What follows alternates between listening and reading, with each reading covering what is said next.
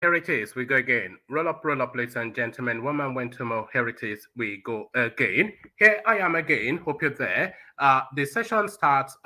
So we're having that. We're hopefully back to our 2 sessions a day. Well, hopefully touch wood. But at least 2 sessions today. So the second session commences your company required. That thing that happens sometimes twice a day, happening this instance twice a day. One man went to mow. The eagle has landed. Another Savior, holy, holy, holy, holy, Adimebujuku. Another Savior, holy, holy, holy, holy, Adimebujuku. Well, this is Mobien. This is dedicated to the gallant heroes of the Nigerian Biafra War and IPOB families all over the world. I remember the Nigerian Biafran War, in the thickness of the Biafra genocide. Hey, one man revived the vanishing hope to life. Let the great Biafran army to fight, and they were singing out, holy, holy, holy, holy, is another Savior. They were singing out, holy, holy, holy, holy, is another Savior. Holy, holy, holy, holy, is another Savior. Many years after the genocide, whoa, yet another great leader has risen up now. Oh, and he's leading the Biafrans to victory.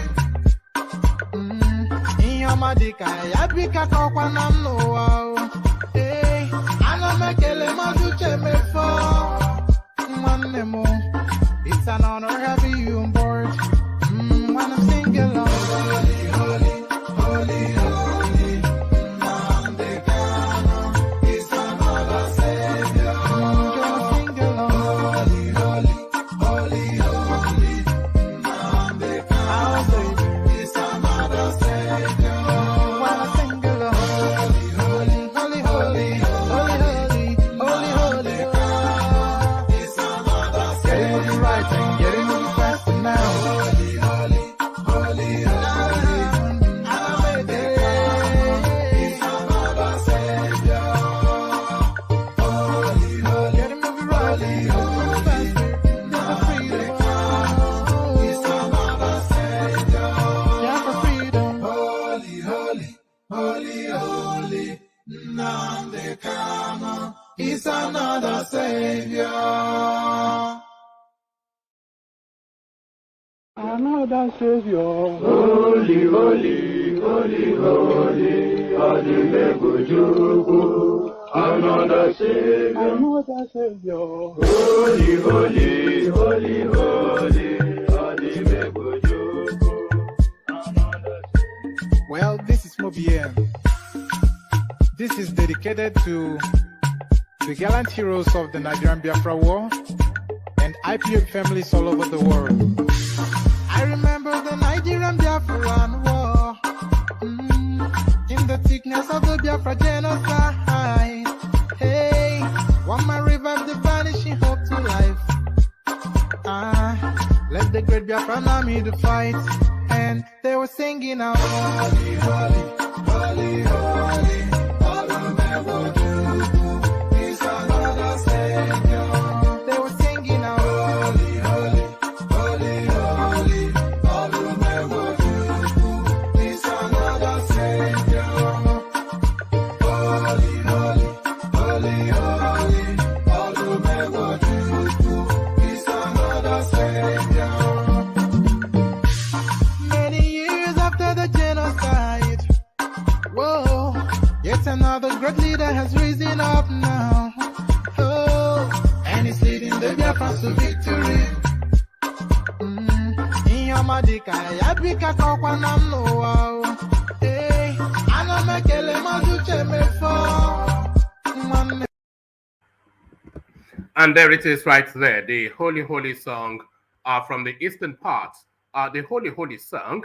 Holy Holy, as guys, I bring you this. So this is now this piece is one of the number one trending articles within the Nigerian space as of today. Um, it is titled Obi-Tuary.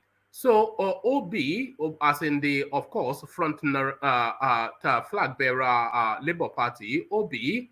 So and then with a hyphen, Tuary, and it is written by a chap called Sam Omatseye.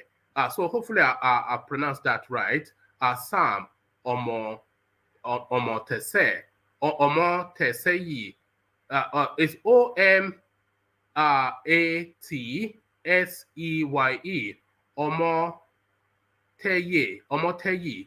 Omotaye, or Omotseye. So it sounds like a Creek sort of a person from just Omatseye. So that's the character that has written it, but it seems to have somewhat caused a bit of a stir within Nigerian space. OB, that is Peter Obi, and then with the hyphen, Tuary. So that already tells you the direction that article is likely to be going. So we read it together then to find out if it's just as daunting as he promises to be. So somewhat of a daunting piece, that one.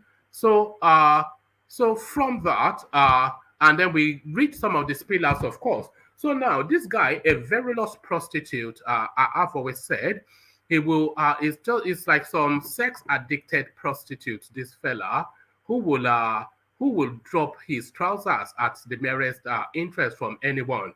Just as early as yesterday, he said he will sheath his sword as far as the Obi space is concerned and leave them alone unless they assault him or his daughter. But he cannot resist, of course. Reno Mockery, of course, you already know. So he latches on to that Sam Omatseye. Hopefully somebody will correct me on the pronunciation of that name. So he latches on to that article and he gives his spin of it. So Obituary, I want Obituary, 1 million IPOB can't bring down Omatseye over Peter Obi. So Reno Mockery, of course, the prostitute of the Nigerian political space. Why Buhari is more loyal to Niger Republic than Nigeria? So it's a senior northerner, one of his own kind, telling us this, as if we don't already know, but he now wants to give sort of like a substance to this knowledge that is widely held. Why is Buhari more loyal to Niger Republic than Nigeria? Farouk Perogi. So Farouk Perogi in play, so senior journalist in play in this instance. APC would be satisfied with only 25% of Southeast votes. Abdullahi Adamu, the chairman of the party, telling us then that Peter Obi or not, they are coming to take the entirety of Igbo land. This is what he vows to do. APC won't be satisfied with only 25% of the Southeast vote. Abdullahi Adamu beating his chest on that one. Buhari's regime finds multi-choice, Daily Trust orders 5 million naira each over films on armed bandits. So that's a story submitted by Alexander Akashi, and that is a follow-on from a narrative that we've discussed earlier on when the BBC were going after the Buhari regime rather were going after the BBC over that expose. So they couldn't quite reach the BBC, so they've turned their AK-47 instead locally, and of course they mow down the journalists. They tell you there's free speech in Nigeria, but only when you say things that Buhari wants to hear and is complimentary to him. Buhari regime finds multi-choice Daily Trust orders 5 million naira each over films on armed bandits. So there it is right there. The journalism in Nigeria completely built into a pulp. Remember they did the same thing when Channels Television interviewed Imam Powerful, and there was a time that they said they wanted to be micro-editing the headlines. They were saying they shouldn't be publishing storylines that spoke about banditry and the ills in society and how the society was being just run down and hemorrhaged. So it looks as though now they are bringing out the big guns. Tinubu, not part of Buhari's regime, don't blame him. Oshiomhole, who now I think he's now front runner to be the Director General of the Tinubu campaign, and he has already started his job early. So Tinubu not part of Buhari's regime. Don't blame him or Mole. So so now we find out, of course, the little man from the creeks is back in play, jumping up and down as he often does. So that's the menu. So so apparently this Omatseye, he has decided that the obituary of Peter Obi is imminent. So now let's now hear from the north as they read us or they sing us rather Obi's funeral rites. So the funeral rites of Peter Obi. Nigeria sai Peter Obi, Peter Obi shi muke son mu Obi, Peter Obi. Nigeria sai Peter Obi, Chief International Peter Obi. Sai mu Peter Obi, hey Peter Obi shi muke son mu gashi Chief Peter Obi. Sakwato sun faɗa mana sai dai Peter Obi. Kanawa ma sun ce sai dai fa Peter Obi. Katsina sun ce mana sai dai fa Peter Obi. Mu muna son Peter, mu muna son Peter. Ba mu yin PDP, ba mu yin APC, ba mu yin mai shara, ba mu yin mai kwando kayan marmari ba masu sai fa Peter Obi. Sai dai fa Peter Obi. Duniya sun sani to sosai ya. Duniya ma Peter Obi. Niger sun faɗa sun ce sai Peter Obi. Bayan nan ma mun tashi Abuja ma kawai sun ce sai dai fa Peter Obi. Sakkwato sun faɗa sosai sai fa Peter Obi. Na gode Peter Obi, ga name ga suna na Peter H-A-R-U-N-A. Ka ji suna na aiko yanzu H-A-R-U-N-A. Ka ji suna na yanzu. Ina nan Kaduna ina waka ta sai dai fa Peter Obi. Musa Igabi local government ni nike zaune. Igabi local government ni nike zaune. Amma a can hayi na ragasa. Amma a can hayi na ragasa sai dai fa Peter Obi. Watsa ma duniya kowa ya san fa Peter Obi. And there you heard it, Mallam Bantuti from Adamawa, Mallam Bantuti from Adamawa, telling you Daba Daba Daba Peter Obi. So from Mallam Bantuti from Adamawa, guys, I bring you this. So this piece now making the headlines. This is the #1 trending article in Nigeria as we speak, as of today. Obi, but then with a hyphen, Tuary is just how this guy has titled it. So it goes, suddenly it is all quiet on the Eastern Front. No street heckles or flag wave. Let's start all over again. Suddenly it's all quiet on the Eastern Front. No street heckles or flag waving or mooning over a yellow sun. No hooting or baying in public. The rabble no longer raves. Few wonder what happened to Nnamdi Kanu crowd. Some may wonder if they were withering. The answer is before our eyes. The Biafran babblers are alive and well. They just swapped icons, rechristened the shrines, and rewrote the rites. They left the prophet for a secular priest. They have had a switch of battle gear. Maybe it is not quiet. We can hear and feel the cacophony. The chants and cat whirling are everywhere, especially on the phones. The Twitter bees, the Instagram grinds, the Facebook freaks. They are alive and well, but they have not been at war at the side of their icon. Who is gripping? That should be grappling. Who is gripping in detention? It is farewell Kanu, welcome Obi, at least until the new priest Peter. Oh, sorry, let me start that entirely. I'm not quite sure that I like the way that is flowing. Suddenly, it is all quiet on the Eastern Front. No street heckles or flag waving or mooning over a yellow sun. No hooting or baying in public.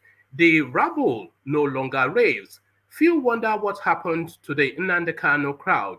Some may wonder if they are withering. The answer is before our eyes. The Biafran babblers are alive and well. They just swapped icons, rechristened the shrines, and rewrote the rites. They left the prophet for a secular priest. They have had a switch of battle gear. Maybe it is not quiet. We can hear and feel the cacophony. The chants and caterwauling are everywhere, especially on the phones. The Twitter bees, the Instagram grimes, the Facebook freaks, they are alive and well, but they have not been at war at the side of their icon, who is gripping in detention. It is farewell Kanu, welcome Obi, at least until the new priest peters out. They are at his worship. They embrace it because it does not, for the first time in years, feel like they are outside the mainstream. They are not falling foul of the law, not hurling from the fringes. They have Peter Obi as their man. He is mainstream. He belongs not to Mossab or Kanu assembly called IPOB. They can say they have a legitimate tribe and rhetoric. They may pretend to love Nigeria. They may claim to embrace INEC, cling to a political party no one in the police or DSS will harangue. But that is where it stops.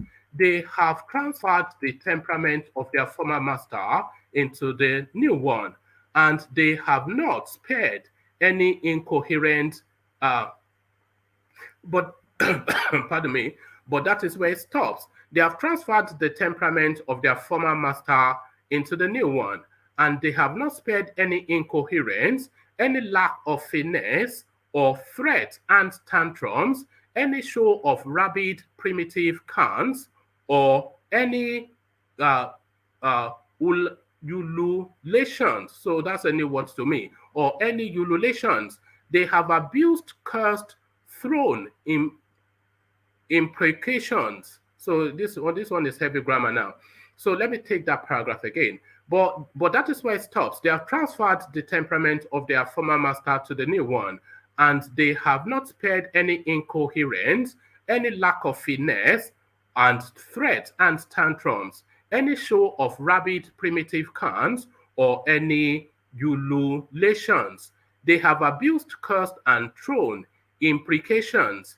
They have hugged lies about their candidates. They have pelted lies about others.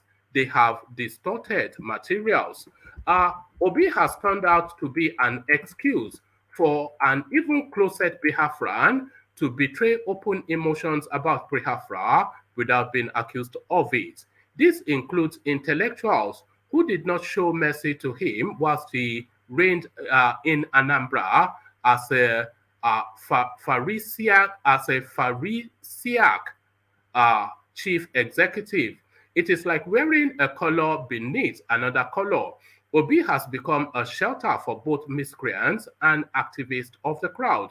Obi knows this. He is happy to be their catalyst, to be their excuse for unfurling their bile at the system, for acting like revolutionaries. He is playing to it by acting as though he's a saint of Nigerian politics. Perhaps the purist of the Biafrans perhaps the purist of the Biafrans, perhaps the purist of the Biafran cause are unhappy, and they unleashed a past video clip of Kanu on social media. In it, Kanu lashes out at Obi as governor and stated what this essayist wrote about him over building a NEXT supermarket while still the governor of Anambra State. The video clip referred to him as a sort of sexual being on the fringe. So the video, so you interpret that so somewhat in the manner that I speak of Reno Mokri. So the video clip referred to him as a sort of sexual being on the fringe. So you know what that means, I'm sure. You can imagine an Aso Rock sweltering with rumps of evil flesh. His so-called obedience know this, but it counts for little. So I'm not quite sure what we're making of. Oh, it goes on still. Okay.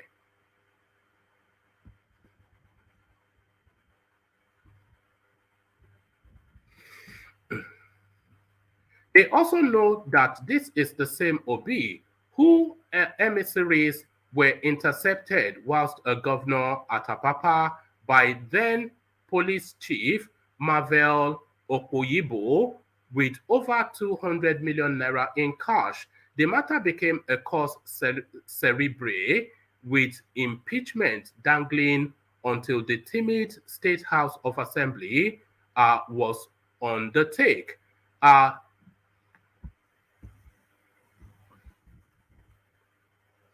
This is the man they call stingy because he dared to spend on himself and his family, his wife being accused of spending 1.5 billion naira on tours. The man that admitted he placed Anambra's money in his family account and was not ashamed to confess when confronted. He did not follow due process. This is the man who is speaking from both sides of his mouth for maintaining an offshore account whilst a governor.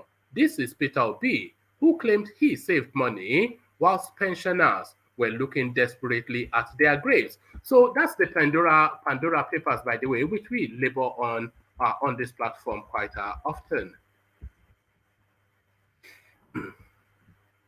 I can excuse those that think being stingy is good for the economy because they are looking at how they run their family and personal finances. But no economy works in history by saving money. It stifles the economy, which we have discussed endlessly on this platform.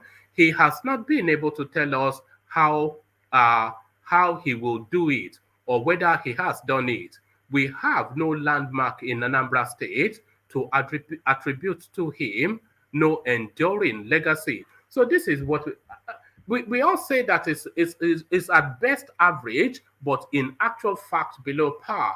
And this is what this guy is speaking to as well. I can excuse those who think that being stingy is good for the economy because they are looking at how they run their family or personal finances. But no economy works in history by saving money. It stifles the economy. He has not been able to tell us how he will do it and whether he has done it. We have no landmark in Anambra State to attribute to him, no enduring legacy. So there it is. But this essayist can understand why Obi knows that the crowd that adore him will not question him. He is therefore using religion as a bait. He is now on a weekly pilgrimage to churches. Jonathan did the same. The pastors, ever optimistic, see him as a darling. He is visiting a sectional hue of the pew. This is the man who divided the church in Anambra State in his time between Catholics and others. He is trying to push himself as the Christian candidate of the South, whilst his messengers foul the air with sanctimonious growls about Muslim tickets. I am sure Kanu will chuckle in his cocoon, especially when he contemplates what he alleges as his sinful romps in hotels. There is a divide here. He is pushing himself as a Southern candidate. His core followers are advancing him as the Igbo candidate. But how do we reconcile the Biafran with an Obi who even Mossab has denied has anything to do with them? Obi is taking a Machiavellian attitude to the matter. If Biafran's impulse will propel him, he will take it. The Biafran on board believe Obi is their best revenge on the Nigerian state. They can take over the zoo by acting as members of the zoo. But this psychology is nothing new. The private man and public man may not also cohere. In their hearts, they are Biafrans. On the front line of battle, they are Obi. It is like Mr. Mani in A.B. Yehushua's novel, who calls himself a Jew but does not believe in Jehovah. He embraces the culture but renounces its mystery. One of the 20th century's top philosophers, Hannah Arendt, observes over this schizophrenia in his opus, The Origins of Totalitarianism. The Obi followers accept Biafra but reject Nigeria. They abandon the mystique of the cause. Nnamdi Kanu and have followed Obi in an inauthentic, it's an inauthentic saint. It is the pragmatism of the cause. Kanu is the unarmed prophet, sulking behind bars. Obi is out in the open, a bird in hand. Machiavelli warned against the unarmed prophet who fights without power. Elijah was armed against his foes. So was Jesus until he was crucified. They see Obi as armed with electoral quest. It is their own version of the Trojan War. Obi is the Greek gift they will ride in the battle for conquest. They have now evangelized others from outside the Southeast to give a regional legitimacy to their cause. They call themselves obedient, but they obey only one call, the sound of the East. And by the way, so we don't really need this guy to tell us that the Obi narrative is an Igbo narrative. Everybody knows that. We don't need him to tell us that the Obi narrative is an IPOB narrative. Everybody knows that. But what this guy just adds on to is exactly what we have been saying all the way through on this channel, to then make it categorical now that this is the widely held belief that the Obi noise-making is an Eastern narrative led by IPOBians. This is the entirety of what this guy is saying. That is the sum total of it. They have now evangelized others from outside the Southeast to give a regional legitimacy to their cause. They call themselves obedient, but they obey only one call, the sound of the East. Those in South-South have been seduced as by the cooings of Obi's voices, as by evangelism of Biafrans. Mind you, they have not abandoned Kanu, but their icon has no power for now. Obi is like Zik, Kanu is like Ojukwu. One is Flair, the other one is Flair. So Flair, F-L-A-I-R, and then the other one, Flair, F-L-A-R-E. While Obi hops from church to church and beclouds the hypocrisy amongst political pastors, the nation watches as his sectional army turns and harangues others. But Obi will do nothing to restrain his rabble, because he knows they are doing a good job in keeping the faithful within their own bubble, where they reinforce their own self-delusion. That will last until their last calls at the polls. This is not the time to properly interrogate in detail the false intimidations of Obi's. This is not the time to properly interrogate in details the false intimidations of Obi's agenda and hypocrisies. But it is safe to say one thing: before he peters out and hurtles towards an electoral obituary, the country knows the content of the crowd and its origin. They are caterwauling groups trying to seduce, without much success, those outside its ethno-religious tent. So just very wordy and big on grammar. I think this guy had a dictionary right beside him, or he had a range of but the sum totality of everything that I said is just really a synopsis of what we've always said.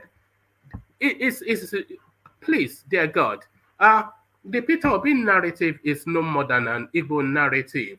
The energy, the Nnamdi Kanu energy, simply transmuted to the Peter Obi space. Please, we know this. We know this because the accent is the same, the behavior is the same, the template is the same, even the words are the same, the characters are the same, even the groups are the same. We know this, so what are we doing? We know this. We see them countlessly on every social media platform.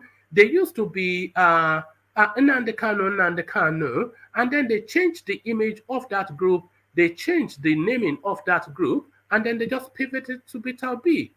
There's countless of them on Facebook and everywhere. They were die-hard Nnamdi Kanu until about 4 months ago. Then they changed the moniker, they changed the name of the thing, and they continue in the same language. So it's just a ridiculousness. And corruption, this guy just gave you a hint, but there's plenty more to come. The Peter B train are coming to a halt in the middle of a track somewhere, not even in a destination, in the middle of a track. Why is Buhari more loyal to Niger Republic than Nigeria? So why? Popular academic and critic Farouk Farouki has reacted to President Buhari's approval for the purchase of 1.5 billion naira vehicles for Niger Republic. He queried why the president was more loyal to Niger than Nigeria in his latest article.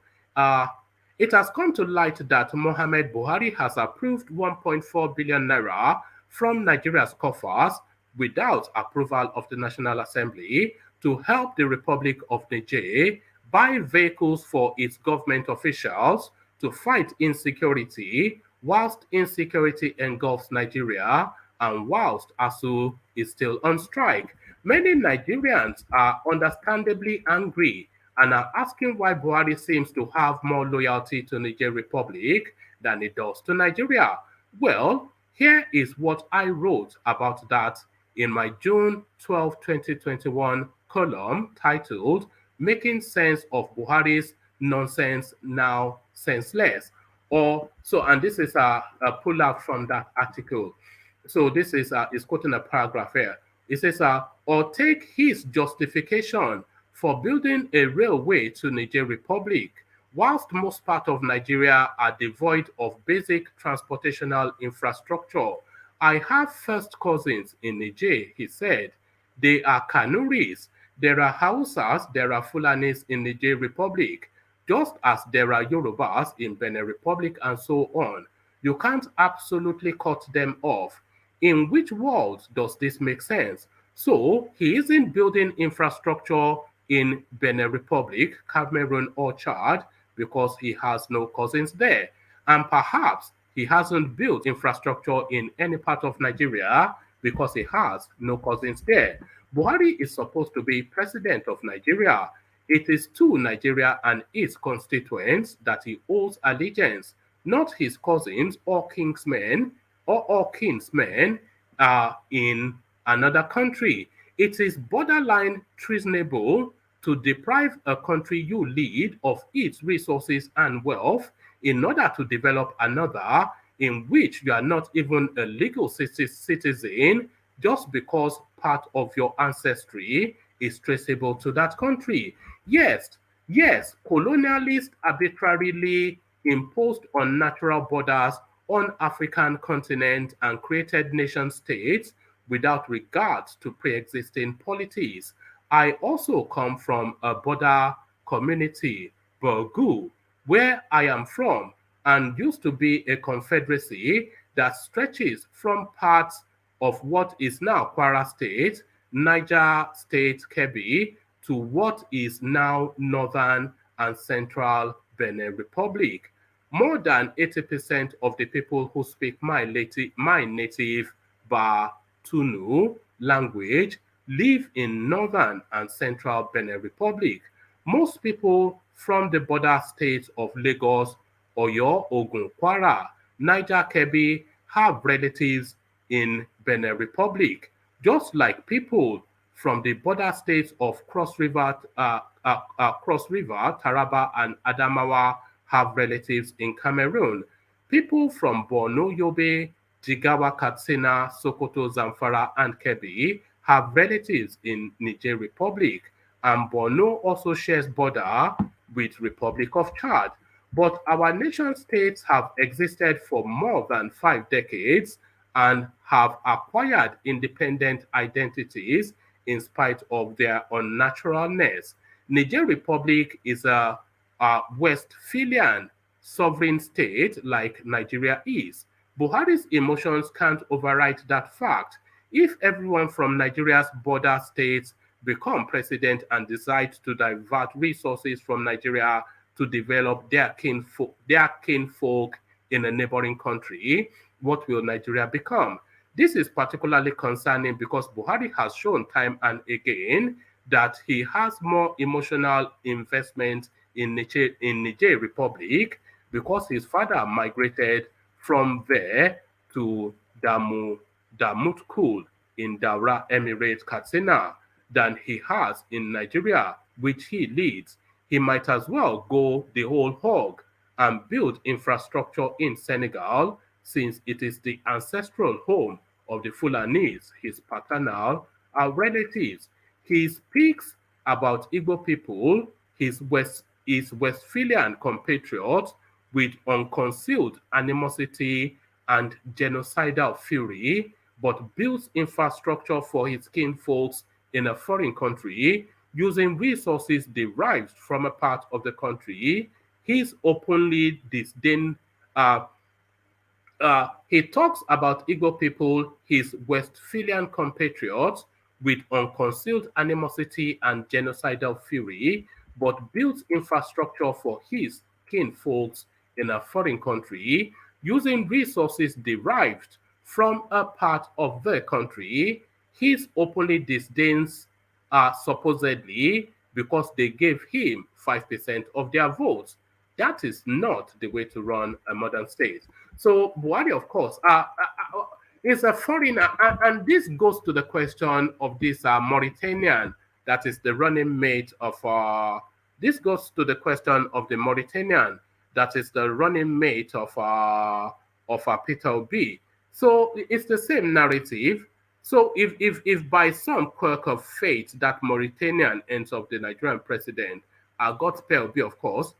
If by some quirk of fate that Mauritanian becomes the Nigerian president, then we can expect the same experience that we have had under Buhari when he takes the resources from the Niger Delta to go and build his own home country, Niger Republic, much to the disadvantage of the Nigerian state. So there it is. So there it is right there. And that is the Nigerian narrative, of course. So that is the Nigerian narrative. Let's go back then to that obituary article. So obituary, 1 million IPOB can't bring down Omatseye over Peter Obi. Omokri, of course, very quick to chime in. A social-political commentator, Reno Omokri, has condemned the death threats against popular columnist Sam Omatseye. Omokri said 1 million members of the IPOB can't bring down Omatseye. Omatseye had alleged threats to his life following his column on the Labour Party LP presidential candidate Peter Obi, titled Obi-Tuary. The veteran journalist had described Obi as a shelter for miscreants. He had said, Obi has turned out to be an excuse for closet Biafrans to betray open emotions about Biafra without being accused of it. Following the publication, Omatseye accused Obi's followers, popularly known as Obedience, of threatening his life. Reacting to the threat, Omokri said IPOB members can't bring Omatseye down. In a tweet, Omokri wrote, Sam Omatseye is one of the most intelligent men in Nigeria. We belong to different camps, but is a near genius with the pen. A million IPOB mob can't bring him down. May God protect Sam and his family from these disguised IPOB mobs. In Christ's name, you say you are not IPOB. Look at what you are doing to Sam. Is it not exactly the same IPOB strategies you used on me? So I think it is time to abandon that this so-called obedient is not IPOB ESN. They are one and the same. So let's just close that door right now. They are one and the same, and then they've padded in a few gullible minds to come and join them. From that to this, APC won't be satisfied with only 25% of the Southeast votes. So this is Abdullahi Adamu. The ruling All Progressives Congress APC has told its leaders in the Southeast that it will not be satisfied with 25% votes from the region. Its national chairman, Senator Abdullahi Adamu, gave the charge on Wednesday night at the National Secretariat of the party whilst inaugurating an 8-man Abia Reconciliation Committee led by Senator Chris Adewiji. Using the Abia state crisis as a point of reference, the chairman charged all the leaders in the zone to rise above differences and work for the victory of the party in the region in 2023. The chairman demanded outright victory for the party in the region next year. Let Abia go and sit together. All the national elections, House of Representatives, Senate governorship, like the presidential election, we will not be satisfied with just 25% of the vote cast. So there it is. They are looking to take the whole of the East. We need the vote cast in the majority for APC. No halfway about it. If we are to win, we must try to win every state. We have to do some work to avoid and forget some of the prejudices and stand together. We don't want anybody to come here after the election and start crying and laying blames for our failures. I will not listen to that.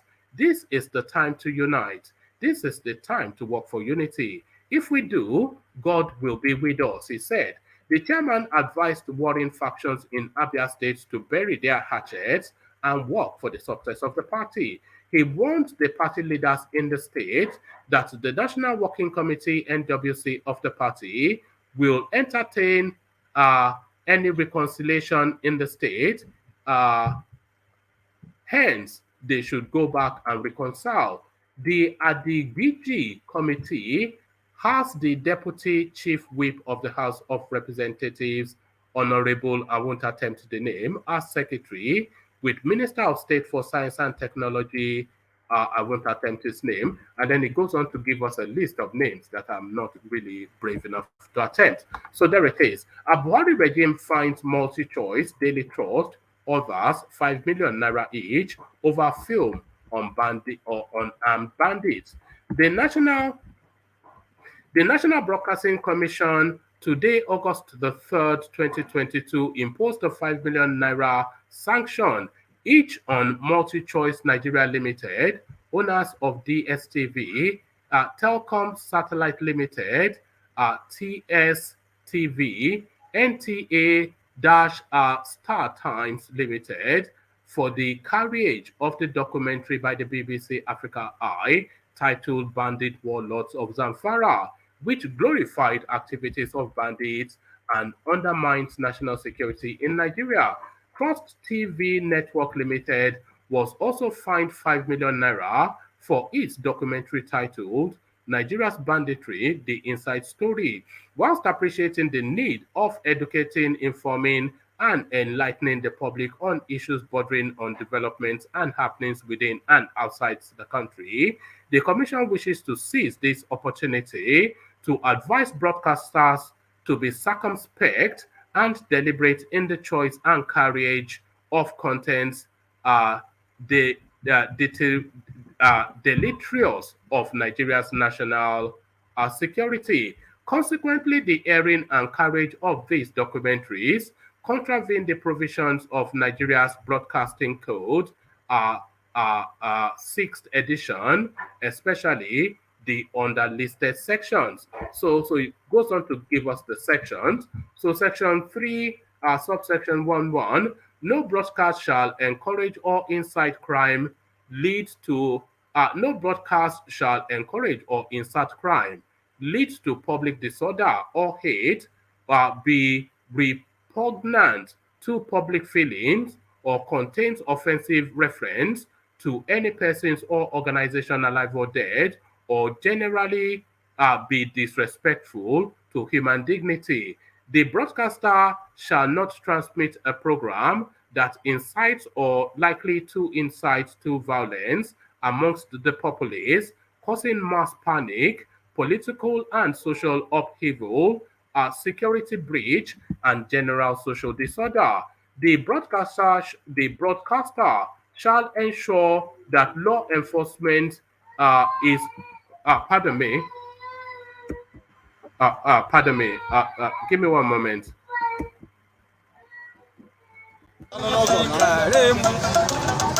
Nigeria sai Obi shi muke onye du IPOB o meriwo n'izu onye ya abakare mama dawora unapori meri Nnamdi win the war Python that's one Python that's two na Python that's a three unapori meri Nnamdi win the war Python that's one Python that's two na Python that's a three unapori meri Nnamdi bụ onye du IPOB o meriwo n'izu mbiro ya abakare mama ndawora unapụghị meri Nnamdi win the war Python that's one Python that's two na Python that's a three unapụghị meri Nnamdi win the war Python that's one Python that's two na Python that's a three unapụghị meri Nnamdi win the war Python that's one Python that's two na Python that's a three unapụghị meri Nnamdi win the war Python that's one Python that's two na Python that's a three unapụghị meri Nnamdi win the war Python that's one Python that's two na Python that's a three unapụghị meri Nnamdi. If you want to come down, come down. I mean, let me know what's going on. If you want me to shut down, then I'll shut down. I mean.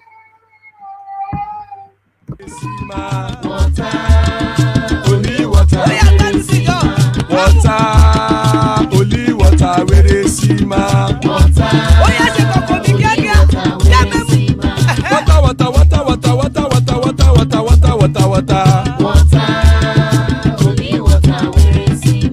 Hapa o naido.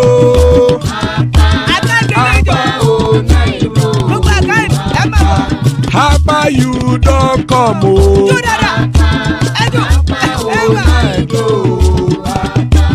Hapa o naido.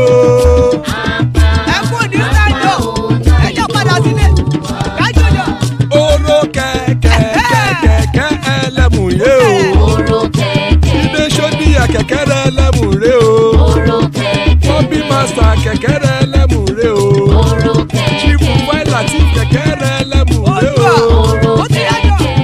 Eruku lẹ̀lẹ̀ ẹlẹ́mù dé. Eruku lẹ̀lẹ̀ ẹgbẹ́ ẹlẹ́mù dòdò jàre o. Eruku lẹ̀lẹ̀ Ghana ti dé ẹgbẹ́ bọ́dì o. Ọmọ ẹlẹ́yẹ ẹyẹ o ó dilé o. Odúyẹ̀lá ẹyẹ o ó dilé o. Petrosonama ẹyẹ o ó dilé o. Petrosodúnkẹ́ ẹyẹ rẹ̀ ó dilé o. Ẹlẹ́kọ̀ ọ̀run mú ìní o.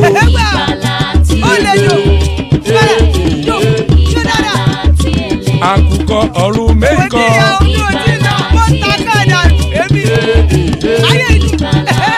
Ikú kò ní ríwà gbéṣe o.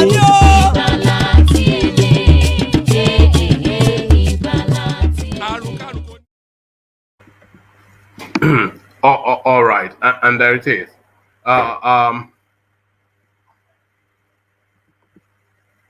So there it is. Where was I? Let me just bring you the entirety of it again. Buhari regime finds multi-choice, Daily Trust, others 5 million naira each over films on armed bandits. The National Broadcasting Commission today, August the 3rd, 2022, imposed a 5 million naira sanction each on Multi-Choice Nigeria Limited, owners of DSTV, Telcom Satellite Limited, NT8 Star Times Limited for the carriage of the documentary by the BBC Africa Eye titled Bandit Warlords of Zamfara, which glorified the activities of bandits and undermines national security in Nigeria. Trust TV Network Limited was also fined 5 million naira for its documentary titled Nigeria's Banditry, The Inside Story, whilst appreciating the need of educating, informing, and enlightening the public on issues bordering on developments and happenings within and outside the country. The Commission wishes to seize this opportunity to advise broadcasters to be circumspect and deliberate in the choice and carriage of contents deleterious to Nigeria's national security. Consequently, the airing and carriage of these documentaries contravened the provisions of Nigeria's Broadcasting Code, 6th edition, especially the underlisted sections. So it goes on to give us the sections that have been contravened. The imposed penalties on these broadcast media platforms and station is to be remitted not later than August the 30th, 2022. Failure to comply with this will lead to the imposition of a higher sanction as provided in the code. Our broadcasters are enjoined to be instruments of national unity and desist from falling into antics of using their platforms to promote and glorify subversive elements and their activities. Please note that every broadcast station or platform is responsible for the content it transmits or transmitted on its platform and shall be held liable for any content in violation of Nigeria's Broadcasting Code. Are signed Balarabe Shehu. So of course it has to be Balarabe Shehu. Who else? So this now the last readout, and then we come into the room. Tinubu not part of Buhari's regime. Don't blame him. Oshiomhole. So let's hear from the little man. Former Edo Governor Adams Oshiomhole says Bola Tinubu, the APC presidential flag bearer, has played no part in President Muhammad Buhari's regime and as such could not be blamed for any infraction by the government. I think in appropriating or apportioning blames I think, let's take that again. Former Edo Governor Adams Oshiomhole says Bola Tinubu, the APC presidential flag bearer, has played no part in President Muhammad Buhari's regime and as such could not be blamed for any infraction by the government. I think in appropriating or apportioning blame or crediting people, you will look at their role. It is a fact that Tinubu himself co-founded the APC, but he never participated in governance. Mr. Oshiomhole asserted during an interview on Arise TV Wednesday morning. He stressed he never held any position in government. He didn't carry out any contract on behalf of government. So how can you credit him either way? Though Messrs. Buhari and Tinubu are leaders of the ruling APC, Mr. Oshiomhole, a former national chairman of the party, insisted that you cannot say someone who never in any way participated in government be credited with the outcome of the government policy or be blamed for same. Mr. Tinubu, one of the founders of the ruling party, will labor to detach himself from the failings of the Buhari regime, which he helped to install 7 years ago, even as he tries to convince the Nigerian electorate to entrust him and his party with the country's reins of government in the 2023 elections. Analysts hold that the Buhari-led APC government has failed in all the promises it made on its way to gaining power in 2015. The party campaigned vigorously on a three-pronged mantra of securing the country, providing job, and fighting corruption. So there it is, and there it is right there. So, but is Tinubu really, is not a functionary of the Buhari administration. That's just a factual statement. So that's a factual statement. Celebes, we see you. The mighty Ajale Koko, good to see you. Saki, father, how far? So Saki, father, we see you. The artist formerly known as Ovie, we see you. Ayo, we see you. Thomas, we see you. And X0, we see you. So good to see you all, lady and gentlemen. So now twice in a row we're able to say lady and gentlemen. Ovie, what are you listening to, or is this I'm always concerned anytime I see you, Ovie. I'm happy to see Ayo. It's been a minute. Ayo, you're welcome. Hey, it's good to see you too, Ovie. You know me. Anywhere I go, but it's good to see you, man. All right, brother. All right. Since you are so happy to see Ayo, then let's go straight to Ayo then and kick it off then. So now, when the music stops and the DJ starts to pack up, it is time to go home. And I think now this Peter B noise making has reached its crescendo. So now the unpicking of Peter B. And by the way, before I come to you, Ayo. Sorry, Ovie, how do you pronounce the last name of that guy? You're from that side of the world. Is it Omatseye or? Omatseye. Omatseye. Omatseye. But I think Celebi might be better. He's more closer. He's an Niger woman. What's that? Almost says it's Shekiri, if I'm not mistaken. All right. So I think.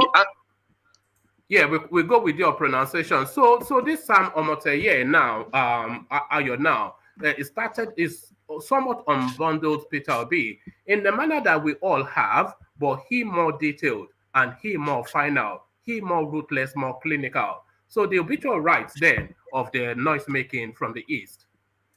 So I haven't actually read the obituary. I haven't actually read the story itself, but I have heard all the chatter around it, and I can only imagine what it contained. Obviously, he's obviously a Tinubu mouthpiece, and I suppose he's a paid mouthpiece, and he's doing his job, and no surprises there. That's what political operatives do. So as far as the actual substance goes, it will be hard for me to comment on the substance of what he wrote, just being that I haven't actually read it. But shall I give you the highlights? Sure, absolutely. The highlights essentially is all of the spaces that Peter B occupies. He's gone there to unpick it.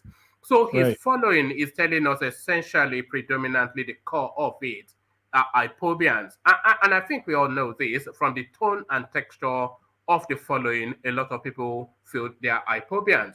So he's gone to Anambra State to unravel the Peter B narrative, all the lootings that was taking place, to the point that they were trafficking money in cash. They were apprehended in Lagos State, but the state, and these are all public record, by the way, the state could not move against them because he had hold of the state assembly. How his wife was spending money like it was going out of fashion, the fact that he left no legacy really in the Anambra space, they wrap this narrative around this education thing. So and the fact that he's also trying to whip up sentimentality about him being the Southern Christian that people should rally around, traversing church after church to try and sell so that's really what he wraps it around. Well, it sounds like a whole lot of profiling to me, and it's very weird because IPOB is a very specific kind of Igbo person, and we all know. Well, I do, and I'm sure most people on this panel interact with Igbos very regularly, if not daily. as friends, co-workers, spouses, and otherwise. So it's kind of ridiculous that it seems to me, and this is just the narrative that I get, especially on pro-Tinubu, in pro-Tinubu spaces, where if you're Igbo, then somehow you have to be linked, or you must support IPOB. It's almost a very lazy profiling, especially as no one is profiling every Fulani as a terrorist. And if there is one group of people in the country that probably should be profiled for, countries have profiled people for a lot less. You have one group of people terrorize an entire country, and no one is profiling, the average Fulani on the street. But here is a reputable candidate running for president. He's pretty much stated his platform. He is not shying away from interviews. He's healthy.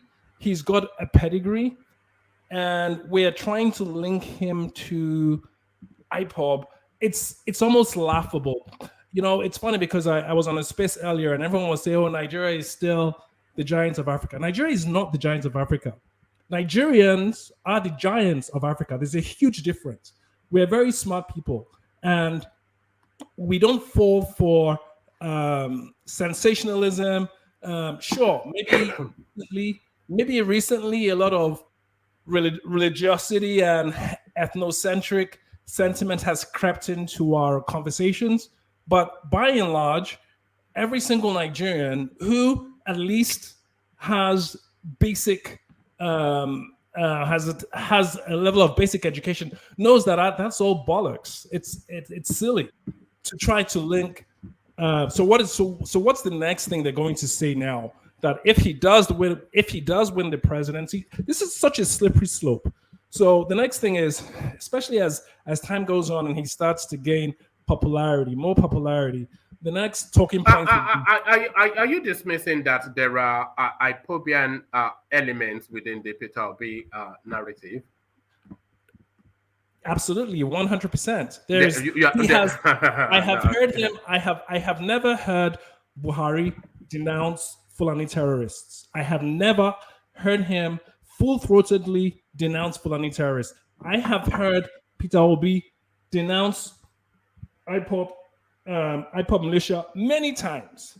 Can you send a link to that? I'd like to see that. But it's very difficult to say that.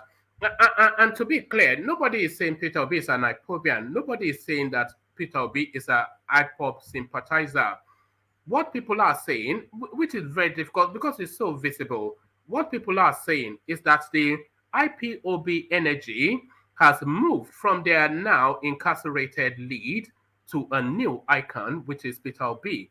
And listen, sorry, it's also. I don't think I'm not sure that there's any argument there, really. No one in Nigeria right now is worried about IPOB. Okay, the only people that are worried about IPOB are the politicians and their mouthpieces, because IPOB isn't a threat to anybody, and I think we all know this. We know where the threat is coming from. We know the group of people. We know the other unfortunate, power-hungry politician who empowered the present tyrant leading in the presidency. We know who that is, and that's where the conversation needs to be. And stop trying to link IPOB. I'm not sure that the writer was pointing to a fear of IPOB, but is necessarily and patently this is what is playing out. It's a rank hypocrisy and a flakiness to the undertone of it. So the rank hypocrisy. These people, just barely 5 months ago, they were telling us that Biafra till I die, Nigeria is a zoo, and if they identify you as a one Nigerianist within their space, they will stone you. So this same set of people. So that energy, and it is unequivocal, by the way, because a lot of us are in the space. We are on Facebook, we're on Twitter, we're on everywhere.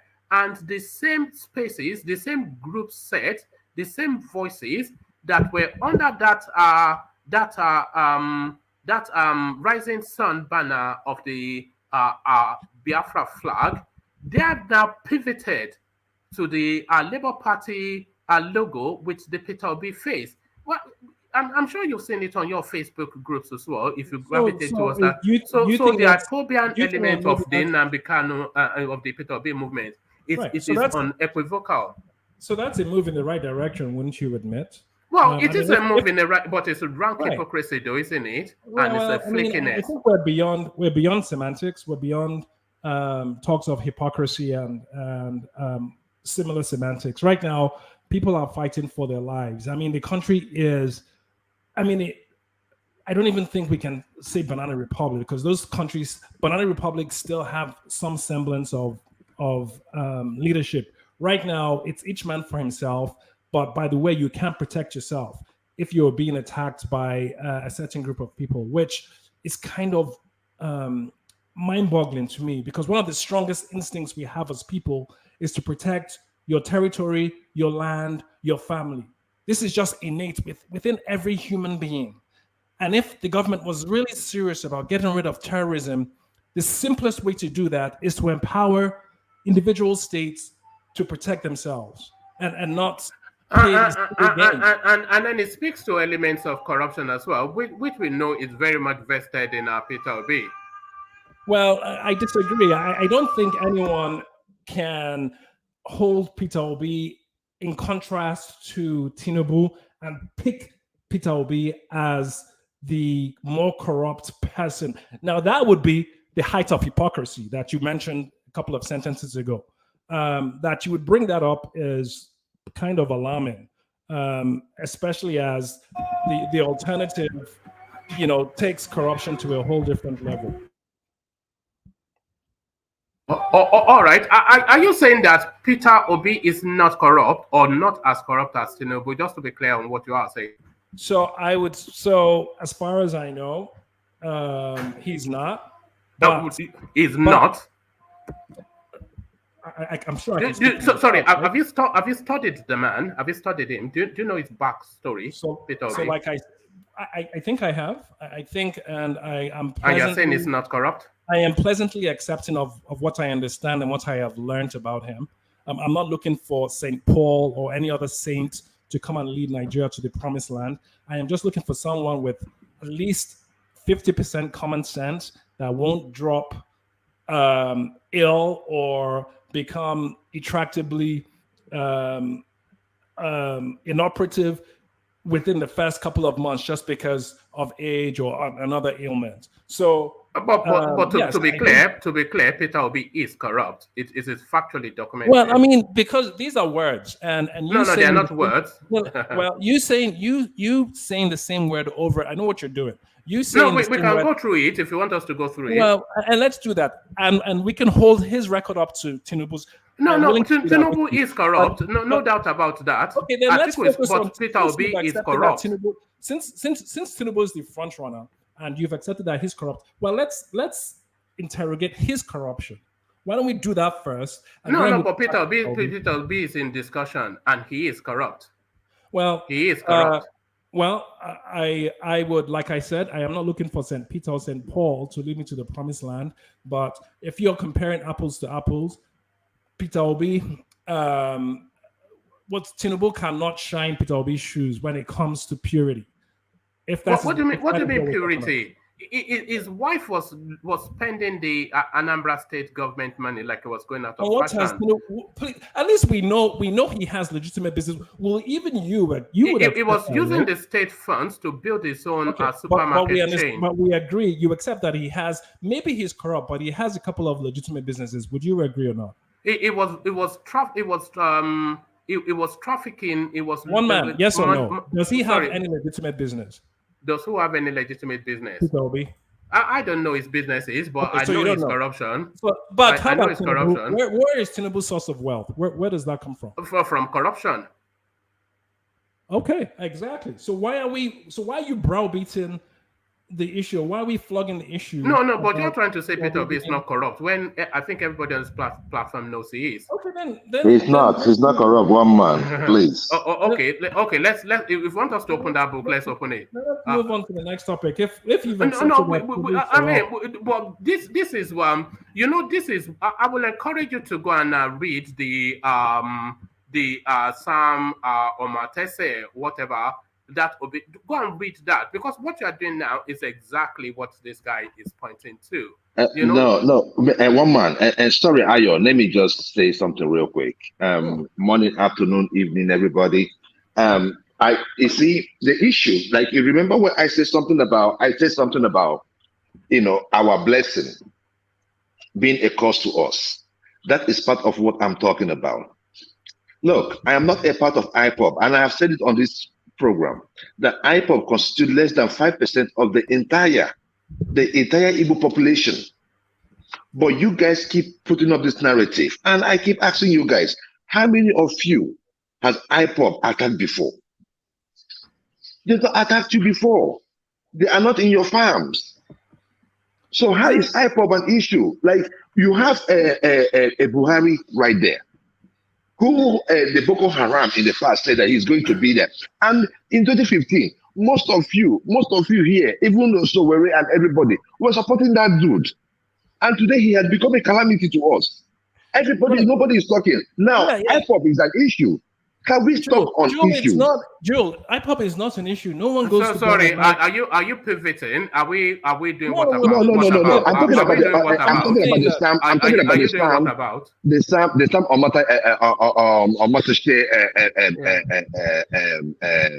obituary. How can you even write? How can you even start a column and you put obituary and you put someone's picture in African culture? Sometimes we act like we are mental. This is a period. You cannot just put obituary and you put someone's picture underneath, and you come there and you want nonsense, and you say that people are not going to respond. My goodness. How many times has that coward wrote about the Boko Haram? How many times has that coward wrote about the oppression in the Southeast? They're already issuing death threats against him. Please forget that death threat. When he wrote obituary, when he wrote obituary and put Peter Obi's picture there, right? What was he expecting? Is that right in any culture? Come on, let us be reasonable. We are Africans, for crying out loud. Wow. We cannot be acting like we're animals. Nashville, that's semantics too. I mean, sure, maybe it was, beyond that's literary license. That's play on words. No. But the perception of the ordinary Nigerians. Forget. Look. Let me tell you. When I saw that, I knew what he was doing. But look, let me tell you, we are not that educated in Nigeria but he's speaking to your level, not the man on the No, he's not speaking. He's not speaking to my level, because whatever he says to some other people, because for him, he is reasonable enough. He is grown. He's a grown man. You ought to know what, if you're going to write. Okay, you're talking about are there members of Sunday Igbo's group following Tinubu today? Nashville. I think your anger might be a little misdirected. He accomplished what he wanted to achieve with that headline, sensationalism. That's why we're talking about it. So as far as he's concerned, that was successful. Good. Now let's just. I read the article. So that's where I'm coming from.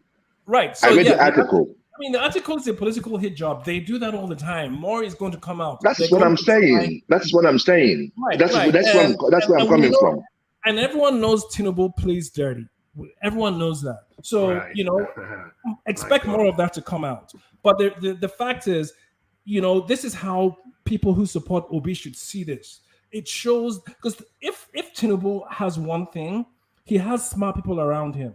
This guy is analyzing metrics. He's analyzing trends. He knows the person he needs to bring down is Obi, not Atiku. That's why he's focused on Obi. If anything, you should derive some joy that he's dedicating his media operatives to bringing down Obi. It's not going anywhere. So we should dismiss the content of the piece. We should and continue to sing Obi's saying in its entirety, because, I said, Obi is no saint, but If it's not sin, then is he a sinner?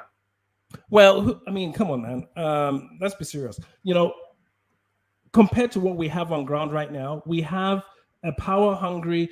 Maybe Tinubu could have been good if maybe he was 10 years younger, even with his, you know, selfish and evil worldview. I don't think he would be as bad as Buhari in trying to. I don't think him and Buhari have the same agenda. Let's just say that. But the fact is, the reason the North is so dick hard for this guy is because they don't expect him to last. And anyone who has watched his movements, has listened to him speak, how can you come to any other conclusion that this guy is not going to see through his first term? I'm not wishing any ill on him. I'm not sure you're in a position to say that. I'm not sure you are in a position to say that. Well, I mean, my eyes, I can see what I can see, right? I can see what I can see. This guy is not well. Can I say something? Yeah. One man, please, this OB issue has been too much on this platform. But I want to ask you a question so that at least we know the perspective where you're coming from. Between OB, Atiku, and Tinubu, who do you think is least corrupt? Who do I think is least corrupt? Yes. But the lesser of two evils is still evil. The question is, who do you think is least corrupt? That just answered. The lesser of two evils is still evil. Well, you just told me. What you just told me is that OB is least corrupt. I did not say that. You gave three names. That's what you just said. No, you gave three names. You gave three names. Yeah. So why did you conclude, Obi? Well, I got my answer anyway. We can move on. I got my answer. No, you didn't get any answer. I don't know, man. It's a real case. Your guy is laughing. You see. We have been upon this issue for the past how many months? Since this program started, we've been on this issue of IPOB, and then we graduated to obedience. Yeah, because OB is the natural evolution of IPOB. It appears there's a narrative. Yes, it's an anti-Igbo platform. Yes, exactly. Say it now. Say it now. If that's what you think, say it. No. I don't mind. Because we are trying to, we've been extricating ourselves from the IPOBism from time immemorial. Now, you want us to extricate ourselves from being humans, because from time we have been telling you that there's only 5% or less that are doing this IPOB shit. Now we are in a political era. You wouldn't even let us land our position. We are all IPOBists. But that's a view that is widely held, though. That is the view of Reno Mokri. That is the view of the author of this piece. That is the view of a lot of people. Come on, man. That's just you can't give. Look, leave all of that. If that is your response, if that is your response to everything critical of Peter B, then it will get dull very quickly. Oh, it's a hatchet job. It's a paid man. It's a hired gun. It's a hired pen. Let people criticize the guy. Let people criticize the guy. Okay, well let's. It's just too funny that he's the one everybody is talking about. Because it's painting a false narrative. Who is building a false narrative? Peter Obi. Peter Obi is painting a false narrative. He's trying to con us. He's a con man. Listen, we have an existential threat in Nigeria currently. I don't think anyone can disagree with that. We have an existential threat, and it's not IPOB. So why are we even discussing IPOB? IPOB is not keeping anyone in any part. No, we're discussing the solutions to the threats that you are saying we have. So the solution to the threat, you can't take a small problem, magnify it, and then try somehow to pin a solution. A person who has narrated very logical positions and has come up with concrete solutions by without even answering pre-prepared questions. He's answering questions on the fly by trained journalists that no other candidate refuses. No other candidate has the guts to do, and then somehow try and tie him to a small militia group that he has nothing to do with, that no one is scared of, that isn't keeping anyone awake at night, and that isn't threatening the existence of Nigeria. When we know that we have so many different insurgency groups, Boko Haram, Fulani terrorists, with a government that is so unserious about addressing it, it's hard to not see that it suggests complicity. But we're here discussing you know what? IPOB and Obi might have a soft spot for IPOB. It's ludicrous. You know what? But nobody has said that. Or who said Obi has a soft spot for IPOB? You literally just said you were linking him to IPOB, and he maybe you misheard what's being said. So maybe. But one man, you know what? No, don't do that now. Why are you doing that? You know that cut no eyes in this sort of conversation. The ad hominems, they cut no eyes. So I'm not want to. I'm sure you know I'm not going to be beaten down. Somebody said here that the people who do this IPOB thing are less than 5%, and you disagree. Well, how did I disagree? Okay, if people who are doing this IPOB thing are less than 5%, why are you worried about it? No. You know, I don't disagree or agree that the people, because I'm not sure where that person is, where you are getting that data from. So that's just plucked from the air sort of data, but it's not even necessarily what they are. Can you not see the point? The point being made is that the energy, the IPOB energy, has transmuted from the Biafran narrative with all of its viciousness and its bile, and it's now transmuted to the Peter Obi space. Those IPOBs, are they Nigerians or not? So where are you going? No, if they are Nigerians, and if that is their own way of demanding whatever they want, or if that's their own way of expressing themselves, as long as they've not committed any crimes, leave them alone. And we make it seem like, I mean, yes. This is what Peter Obi said on the issue about IPOB, because he was asked specifically about this. And I mean, if this issue is of interest to anyone here, you can go look it up yourself. He was asked point blank his position on IPOB and I guess the militia, what are they called? The Eastern Security Network. And he said very concisely that anyone who breaks the law or contravenes anything in our constitution by taking up arms and forcibly trying to create a situation of secession should be dealt with. They should. Where did he say that? You're making a lot of. Let me finish. No. You've made two assertions now. That is not backed up. And I'll tell you where he said it, where I heard it. Right, and then he said not to be confused with people who have a legitimate. And this is why this guy is, in my opinion, he's honest. He's not trying to placate the entire country like Tinubu or Atiku, running away from real issues because he's too cowardly to address them. He says people who have a legitimate issue of self-determination without violence, and that is not illegal. That is in the UN chapter. You can do that as an ethnic group. And I think everyone here agrees that the Igbos are an ethnic group, a very large one. So them trying to handle their own affairs, whether you like it or not, is not against the law, either national or international. Taking up arms to forcibly. Sorry, where did he say all this? Well, I follow the space, and I've not heard him say all that. Okay, so it was an interview he had on Arise News. He's had several. This was the one 2 interviews ago. Go and look it up. He may not have said it in as many words as I'm saying, but the gist of Can you let Ayo speak, please? So you are reinterpreting his words. As opposed to, of course, I'm reinterpreting his word. I can't quote him verbatim. All right. How would I remember exactly what he said? All right. So you're giving us an understanding of what you thought he might have said. All right. I'm pretty sure I have a good grasp of the English language, so I'm not giving you my understanding of what he said. I'm giving you an understanding. Can I help you? Can I help you? Please. Okay. Do. He said on that interview that there are people that are that has like some legitimate issues with self-determination that he is going to discuss with them.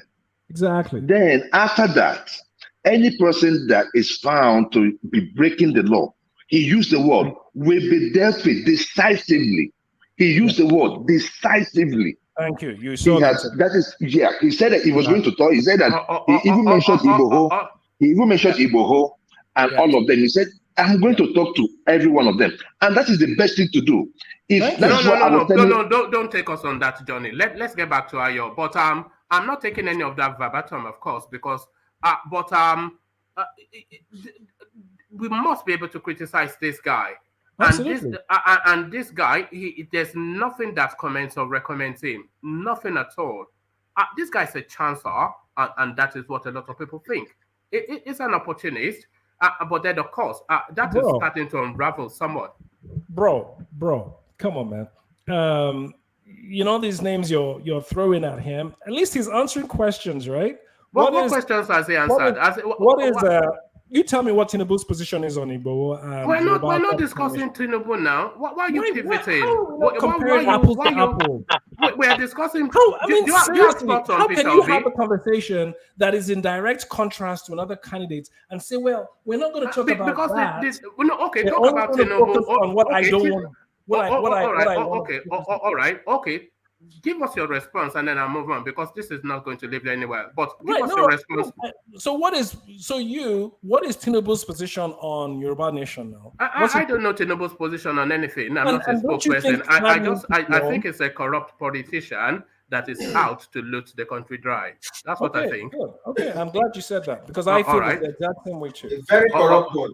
And the reason I felt it was important to sort of like log on was because I thought we were going to talk about the Niger Republic situation with Buhari pretty much just at this point blatantly extracting resources and sending it to what he considers his primary country, I guess.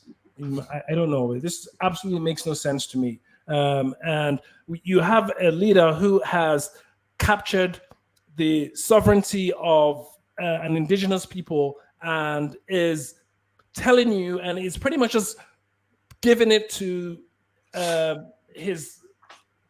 land of his lineage, and we're sitting down and accepting it.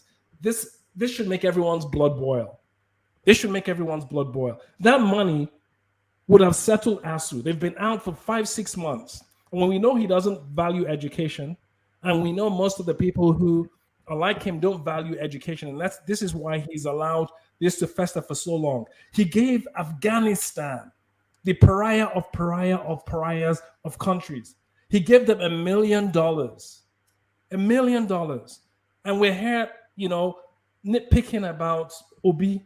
I mean, come on. How are we not enraged? What do you mean we're here nitpicking about Obi? We have that as a topic of discussion. We read it out as well. Yeah. So anyway, maybe you did. Sorry if you did. What do you mean maybe I did? Of course I did. Certainly did. Well, maybe you say I did not hear it. There's no maybe about it. I did read it out. Okay. All right. So we're in agreement there. So for me, these are issues that make my blood boil, not some phantom situation of Peter Obi potentially, are you not the one that always comes here to use the cliche of walking and chewing gum at the same time? Yeah, absolutely. But so can you have more than one concern? No, absolutely. But I think all right. I think today's bombshell was quite significant. And what bombshell? The bombshell of him sending billions of naira to Niger for luxury vehicles. How is not everyone? No, that's not the bombshell. The bombshell was him building the railway from Katsina to Kaduna to Niger. So that was the bombshell. Sending $1 billion naira to, that's just adding on to what is already known, that his loyalty is to his own country. The issue with the railway is it hasn't been built yet. He signed. What do you mean it hasn't been built? It's going to be commissioned before he leaves office. That's what he told us. It won't. God. And the next. What do you mean? Don't just say things like. What do you mean he won't? Okay, let me know when it's built, and then we can have this conversation. Do you know if it's being built now or not? I do know it's not being built. I know. How do you know that? How do you know that? Are you serious? It's not being built. So this is why because you say so. How do you know it's not being built? Is my question. How do you know it's being built? I know it's being built because they've perfected the financing. They've commissioned the engineering. The man himself said he's going to complete it in his administration so it doesn't get abandoned. So all of the things there are in place. So what do you know to the contrary to say that it's not being built? Here's the thing. China backed out of a lot of promises they made pertaining to railways specifically, from I think it was Lagos to Ibadan and then to Kaduna or something, and then one they backed out and they were looking. They backed out of Lagos to Ibadan. It's been completed. Lagos to Kaduna, no. Of course, Lagos to Ibadan is already running. They backed out from Lagos to Kaduna, and they've been looking for additional. I'm surprised because I thought this is what you do. So, this is information. What I do is to speak to facts, not to speculation. And this is not speculation. This is not speculation. The China backed out of what? Financing. They backed out of the financing from Ibadan to Kaduna. Go and look it up. They backed out. Yeah, I'm not talking about Ibadan to Kaduna. I'm talking about from wherever to Maradi in Niger. This is what I'm saying. They backed out from any further construction of the planned rail system that they initially agreed with. Where are you getting that from? You do remember when Amechi Can you hold on? Can you hold on, please? Where are you getting that from? Where am I getting it from? Yes, where are you getting it from? It's just where I get everything else from. You get news, filters into your inbox, you review it, you go to other sources, you review it. This is an old story. I cannot be the only one on this platform that knows this. Am I the only one? What? That's the Chinese backed out of financing the There's no way I can be the only one on this platform that knows this. So back to what I was saying. No, because you've made about 3 or 4 assertions now that you've been invited to back up and you just glaze over. I don't know what do you want me to do? What do you want me to do? No, hold on. Can you hold on, please, Sally? I'm going No, your word is not. When have you ever proven me wrong? When have I ever said anything that was? You've never said anything that I've really felt anything. But you can't just say something and then leave it there without just abstract statements, man. Come on, man. Can someone else help him? So you're saying they haven't cancelled it? Is what you're saying? Cancelled what? The financing. China hasn't cancelled the financing for the Maradi rail track. For the entire rail project. No, I'm asking you. We're talking about the Maradi rail track, which is what you said was cancelled. And I'm asking you how you know. And then you're spiraling around, and I'm not sure what you're doing. The Maradi mail track isn't something that was actually even going to be done now. That is part of the package that was cancelled. So yes, has he signed an agreement? Yeah. No. Come May 2023, you will see train flying that road between Kanu to Maradi. I don't know where you hear that from. May 2023, that will be operational. Is that the completion date? Hopefully, yeah, I don't know, man. People just come here. Yes. You know, we don't do made up stuff here now. May 2023, that will be official. You know, start talking to someone else. I will find it for you, and then I'll try. And you must find it. You must find where you read that the rail track to Maradi has been cancelled, and if you cannot find it, then you have to come back and withdraw that statement. Let's go. Why would they cancel it? It's not cancelled, but it's not cancelled now. So what would less than a year from now, that will be operational. Less than a year from now. That is Buhari's marquee. That is Buhari's marquee project for his people. I hope we're not going to start harping on semantics when I bring the. What do you mean semantics? You made an assumption. It's not semantics. It's an assumption. One man. You made an assumption. The Chinese have refused to fund the law. The contract has been sealed. It has been sealed. I don't know why you guys are buying finance it. This is the thing now. Do you know what a contract is? What is on Google? On the contract is a two-way street. Bloomberg is reputable. Let me read it. It says, "Thank you. Nigeria gives up waiting for China Exim Bank." Thank you. Now, can you hold on? Sorry, hold on. Nigeria did what? Nigeria gives up waiting for China Exim Bank railway loan. Where is your source? Where are you reading that from? Can you hold on? So what does he say? Country turns to Standard Chartered to raise funds for project. China's rebuff is a setback for Nigeria's infrastructure push. Right. So what are you saying? Swallow your humble pie and apologize. Let's move on. Me apologize. You said what is your thought and what nonsense are we doing here, man? What nonsense are we doing? You said the Maradi rail track. So can you hold on, please? You said the Maradi rail track was cancelled, and I said, what is your source? And I still maintain that question. Where is your source to say that the Maradi rail track was cancelled? It's stalled, not cancelled. Can I read further? Please. Where are you reading this from? What date was it? Bloomberg is reputable. What date was this? He's trying to. They are running interference. It's been going on now. I wonder why. I don't understand why you're actually agreeing. It's just an. I don't. Are we on some parallel universe here? That's laughable. Actually, that's laughable. Look at it now, Celebis. What are we? This guy has come to make an assertion that the Maradi rail track has been cancelled. Okay, him to provide the source that for it, and they are dribbling round and rambling round, and this one has gone to get some Bloomberg something that I've heard about it. One man, it was stalled because the Chinese are becoming skeptical about it. Is that the Maradi rail track? It's all not the Maradi. The Maradi rail track will be completed. I will be running less than a year from now. I don't know what you're talking. Is that not where the conversation started? What is your source? Since you're requesting my source, and X0 has just given you where it was cancelled. OVA. Where what was cancelled? So sorry. Where what was cancelled?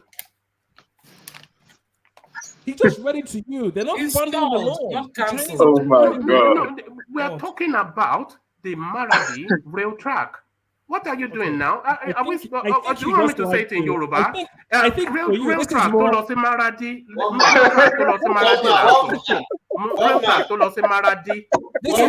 Rail track to one Nigeria.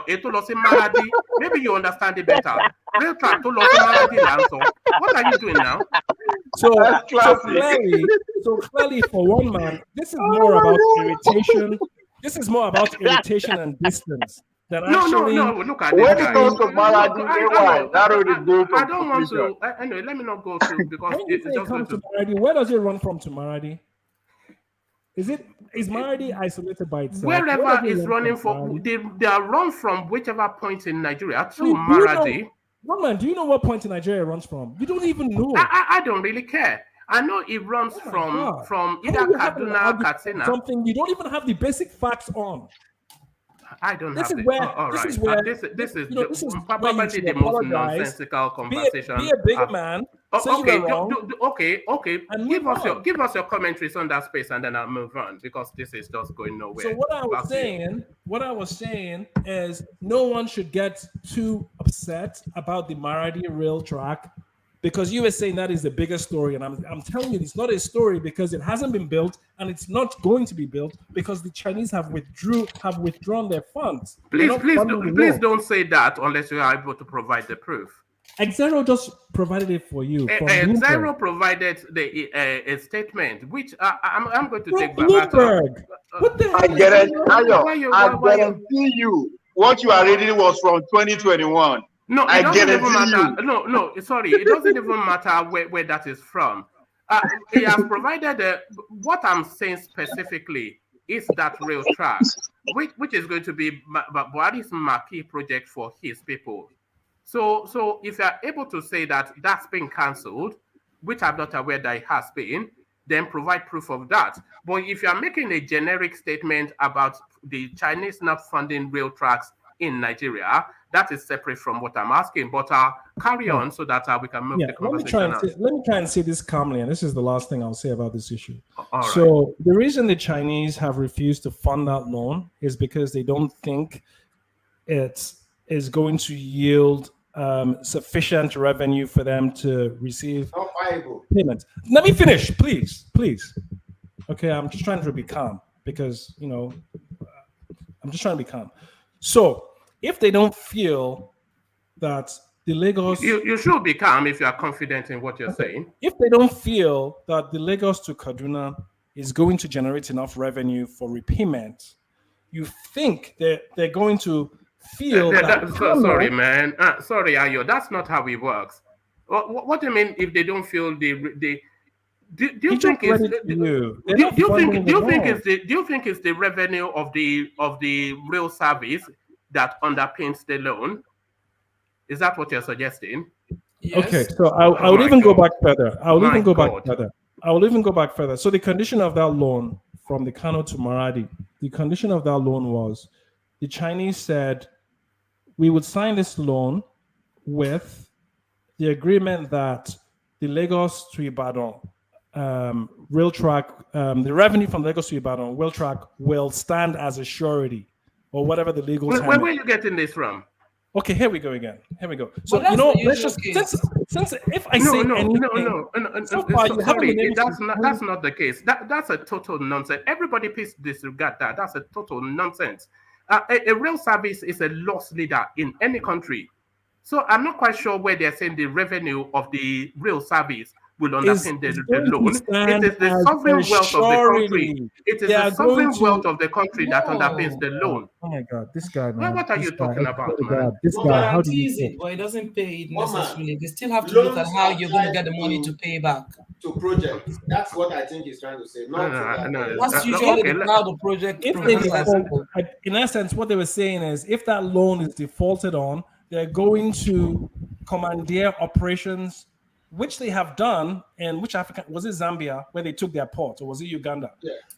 They will commandeer the operations of the Lagos to Ibadan. Does that make more sense to you? It doesn't, but carry on. Well, I can't help you. I'm sorry. Let's just. All right. Thank you. So thank you for that admission that you cannot help. So let's go. Let's go on from there to Ovie. So let's come to you, Ovie, and let's hear your commentaries about this chart that has now brought. You know why I'm laughing? You know why I'm laughing? The money that will finance that road is not even from China.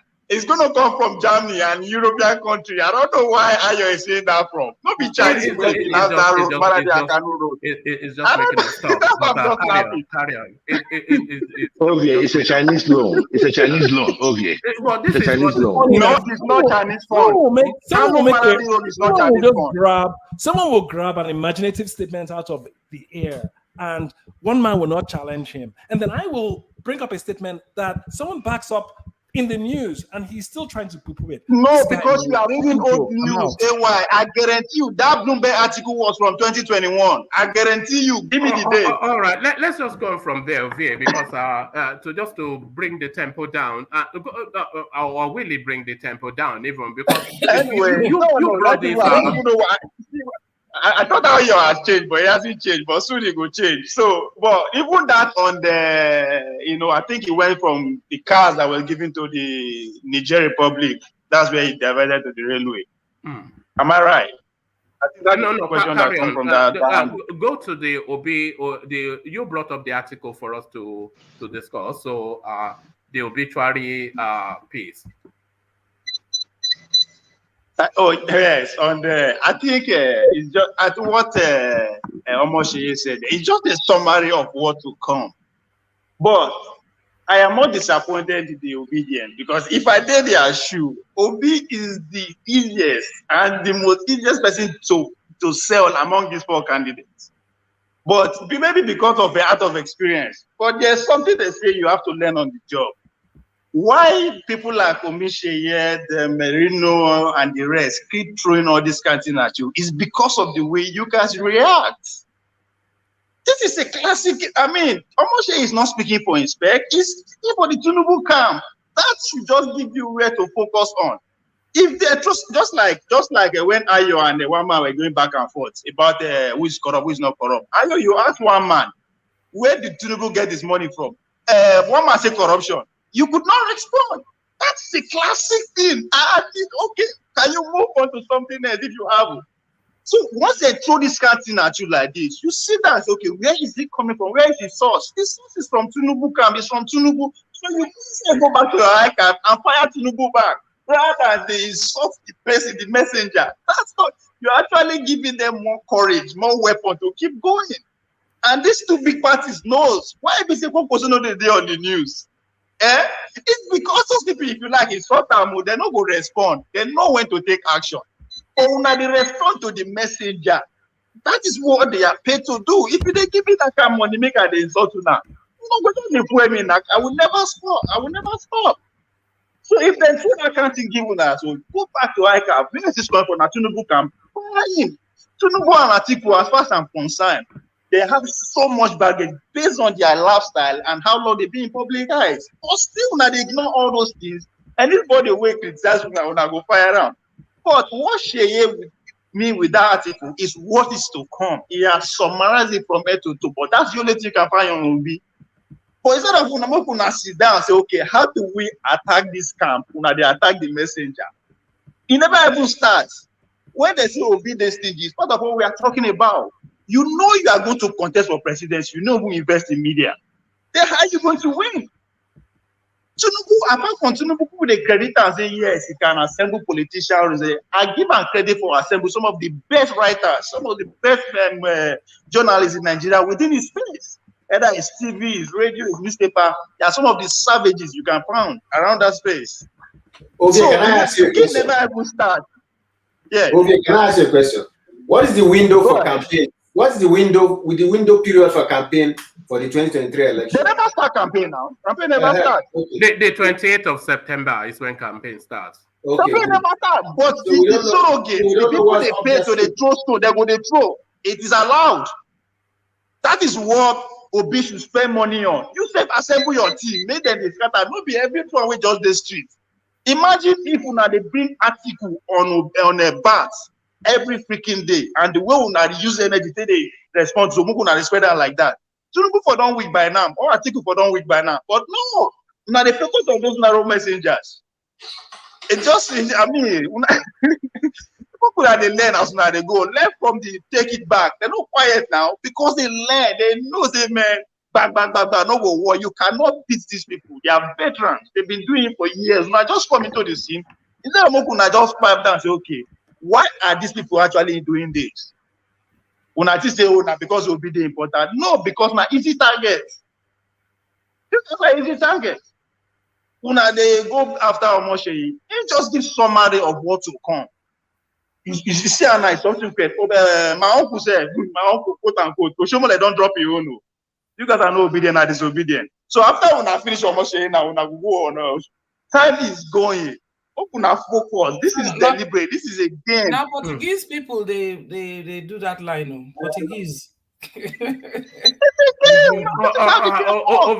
Let me bring you a snippet from that Sam Omatseye. It says in it, so this is just a bit deep into the piece. It says in it, so this is when Nnamdi Kanu used to lash at Peter Obi when he was then governor. So it says in it, so this was in a video clip that Nnamdi Kanu put out.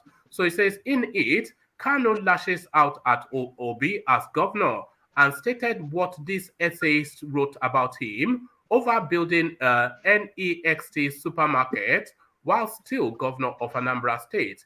The video clip referred to him as a sort of sexual being on the fringe. You can imagine, so it goes on. So I'm not going to go into that sexual bit. They also said in this same, they also know that this is the same Obi whose emissaries were intercepted whilst a governor at Apapa by the then police chief, Marvel Akoyibo, with over 200 million naira in cash. The matter became a cause celebre, with impeachment dangling until the timid State House of Assembly was on the take.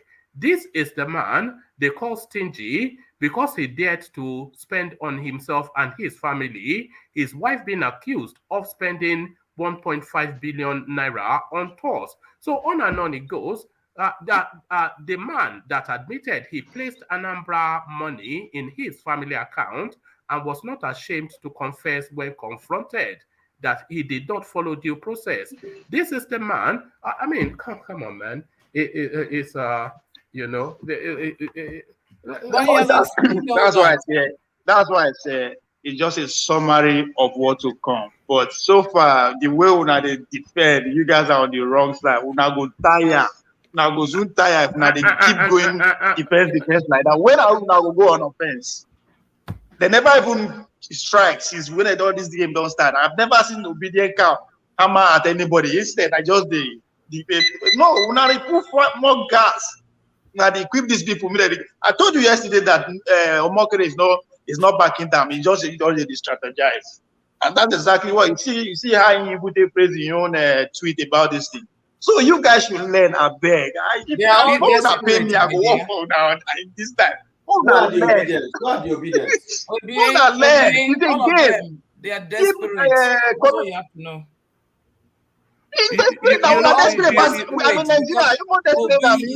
Not the same space all of us there. We are all Nigerians. What did they affect now? They affect me too. They affect every other person. But the way that they carry out for it, now many people they come out now every time. Obi now be the least person we no even get baggage. But the way that they respond is weighing him down. I said it yesterday. We know they make this man job easy for him. And our job is to make it easy for him. This man they on TV every day because this program, many other programs. Obi, apart from this program and Mayegu, any other program? Obi is granting interview every day because you know that. What did they talk? You just talk your own. Obi is granting interview every day because he no get faith with you now.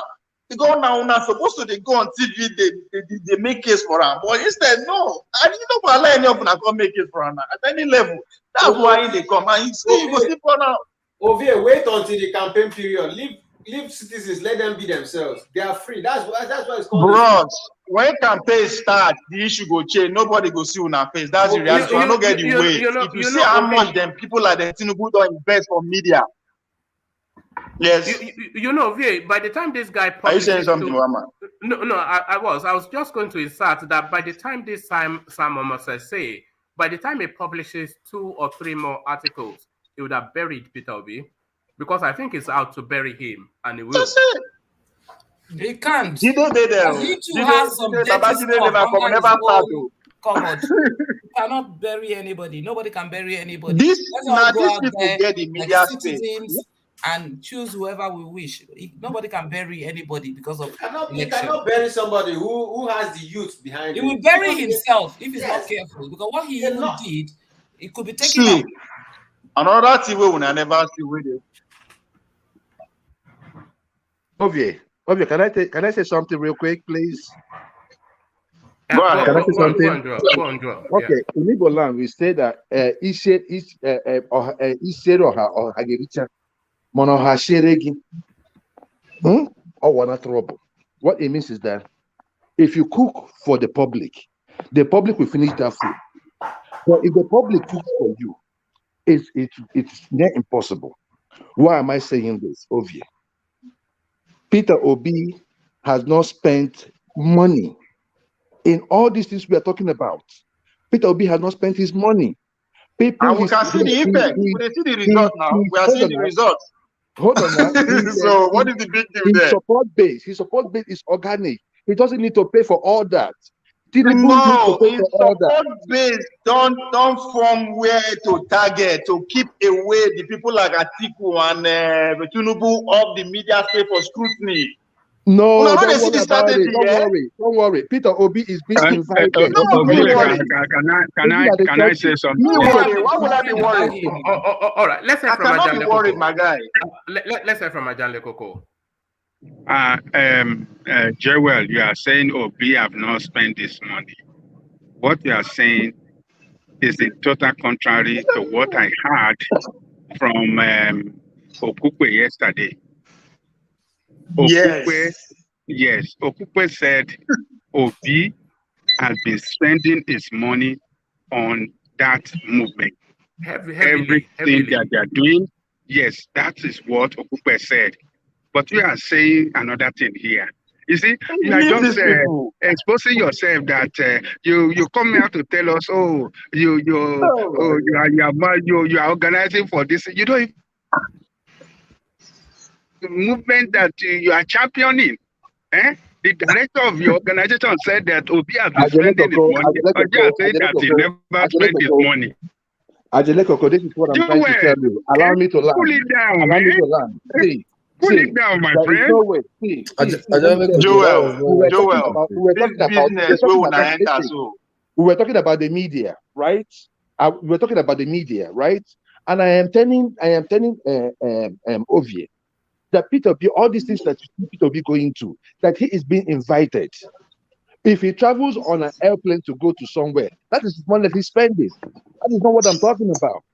We are talking about the media space. Joel, right? The media space. So you are not saying anything. That's where I'm coming from. That the Obi's and support base is kind of organic. Whatever demonstration they are doing, whatever demonstration they are doing, that they are paying for it. It's not Obi paying for it. That's my point. Joel, you are not saying anything. Make I tell you, Nobu ole una get adage. Also, people say, "Mune duwa udole aizoma demu." You know what I mean? He said, "Now them be butters. They are the nyash. You must sit with them. When the time comes, you will not even get access to media because this media are owned by this set of people. That's what you guys don't understand." Listen now.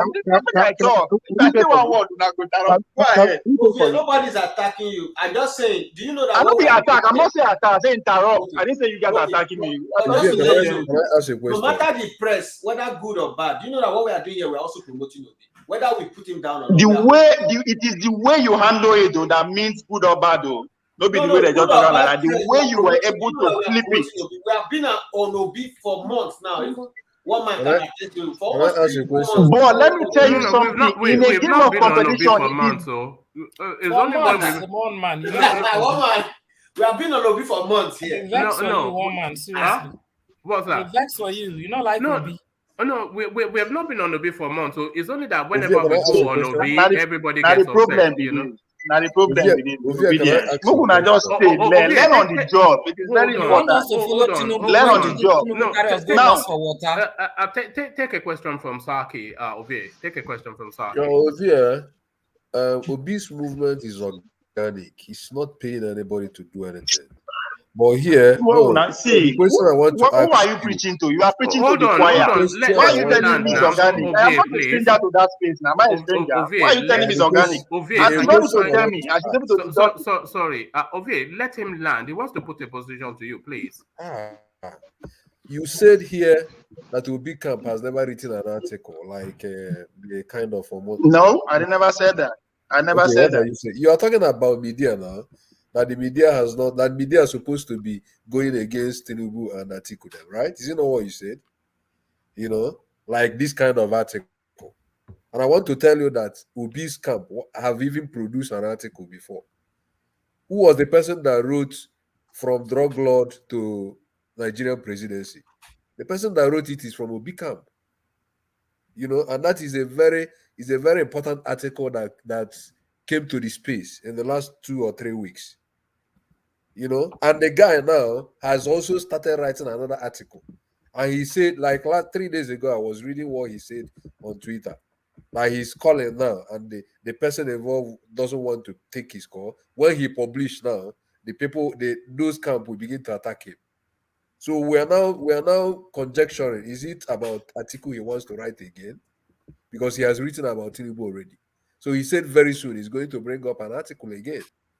So, but Obi is not even paying this guy, and he's still doing it.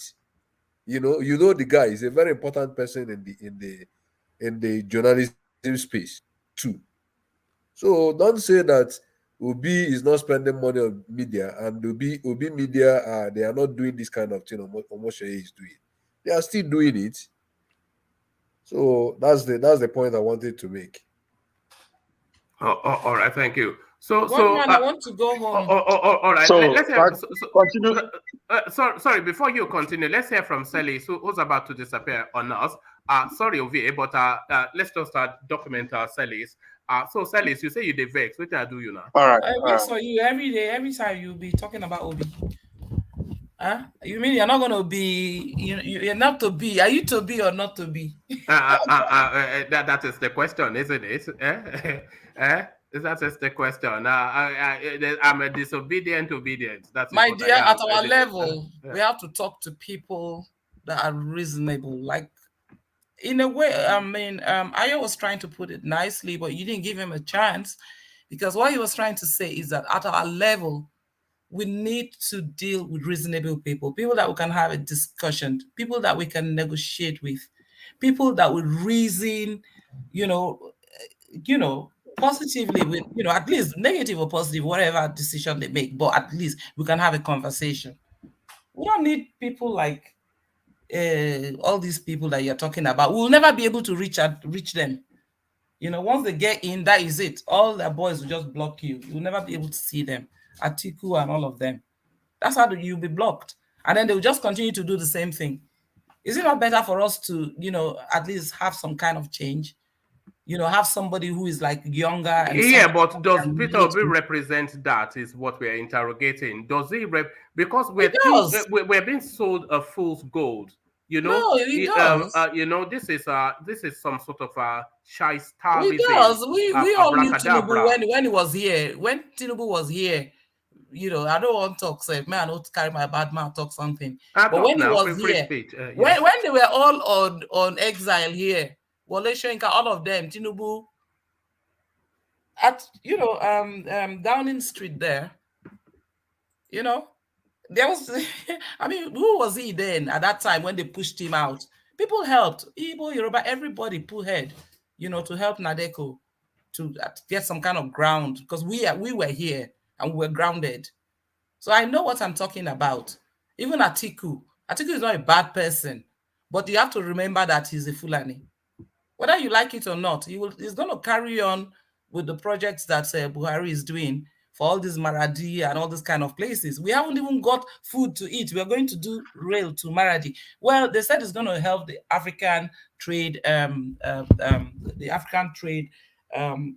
whatever project that they're trying to put together. That is fine. But the truth is that Amechi did run into a lot of problems, getting the finance for that. And the Chinese did back out. So they now went to the Portuguese people, and then from there they went to some other people. I don't know what is happening right now. There was some kind of confusion on. There was some kind of the whole thing was stalled for a bit because the Chinese were not happy about the story of how the Kaduna thing was going on, and usually these contracts, when you put the proposal right, they will also tell you, right, because I've got a similar one that is similar to that, which Amechi was doing in Port Harcourt. They will tell you how much they will collect. How much they're going to weigh how much you're going to collect on the fares to see if that will make it, feasible in the first place. And I think with the way that the Kaduna, Abuja one was running and so on, I think they weren't too happy about it. Plus, there was a lot of pressure on the Chinese people about how they've been giving loans to Africa, like Zambia and so on, and taking over their assets and so on. So there were issues. If you remember, Amechi was shaking when he was answering the assembly, the House of Assembly, when he now said that if the Chinese people hear this, they're not going to give us this money again. Why are you people talking like this? I mean, this is Amechi now. I follow him. I heard all that was going on. There were issues with that money. So he's not totally wrong, but he might not. I myself, I don't have the straight facts right. All right. Let me share this with you, Sally. So let me share this with. I'll share the screen so everybody can see it, because this is why I got somewhat that conversation got somewhat prickly, because people were just plucking from thin air and then asserting as fact. It says Nigeria Niger Kanu Maradi Railway, Nigeria Niger Kanu Maradi Railway Line Construction Project Update. So this is dated April the 16th, 2022. Says the 25-kilometer Kanu Maradi Railway that will run from the Nigerian border town of Jibiya to Maradi, connecting the three northern Nigerian states of Kano, Jigawa, and Katsina, as well as traversing the border between the two nations, is expected to start operating in May 2023 before the end of Nigeria's president Muhammad Buhari's term. And that was exactly what I said, that Buhari has stated that he was going to complete it before that's why I was saying, when they were saying, oh, they've cancelled, China is not funding real. I'm saying specifically this one, which is what this guy has vowed to give his people. And I was trying to narrow him down, and it was dilly-dallying and, just doing all this. No, you should have just given them the facts that you know, because there I didn't actually issues. I knew this abstractly. I've just now gone to double check it to see that what I actually said was categorical. So this is it. It says the 25-kilometer Kanu Maradi railway that will run from the Nigerian border town of Jibiya to Maradi, connecting the 3 northern Nigerian states of Kano, Jigawa, and Katsina, as well as traversing the border between the 2 nations, is expected to start operating in May 2023, before the end of Nigeria's President Muhammad Buhari's term. The train project, which is valued at $1.8 billion, has the potential to change the economic outlook of northern Nigeria and the larger Sahara region. Nigeria took the initiative of constructing a rail link between Nigeria and Niger, while the original aim was to enhance Nigeria's Lakaji corridor, which runs from Lagos, Kano, Jibiya. Officials took on the proposal and suggested linking Jibiya to Maradi, and on it goes. So there it is. I'm not quite sure. This is what just rankles when you know something categorically and people are jumbling word salads together to try to obfuscate. One man, but that's why it's a discussion. Like, if he said something, because there were issues, I wouldn't have been clear on this as well, because there were issues about the financing, Chinese, and so back and forth. So if you knew that as far back as maybe some time back, then you might have, lost track of how the whole event, has proceeded. So I don't think there's a big deal there really for you to make such a, like he's not lying, obviously. Well, it was somewhat. It was. People do that a lot, and this is why this platform somewhat gets prickly sometimes. People abstractly pluck to embellish and to part together to paint a picture. But then when you try to interrogate them, because when people are telling a story, they leap over a little schism that they are not sure factually, but it's an embellishment in order to progress that story. But if you see that leap and you try to hold them to that spot, it does get prickly sometimes, and that's what happened. But back to you, Celis. Anyway, so where are we now? No, we were on this guy doing what they're saying is a hatch, and that was another thing. The guy did an expose, and they're saying it's Tinubu paid for. That's not an expose, right? That is just a bad mind. That's just a bad mind write up. He's just bad minding Peter Obi. I think a lot of the guys are kind of jealous of Peter Obi because everybody's following him now. So there's a little bit of jealousy there, And what do you mean by everybody? He's not spoken to anybody. He's just doing his own campaign. He doesn't care. He's going back and forth, doing his own campaign, going from church to church, going to school, and so on. And he's making impact. Honestly, he's making the impact. So we can sit down here and talk. Ovier will now come with his man that we've not had one word from him. The only thing we heard from him was when he said Tinubu should go and look after himself. Abi, Ovier, your man. That's all he was able to say. He couldn't answer any of the questions they were asking. He was just going round and round. And he said he's a doctor. I don't know for now what we really want to do with Nigeria. We just have to be serious people, and look for outstanding. Look at the conservative debate, the way it's going. Everybody. Are you fearful that we might end up with an Indian prime minister? Are you one of them racists? No, I'm not racist though, but I think the Indians might. But you go hard though. You go hard. Yeah. My friend is laughing. You go hard. I will not be surprised though. Go hard. We don't want to. We don't want India. Go hard though. But the thing is, if that lady wins, then the Labour guy will defeat her easily in an election. Yes, good. That's what we want. But I don't like Kramer. That's why I've been really cool with Labour. Kramer is not really my guy. You know, I used to like Jeremy Corbyn, man. That was he's too extremist now. He's a left wing. He's a socialist.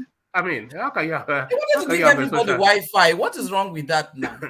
At whose expense? Then he will increase taxes. And then the train, the rails. He wants to nationalize it. He wants to nationalize. Look at that. Other countries that have better trains than us pay much less. In this Europe, we are paying the highest amount for rail travel. You know, and then the British are the best with that. When it comes to, they're one of the best with the rail technology.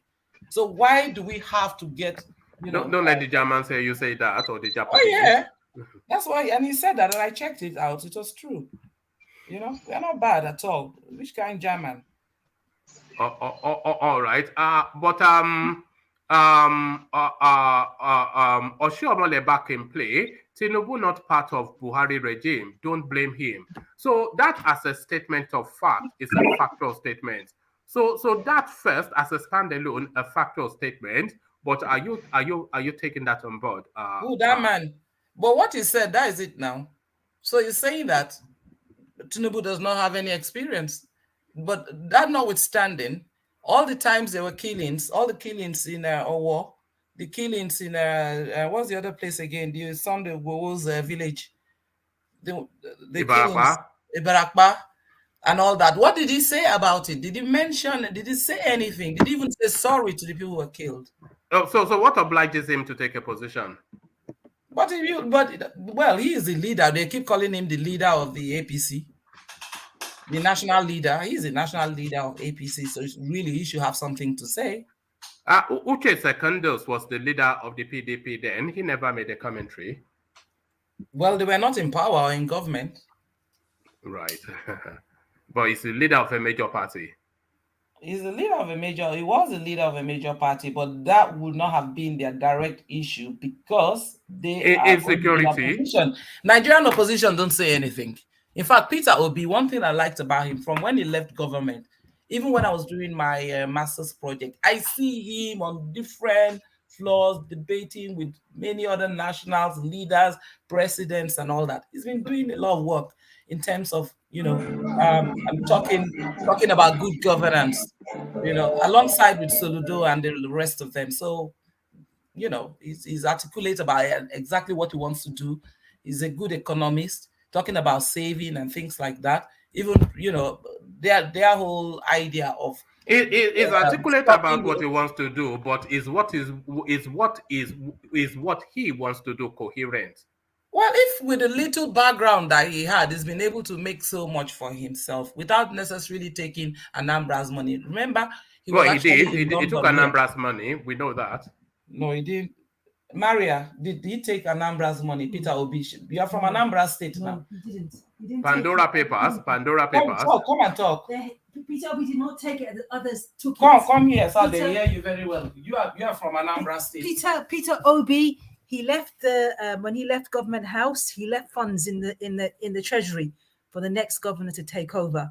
But the problem is that when the next governor came and take over, he completely denied everything. Or there was nothing. Haven't stolen plentifully for himself. I don't know. I was not there. No. But you've been going to Anambra now. It's my state, and I go there, and I know. I have proof. You might have proof, but as I said, he has not gone there and looted. He has done. This is what I'm saying. As all other governors do. Yeah, but he has not gone there and looted and emptied it. He has shown that there is you have to leave some. You have to make sure you account for things, which he has done compared to other governors that have gone in after him and before him. You know, he's with the EFCC. He's under investigation. Yes, he is. Right. EFCC. Until proven guilty, yes, I understand. Well, so that applies to Tinubu too, but that doesn't stop people from. One man, EFCC is not coming after you. Huh? They're not coming after you. What bad? No, it's DSS that is coming after One man. Can I ask a question? And his wife was profligate with the state money. Because she was wearing nice clothes and looking good and driving. Well, she was spending billions touring around the world like she was Aisha Buhari. Wow. Oh my God. One man, please stop. Please stop. One man, let me the ask office of the first lady, there was no office of the first lady while P2B was in government. So how did she get the money from government? He said it now. Everybody knew about it. There is no office of the first lady. He scrapped it. In fact, he brought the building down. It was part of the reason why he was impeached. It was part of the building they wanted him to rebuild for over 100 and something million naira. He said, no, I cannot do that. There's no office of the first lady. All right. Is that Joel? Please. One more. I wanted to ask a question. Yes, sorry, let me bring Joel a couple of sentences just on that space. They also know that this is the same Obi whose emissaries were intercepted whilst a governor at Apapa by the then police chief Marvel Okoyibo with over 200 million naira in cash. So they were laundering money in cash. The matter became a cause of concern, with the impeachment dangling until the timid State House of Assembly was on the take. This is the man they call stingy because he dared to spend on himself and his family, his wife being accused of spending 1.5 billion naira on tours. So that was that was quite about a decade ago when 1.5 billion naira was money. And that is so forget. Okay. Let me address that. I want to look at other sources to verify that. Well, it's a matter of public record now. No. I was asking a question, one man. Please, is there a way a governor can come out of office without being under the radar of EFC, without EFC going for him? What must the governor do in order to just come out of office and be free? Well, they need to be as transparent as possible from day one. Yeah, as transparent as possible. So Obama, he was transparent day one.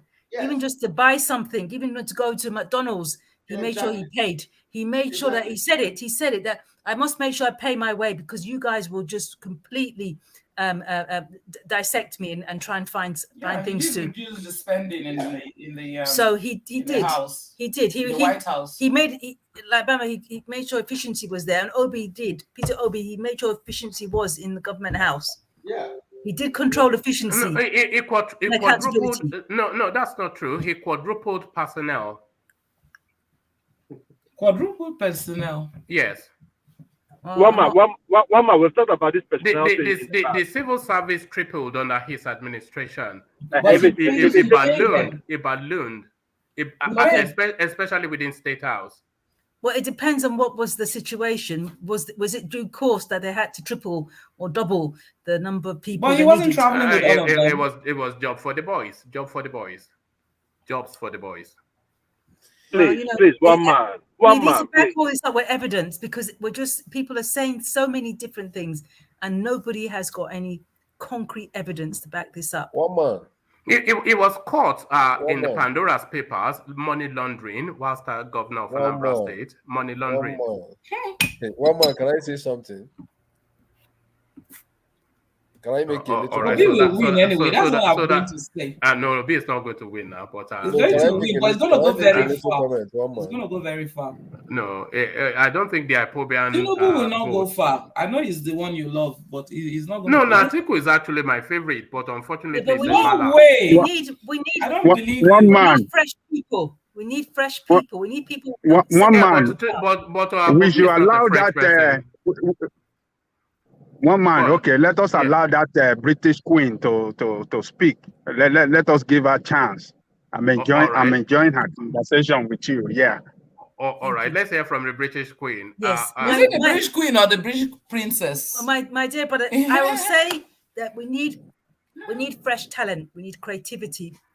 We need somebody that is very, very in-depth understanding of people from grassroots and people that are living in diaspora to understand how things and the dynamics of what's happening. We cannot have people who know the past or live in the past, who have too many connections or who have too many hands or what I say, so parasites that you must do what I tell you. I put you there.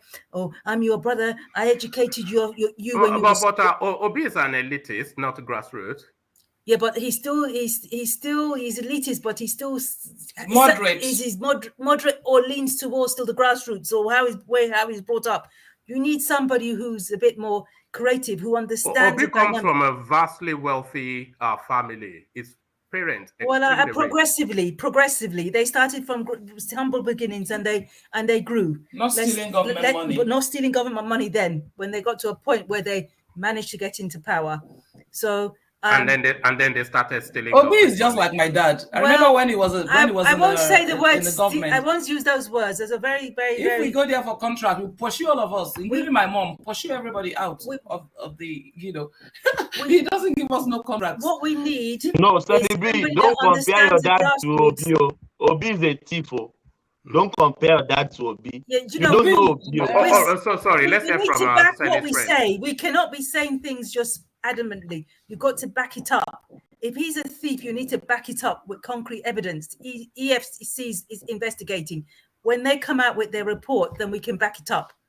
But of now, are you sure you want it backed up? Because I can back it up now. You got the paperwork. You got the evidence. Yes. Sorry. What's your name? It's very rude of us even not to. Sorry, my name's Maria. Maria. So sorry, Maria. Let me present you just about 4 or 5. You will just present Pandora. Hold on. Let me present you 4 or 5 paragraphs. So sorry, do you mind? Let me present Maria 4 or 5 paragraphs.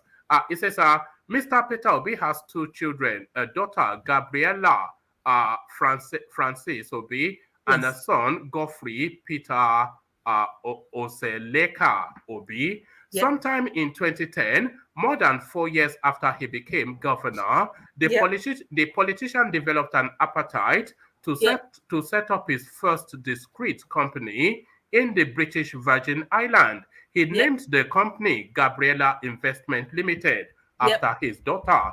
To set up what has now become a convoluted business structure, Mr. Peter Obi first approached Access International, a secrecy enabler in Monaco, France, to help him incorporate an offshore entity in one of the world's and listen to this bit. So to help him incorporate an offshore entity in one of the world's most notorious tax havens, noted for providing conduits for wealthy and privileged corrupt political elites to hide stolen money to avoid the attention of authorities. So on and on it goes. So Peter Obi, he was just looting Anambra state money, which is we know factually, and packing it to the British Virgin Islands. So don't worry, Peter Obi is a crook. Can I ask you a question, woman? No, he's not. They all do it. People all have offshore accounts where they're avoiding taxation.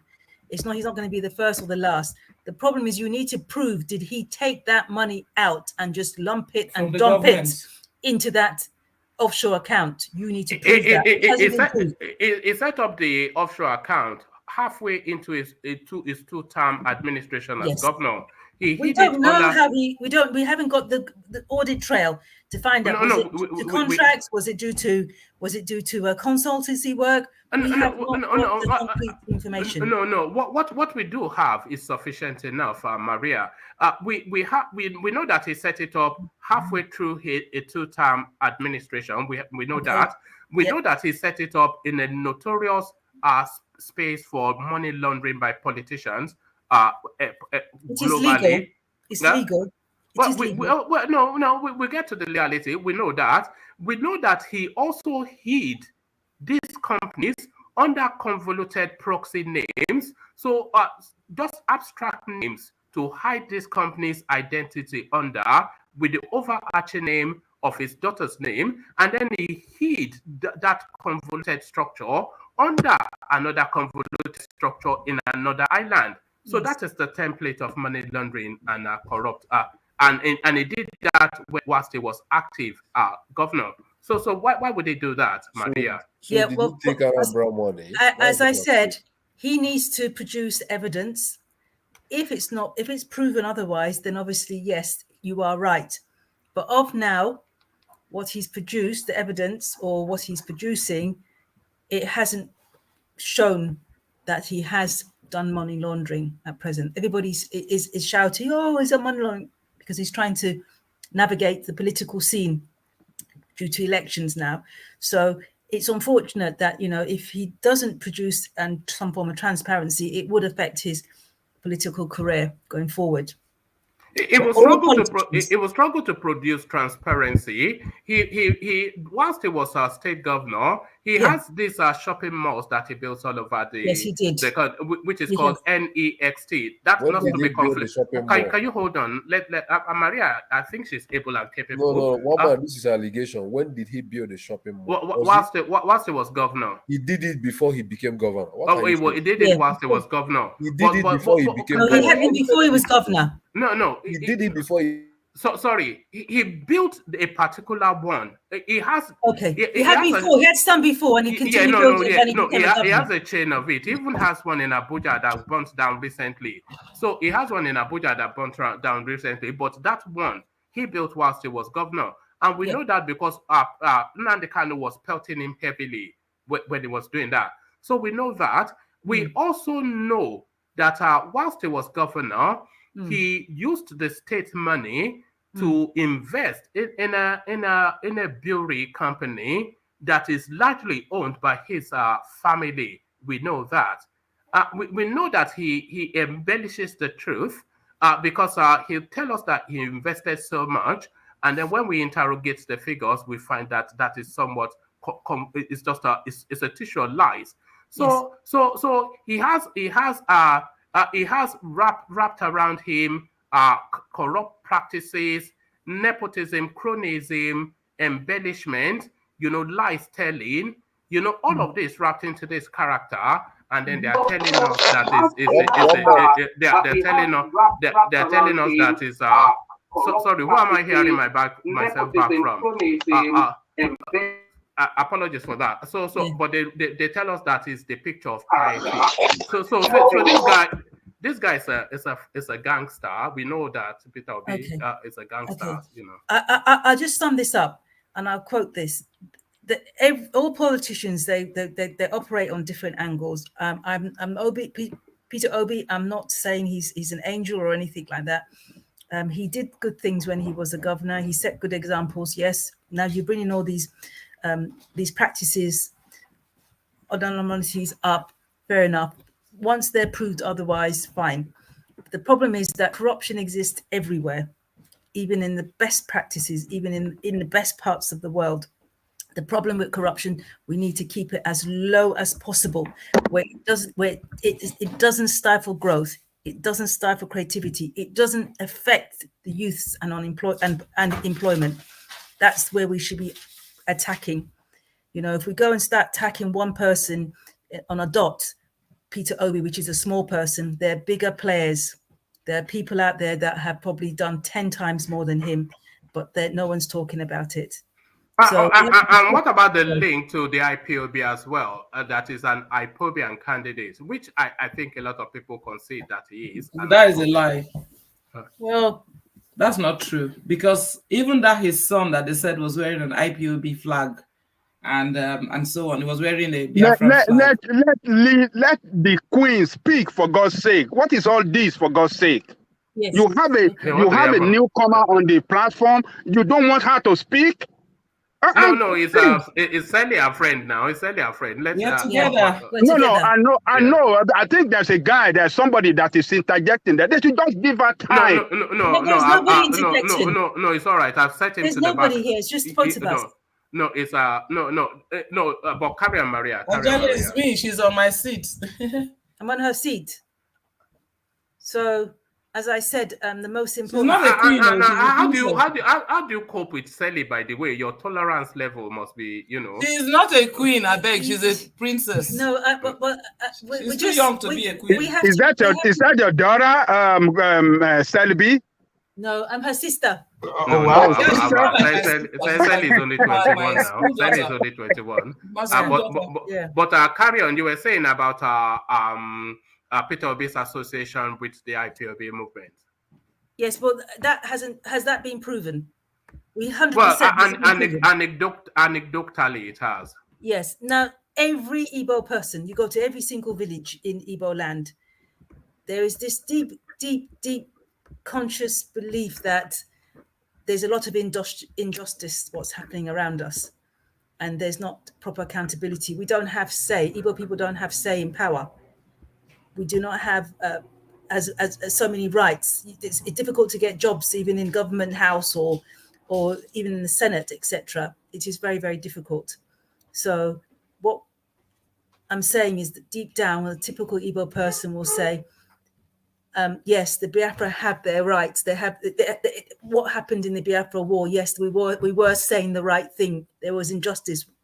There was no accountability, etc. So I feel that, yes, there might be a bit of sadism, whereby, you know, Peter Obi's camp might say IPOD have got some reasons to voice their complaints, which haven't been addressed by the federal government. And Nigeria is one country, and they feel a bit not inclusive in power. They don't have a say. And that's the most important thing. They need to come in and have a say. They need to be brought in and have a say, because it will help with the unrest and the instability in Nigeria that's happening at present. Sorry, Maria, you say they don't have a say, but is it not more the case that they chose wittingly to exclude themselves? No, it's not that. No? It's not. Let me tell you something. It is absolutely not true. It's just that after the Civil War, people have tried to integrate, to be part of the federal government, etc. But bit by bit, they're being sidelined. It's done very, very, very, very clinically. It's done. You can't even see. It's not very visible. It's done clinically by making them the vice president, the Senate president, the leader of the House of Representatives, senior ministers, etc. Is that how they have been excluded from? It is. I would say that I would say that those people were put into roles. Yes, they deserve the role, but I feel that the roles they're put there just to make it look as if, yes, we all won, but know your place. So they were put into the roles to exclude them from governance. They were made vice president, Senate president, House of Representative president. There are few roles. There are very few roles. There are very few roles, and those people in roles do not have enough power or voice to voice the whole of the eastern states. The preceding president, pre-Buhari, was an Igbo man. Yes. Good luck. Yes. Yes, he was, but he didn't have the same rights as a northerner sitting in government house or sitting in Abuja and Aso Rock. He did not have the right, and he was always told you are by default. Sorry, can I interject one man, if you allow me? Yeah, carry on. Good luck. By definition, would say he's from South, and you've said it here many times. One man, so don't play that card. That's all. Is that Bia? That's Bia. Yes. Yes, my darling. After you, how are you? I'm good, my love. How are you doing? He's from the South, yes, and he did represent the East. No, his name is Azikiwe. He's from my village, and you're saying he's Igbo, man. Imagine. He's from the East. They lump. Yes, Southeast, old Southeast. Okay, yes. But if you ask him, he will say he's not an Igbo man. So even here, one man and co would say we are trying to land grab, we are trying to steal people. The East is made up of lots of elements. You got Calabar. The one man don't accept. He doesn't agree. So every time, the reason why a lot of Igbos were like looked after during that period, because the patient's good luck, right? She's half Igbo. You know what? You know my submission, one man. I am submitting that we have 4 presidential candidates, and let's bring all their names here. Let's debate on all of them. It doesn't matter wherever anybody's from. Let's debate on all of them, because I believe that I heard Ajan Lekoko say, or other people say, we have to scrutinize Obi. Of course, my darling, but let's bring all of them in one block. Don't separate them, and let us talk on each one of them, because Obi is a Nigerian. Tinubu is a Nigerian. All of them are Nigerians. We should not segregate. As I said, and I'll finalize this. We need fresh blood. Sorry, Maria, before you rush off, because I think people are delighting in hearing from you so much, they don't want you to leave in a hurry. But before you rush off, you said that we are all one, etc., etc. But I'm sure you know that Nigerians, they think along lines of tribe and religion. Yes, they do. And the consideration then is that Obi is essentially a Southeast champion. Yes, that is how he's seen, a Southeast champion. Yes. So it's not a derisory thing. It's just a statement of fact. So Yes. what we have, there's a colloquialism in Nigeria called Wazobia. So Wa is for Yoruba word for come. Zo is the northern Hausa word for come. And then Bia in Igbo, as I'm sure you know, it means come. So so that's Wazobia. So what we have at the moment is a Wazobia election, and Peter Obi essentially a Southeast champion. So that's how people see him. Yeah. So carry on.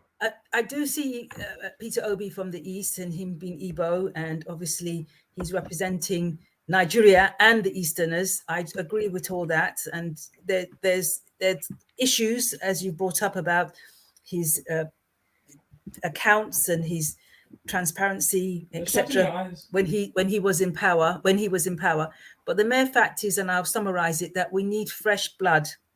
You see that in India when Modi came into power. Modi was picked from the ranks of government office, and he did not have people or backers. He did not have anybody. He didn't have anybody that he had to pay back or etc. They picked him and they put him on the seat. And India has since then been put on the world map. So we need fresh blood. We need clean blood, people that don't have a past attached to X or Y leadership or whatever. Everybody else can join in and help, but we need somebody with a clean sheet and knows the ropes, understand how the judiciary works, understand how the federal government works, understands the thank you. Sorry, let Maria carry on. But thank you. Sorry, Sally. Well, what you just said is what I was about to say. That who Maria is describing. So much. Who Maria is describing is Showore, not Peter Obi. But carry on, Maria. And also, you need someone to sort out health and safety and the violence and the insecurity in Nigeria. Because all my relations said, Maria, the only thing we're worried about is coming back home to our family every day, going to work and coming back home. We're not worried about petrol. We're not worried about food. We're worried about our safety. We go in our car and go to work. We're not worried we're going to get home to our family alive. That's all my relations keep complaining to me about. Safety is the biggest thing. It stifles development, stifles investment. Foreign companies cannot invest in Nigeria. You see them, they go to every other country apart from Nigeria. They just completely whitewash Nigeria. Nigeria is invisible. It's that bad. They don't even want to employ Nigerians, you understand? Because there's no use doing business with them because it's unsafe.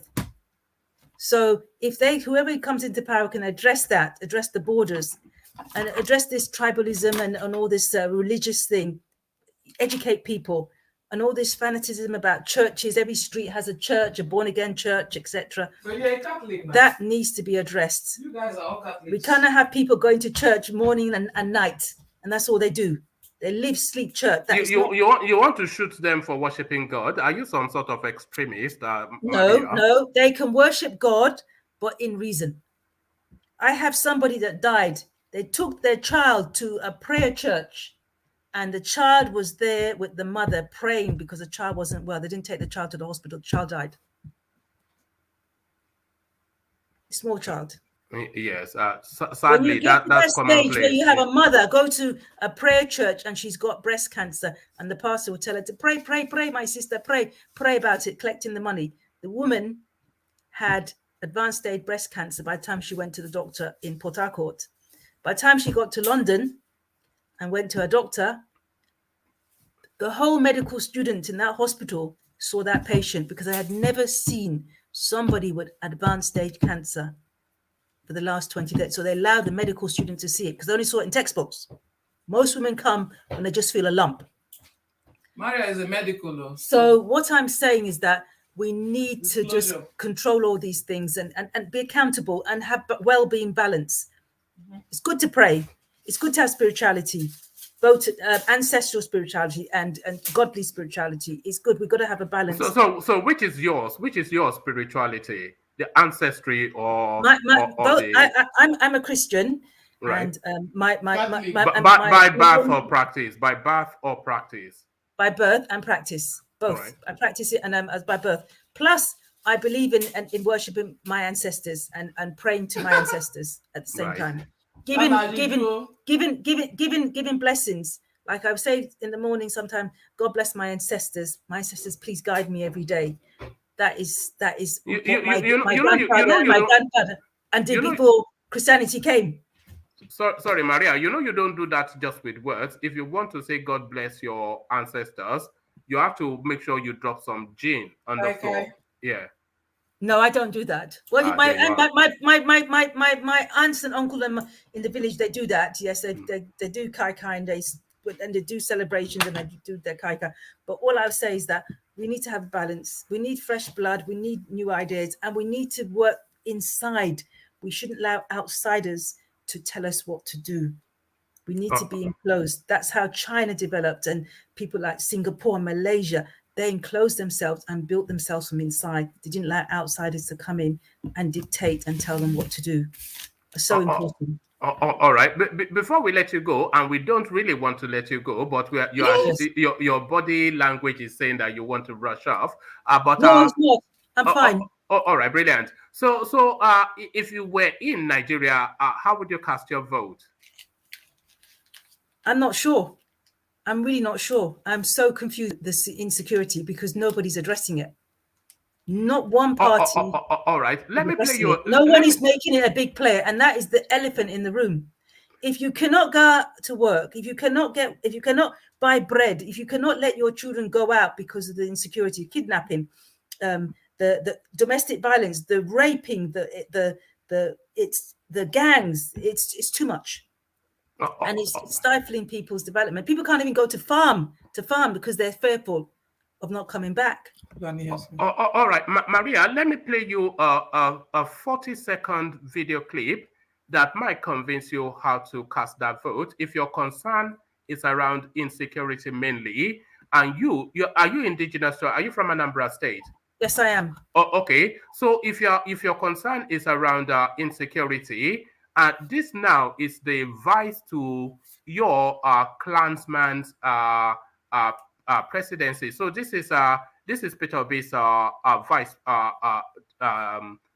vice presidential candidate. So he then looks to alleviate your concerns around insecurity, to then tell you what Peter Obi plans, what Peter Obi's plans are to tackle insecurity. So listen to this. This might well convince you to cast your vote for Peter Obi. So don't just show only Peter Obi, show all of them so that she can decide. Please now.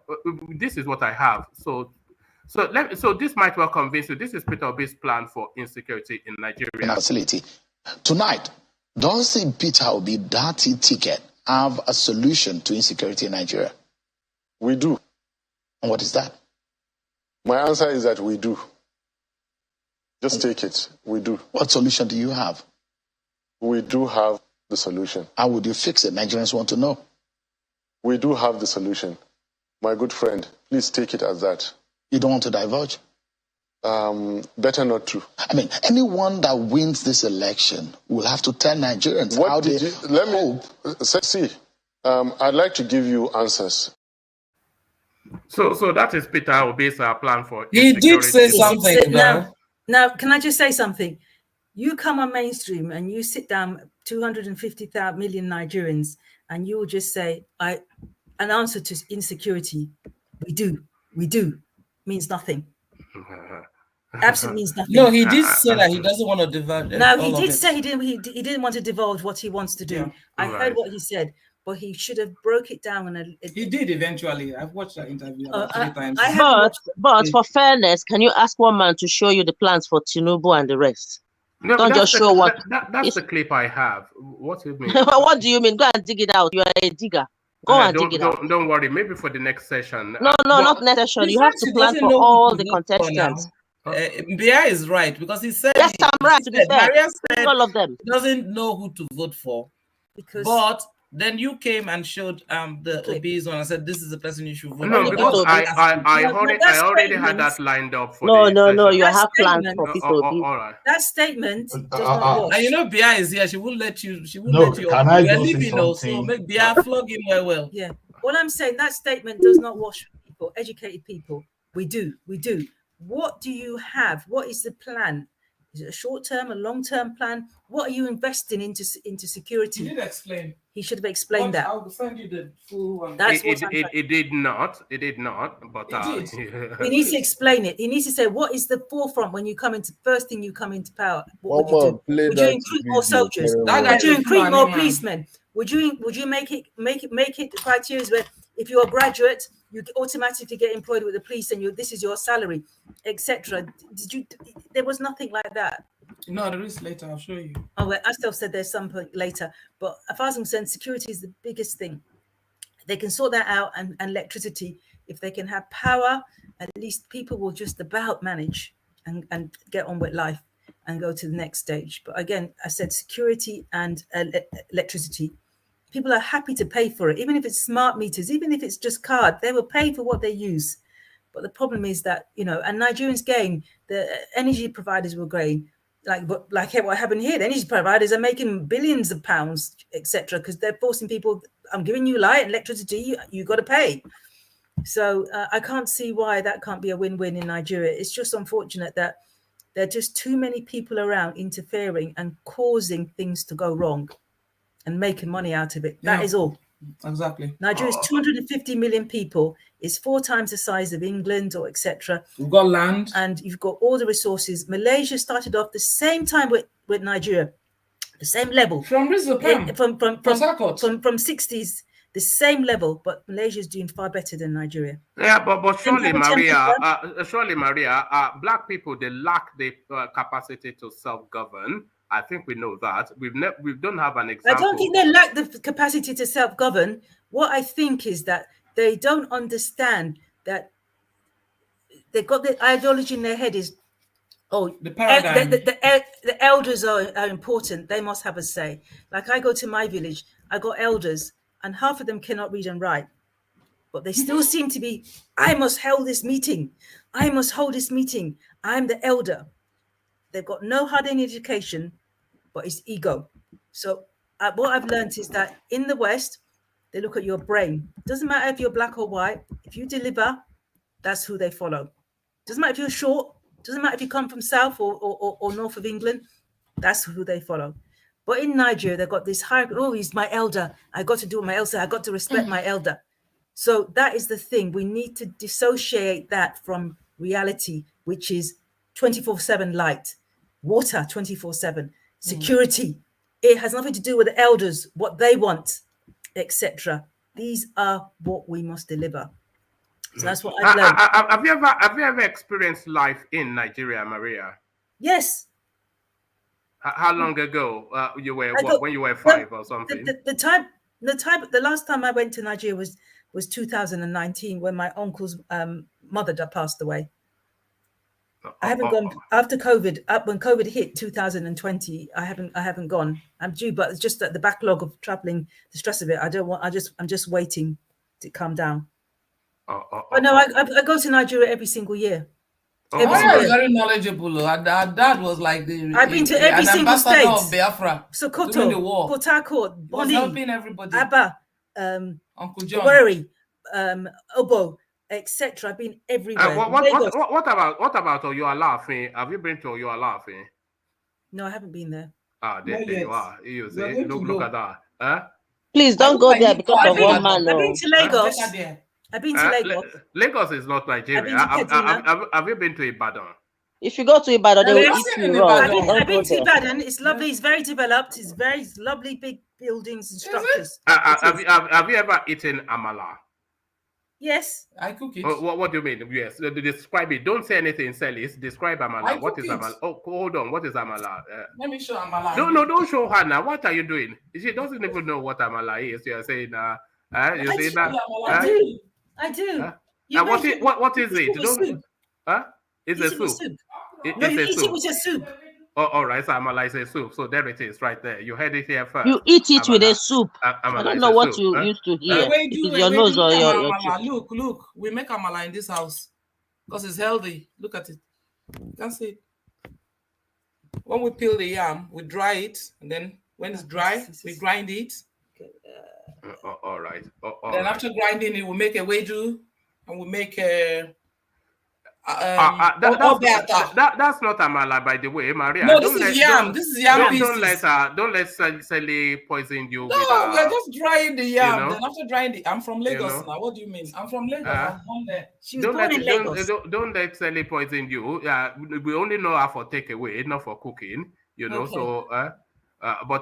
Yeah. So, is there anything you'd like to add to the conversation before we carry on? All I would say is that we need to think like the other countries, like Singapore, Malaysia, and even a bit like the Chinese. The Asian tigers. And when you do contracts, I've got to stress this. Another thing, I've got to really stress this. When you get contracts, and in Nigeria, and the federal government get contract, always read the fine print. Have a department that just reads fine print, because what's happening is that the government officials are only reading the big print and are signing these contracts. So the fine print takes away your rights. The big print gives you rights. So they need to box clever on that, because there's so many issues coming out of it years later whereby they didn't know, and it's all in the fine print. In China, they had people specifically just delegated just to read the fine print of contracts. But in Nigeria, they don't do that. They have a contract and they just sign it. They don't read the fine print. Amechi doesn't want them to read it because the Chinese won't give the money. All right. Ajale Koko, do you have a question for Maria, because you seem somewhat enamored by her? No, I just want to commend her for coming on the platform this evening. She's her voice is so fascinating. Settle down, Ajale Koko. She's a married woman, no? Yeah, hold on. See all of you. When I see woman on this is just stand. This is not nothing down. This is nothing down. Look, stop shutting me down. That a British accent is so unique, and I wish obedient in Nigeria, particularly on this platform, can learn from her. Particularly the way she market to be moderately. She accepted in some area where Obi did wrong, and she suggested on how best she can, he can carry on this campaign and stuff like that. He tried to market to be, but in a moderate way, in a more sensible way, and not with extreme position. I really commend her for that. And you see when settle down, Ajale Koko, we cannot say Ajale Koko, I disagree.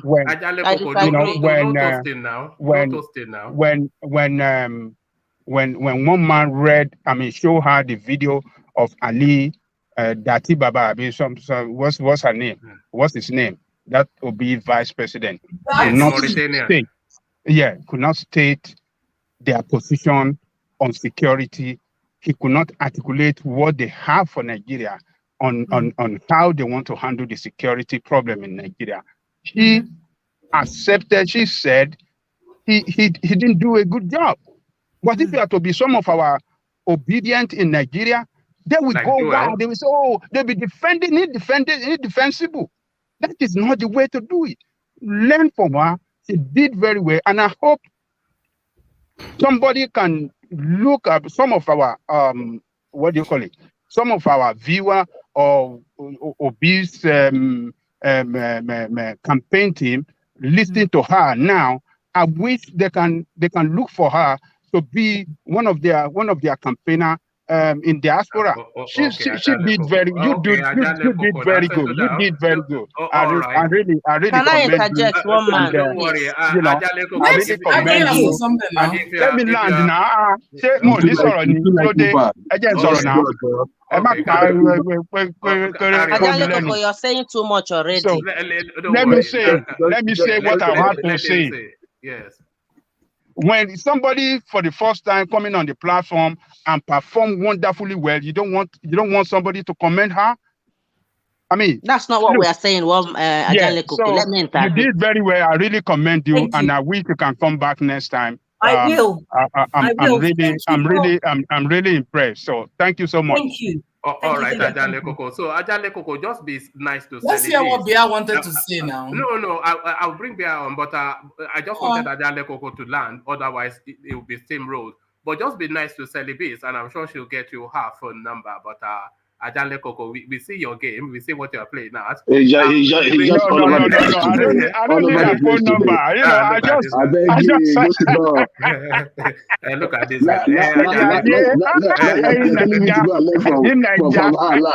You're telling me to go and learn from her now. Every obedience should be yes.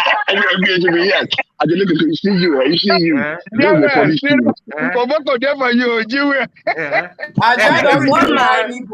One man, if you dare remove me one more time, I will never come here again. And I'm saying this. You said that so many times now. No. Because you guys asked for me to come back. That's why I will never come back again. Don't just mind how you treat me. Don't disrespect me again. I'm warning you. I've been asking after you. I wanted to say something, Janle Koko. Celibi's sister, well spoken. You've spoken very well and very, very much welcome. We appreciate your presence. And again, Janle Koko, every voice here is unique.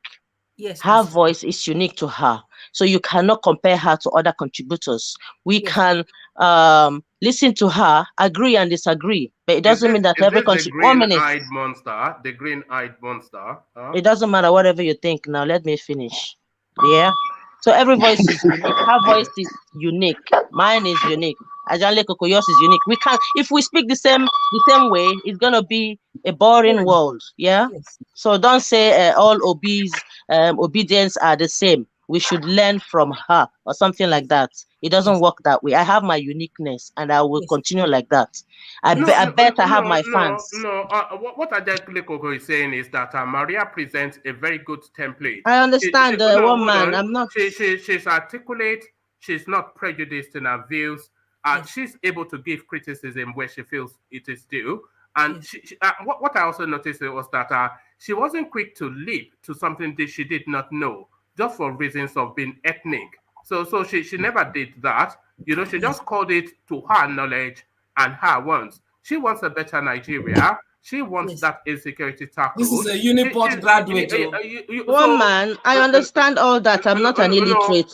Let me finish because before you hang me, let me finish. What Ajale Koko was saying is that is I understand. That we usually hear from the East. No, I understand. Okay, so my point is that with her, you allowed her to finish whatever she's saying, but most people, you interject all the time. You keep on interjecting without even people landing. You don't know where they're going. So there is this kind of misconception and misunderstanding and heated argument that leads to nowhere. Okay, so every voice is unique. Yes, thank you, my sister. And you have to respect that. Yeah, but some voices are peculiar. That's the thing. Whether peculiar to you or not, every voice has a fan. That's it. Yes. One man, where is my silky tone? You don't call me silky tone again. What is I think your sister has stolen that thing. No, according to Ajale Koko, she's stolen your title now because everybody seems to be reveling in our presence. So so there it is. So that is Maria. As elegant as she looks, she expresses even more elegantly. So stay with us just for as long as you can, Maria, and you can chime in as the conversation carries on. And let's take that conversation in the direction of X0, who I suspect may not be with us anymore. X0, are you still there? All right. We don't seem to have X0 anymore. You don't. You know when you don't have X0 when it's quiet because it's not want to be quiet when it's around. So let's go from X0 then to Saki Fada, who has been chiming in, but I've been somewhat pulling him back from chiming in. So the floor now yours, Saki Fada. Your comments on the expose that some people say, but a hatchet job, others would say. Obi with a hyphenate with the hyphenation, Tuary. So the obituary of Peter Obi, according to the person who wrote that piece. So what are you then making then of that piece? Yeah. Thank you, one man. Can you hear me? You perfectly. Carry on. Yeah, thank you very much. And I wanted to thank my sister Maria, who has presented a very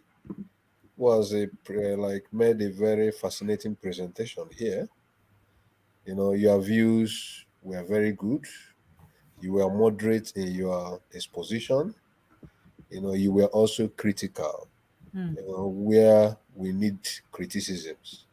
So it was quite a very nice presentation. Just like Ajan Lekoko say, we want you to be here every day.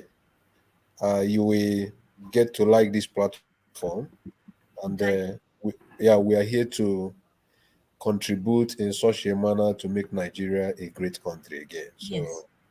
So just come here always. I will. In the morning. It's always 2 sessions every day. 2 sessions every day. So as long as you have your time, come here and make a charming presentation.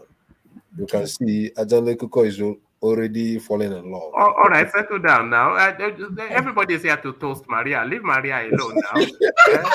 Maria, you better tell them you have a boyfriend, otherwise they start harassing me. All right, so Zaki, talk your own now.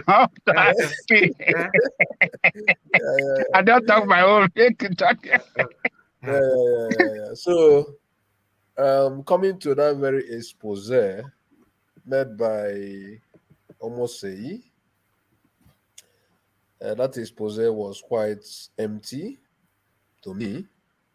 And that very expose didn't come out. Thomas is laughing. Don't laugh at me. That expose, it didn't come from an angle of objective criticism. It was meant to direct. It was meant to achieve something. And what it was actually meant to achieve is to damage the repute of an innocent man, because most of the claims he did there, most of them are not correct.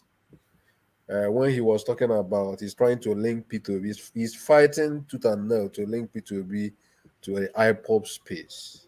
You know, that is very wrong, because P2B has always stood clear. P2B has never supported IPOB, and he has always demonstrated that he's truly a Nigerian. And then he tried to link the whole Southeast as if it were to be IPOBian kind of space. That is also wrong. Is that not the broad perception? You said what? I said, is that not the broad perception? Because under Nnamdi Kanu, the whole of the Southeast coalesced under the chanting and the wailing Efulefo all the time. So now, why are you now trying to delineate yourself from how we know you? I don't know what you mean when we say the whole of the Southeast. It is a wrong, even if it is a general perception, even if it is how people, outsiders, perceive it, it doesn't make it to be true. Perception is 9/10 reality. Perception. No, you can't say that, one man. Come on. You know, truth is truth. That everybody says it is lie doesn't make it a lie. You understand what I mean? If something is true, it is true. Even if everybody on earth say it is lie, it doesn't make it a lie. You understand? So I don't want to consider how people perceive it. But I've always come on this platform to tell you who is a fine mind, and then to also tell you as somebody who is from the Southeast that this is not, the whole Southeast is not IPOB. But the narrative keeps resonating among people, and I don't know why. You understand what I mean? So I think if there is anybody you should believe those Southeasterners that are here, who has always told you that IPOB, the whole Southeast does not take into this narrative of IPOB. So it is just a small fraction of people who even originated their narrative from UK. It was because of the way Buhari's administration handled Nnamdi Kanu that made him popular. He wasn't popular before, even in the Southeast. Not until 2015, 2017. That was when his popularity began to increase. So apart from that, again, there is another claim that guy made in this write-up. And if you look at this very write-up, if it is a professional write-up, all of us here, we are educated. When you are writing a professional exposition, you shouldn't just make a claim without putting some references. You should take time to read David Hunde's article when he was talking about Tinubu. And if you are reading that very article, every phrase, every paragraph you read, you will see like an avalanche of links, an avalanche of references. You, the reader, can also consult to confirm what he was saying. So you can't just come and be writing an article of that very level, and you claim that you are doing an objective evaluation without making references, So I consider it as his own views. There is a claim he made in a very, very article. He said something about P2B owning, is he like owning NEXT. No, yeah, Nest. I've told you here that Nest, P2Bs, they have even started operating their Nest. Nest has been in existence before he became the governor of Anambra State. So one cannot make that very claim, without making necessary reference, to buttress what he was saying. Then again, he talked about something about you also, you said it here, that during the time of P2B, invested Anambra State money in a brewery that is owned by his family. I've always told you this before, that the company you're talking about is in Anambra State. That very company is called Sabmila. Sabmila, and that very Sabmila is a South African company. That is heavily invested in by the Obi family. No, it is a South African way. Even Obi admits that he's a major shareholder. I'm coming. No. So is Obi a major shareholder in that company? Obi is not a shareholder in that company. What? Look at what. Let me tell you now. Do you want me to start digging up Let records me tell again? you. I listened to the interview. I listened to what he said. So he's not a major shareholder. He attracted that. He brought that very company to Anambra State as the governor of Anambra State, and that very company, he made it like Anambra is going to have a share, Anambra government is going to have a share in the business. There's other. Does his family have shares in that company? Wait, let me finish. No. Don't take us on a long journey. Does his family have shares in that company? P2B doesn't have share in that very company. Does his family have shares in that? We know he likes to hide. His brother invested in the because company. He hides his fraud under his brother invested proxy. in the company. Yes, so his brother is a proxy for him. No, let me tell you now. But his brother is a proxy. It's a no now. Don't embellish now. You're trying to you are obfuscating. You don't understand what I'm trying to say. Let me finish first. No, we know where you're going. His brother is a proxy. I'm not landed. Allow me. P2B had brought that very company in Anambra State. And when they were doing an agreement, he said Anambra is going to invest in that very company. then the remaining equity in that very company, any other private individual can participate in that very company, can invest. As long as you are an brilliant and you want to invest, you can come in. But the family own major shares in that company. No. Don't spin us a yarn. Don't spin a yarn. No, let me tell you, his brother has 5%. His brother has more than that, and the money the money that funded his brother's investment was what allegedly a soft loan from Anambra State. So it was actually even state money that he conduited through his brother, his brother was his proxy, by the way. No, let's not dwell much on this very space, since you don't want to understand what he is corrupt. What about the 200 million that they caught him ferrying in Lagos, in Apapa? No, I'm coming. I'm treating all those ones. So apart from that one, let's. Oh man, I know that story of 200. You people should say what you know. What about Pandora Papers? Let me finish. One after the other. Let me finish. That guy dig from a pit of hair to tarnish. If Saki can answer perfectly, fine, I'm good. But I can also answer perfectly. I'm analyzing what the guy wrote, because I read that article 2 days ago. I read it from beginning to the end. You know me. So apart from that one, another thing he raised there was the issue of P2B's wife, the way she was living. Yes, like the Sultan of Brunei. Yeah, she was spending Anambra money like she was the Sultan of Brunei. Funny enough, the P2B wife is even talking about nobody. If you ask any Anambradian here or anybody that live in Anambra State when P2B was the governor, I don't even know P2B's wife. I've never even seen her before. I'm trying to let you know the level of insignificance she was, because nobody knew her. If you ask she was too busy spending your money, traveling around the world. No, if he's a first lady and he's living profligate life, and he's living in squandermania and embezzlement, and he's living a life of flamboyance, we Anambra people will be seeing her now, just like the way we see. So because you don't know, that makes it not true. Because you don't know, that makes it not true. Just like the way we see the wife of Obiano. Okay. So because you don't know, that makes it not true. Is that your argument? Take anybody that. No. Is it because you don't know that makes it not true? Is that what you're saying?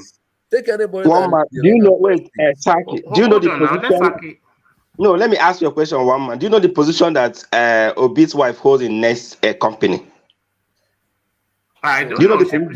She's probably a director. Why would I know the workings of their company? One man. Let's always say what we know. The Obi family is a billionaire before he came to power. Does that apply to you as well? Does that apply to you as well? To say only what you know? Yes, say what you know. All right. So it's been alleged by an investigative journalist that Peter Obi's wife was spending spending Anambra money like she was some empress, and that Anambra was their fiefdom. You know, so this is what this guy alleges, an investigative journalist, and you are telling us because you don't know about that is not true. Wait, so let me tell you. So the next one he raised, he said something about there was one you talked about, the emissary, something like that. Yes, when he was ferrying raw cash, 200 million. All right. Maybe on his way to his Virgin Island. Okay. You know. Okay. If that is truly correct, right? What do you mean if? No, do you know it's factually not to be? No, I said if it is truly correct. It is truly correct. You know, the question I will ask: what has EFCC been doing since 2014 when Obi left office till today? Well, it's under investigation. Till he's proven, you know, till it is proven beyond doubt by EFCC or by a competent court that is actually correct. I will accept it. For now. Okay, so sorry. Does that standard apply to everybody?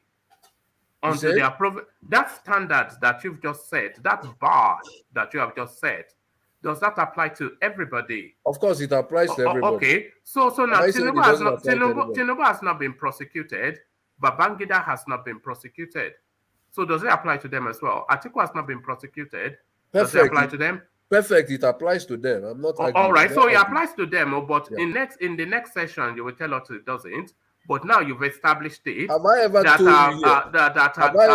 that Peter Obi, a documented fraudster, because he has not been convicted. Have I ever come here to tell you that Tinubu was convicted of anything? No. At least you said that bar now, but I'm sure we will, even in this session. I've never come here. What I'm telling you is that I read an article written by Hyundai, and that very article was professional. Because so that one was professional, but this one is not. I'm telling you why I the one that condemns Tinubu is professional, but the one that condemns your principle is not. It was. Can you see the double standards? No, I told you, I'm just analyzing the article, right? It was properly referenced. But this one that was written by this Omatseye, if you are reading that article, it is like just an essay without references. So if you are going to do publication, if you are an academician, exactly. Are you listening to yourself, brother? Yes. Are you listening to yourself? It was not referenced. So the one the other guy wrote is tenable. But it was referenced. Let me make my assertion. This is what we get from the IPOB. Let me make my assertion. Then you can One man, I will soon leave. Let I know you don't want now. Will you let people speak? We can. Are you talking to me? All right, one at a time. Yeah. Are you talking to me, Thomas? No, I'm talking to Zaki. Father, please. The one the guy wrote about Tinubu, that one is tenable. But this one he wrote, let me finish now. Listen first. Listen, my brother. The one they wrote about Tinubu. Let me finish. Then you can counter me. Now you keep saying let me finish, and you're not just finish. Yeah, the one they wrote about Tinubu is tenable, but the one they wrote about Obi now is not tenable. Is that what you are telling us? No, that is what he just said. That is what he just said. But carry on. What I said? Is that not double standard? No, is it what I said? Did I say it is not? No, you said the one written about Tinubu was professionally written. The one written about Peter Obi was a hatchet job. But he gave a reason. Wait.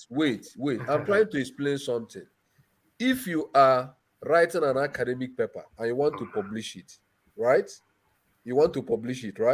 Don't you have references? Don't you reference your work for people to make references to any citation you do in that very work?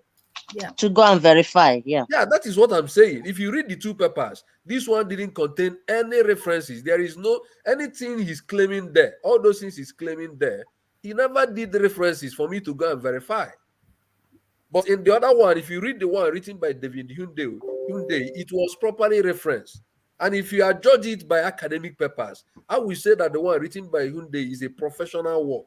I'm not aware that a newspaper article is an academic paper, and I don't know that it is the norm. I don't know that it is the norm that newspaper articles come with references. No. You are publishing something, right? And you are quoting figures in your publication. You are making it so that the public will understand. We like find merit in what you are writing. You should make anything you say there, any claim you make there, you should reference where we can even go and see it. Hey, that is how newspaper articles are written with references. But did you see the one published by that David Hyundai? No. Is that how newspaper articles are written with references? I've read a lot of newspaper articles, foreign ones and even Nigerian ones. I see how people make references. They will say according to this. They will say according to this, page this. They will reference those things. Yes. So can I just say one thing? Well. Let Maria come in. Can I just say one thing? Thank you, sir. Can I just say something? Now, we have to understand how newspapers work. You have primary newspapers, which are the gold standards. You've got secondary newspaper, and you've got tertiary newspaper, and you've got the rest is rubbish. So it depends which one you're reading. So the lower you go down, the more likely the information has been diluted or it's been misleading. So it's good if you go to the tertiary newspaper like the Daily Telegraph, the Guardian. Where would you bracket the Mail, the Daily Mail? Daily Mail. The Daily Mail is not a primary newspaper. All right. So it depends what you read. And obviously the journalists, they thought they have a union. So they have to make sure that what they write is accountable for, because obviously they can be sued, etc. So you got to judge. You can't read just a magazine or comic magazine and think, oh, what they say is right because, you know, they've written it down. No, newspapers are divided into primary, secondary and tertiary in that order. And obviously the primary newspaper, like a research journal or medical journal, which has been stamped and verified. No, a medical journal is not a newspaper. It's an academic publication. Yeah. Yes, but it's like rating it. Same thing with the newspapers. The primary newspapers, you've got the secondary, you've got the tertiary, and you've got the rest, which is usually a bit of rubbish. So which ones are the tertiaries? The tertiary ones will put the Sun. Sun newspaper. So okay. You're not going to read something about Nigeria and then take it for gospel, would you? You either go to the primary newspaper, you go to the primary source of that information. No, but also the reputation of the author, who has an established reputation as well. Yes. Somebody who writes for the Sun would not be unlikely to be writing for a primary newspaper. So the different levels of journalism. Yes, it's not necessarily the publication because we don't really, because this guy published this essay, which is then copiously replicated along other publications. So I don't know where he primarily wrote it. He might even have written it on a social media platform. But this chapter, he published is in a Nation newspaper. The Nation newspaper, which is a decent enough newspaper, but the reputation of the author is a stellar reputation. So it's a stellar reputation. It's a reputable journalist. It's owned by Tinubu. It's owned by Tinubu from Tinubu's camp. Yes, and then also you got to think about the journalist. What is his biases? Is he pro right wing or left wing? Is he pro the north? Is he pro the east? Is he? So you've got to look at all those information when you take and read an article. Or it could just be pro truth and equity. No, he was Tinubu, and I will tell you why. Just he wants the truth to come out. So it depends. You've got to look at all those factors, and you've got to look who's he writing for. You see, because Maria, there's a lot of embellishment around the Peter Obi narrative, and you know the tragedy is that people, as an individual, everybody loves Peter Obi. I like him. It's a decent enough chap, well presented, well spoken. I like the cut of his jib and all that. But the embellishment around this narrative, it rankles a lot of people. Because they come up with all this highfalutin, which a lot of people consider to be nonsense, and very quickly we've unpicked a lot of it on this platform. Not because necessarily we want to do Peter Obi down, but because it just rankles. They just come up with all this fanciful, made up, somewhat nonsense. Because Peter Obi is not known to time and space. Yes. It's been in senior politics in Nigeria for what, going on 2-3 decades. It's not an unknown quantity. So why are you trying to rebrand what we know and obfuscate and pivot what his records are to something that it is not? So this is what leads to people like this going to then unpick, because they've documented. There was a time they were telling us that Peter Obi was voted the best governor in Nigeria by the Bill Gates Foundation. Yes, a total lie.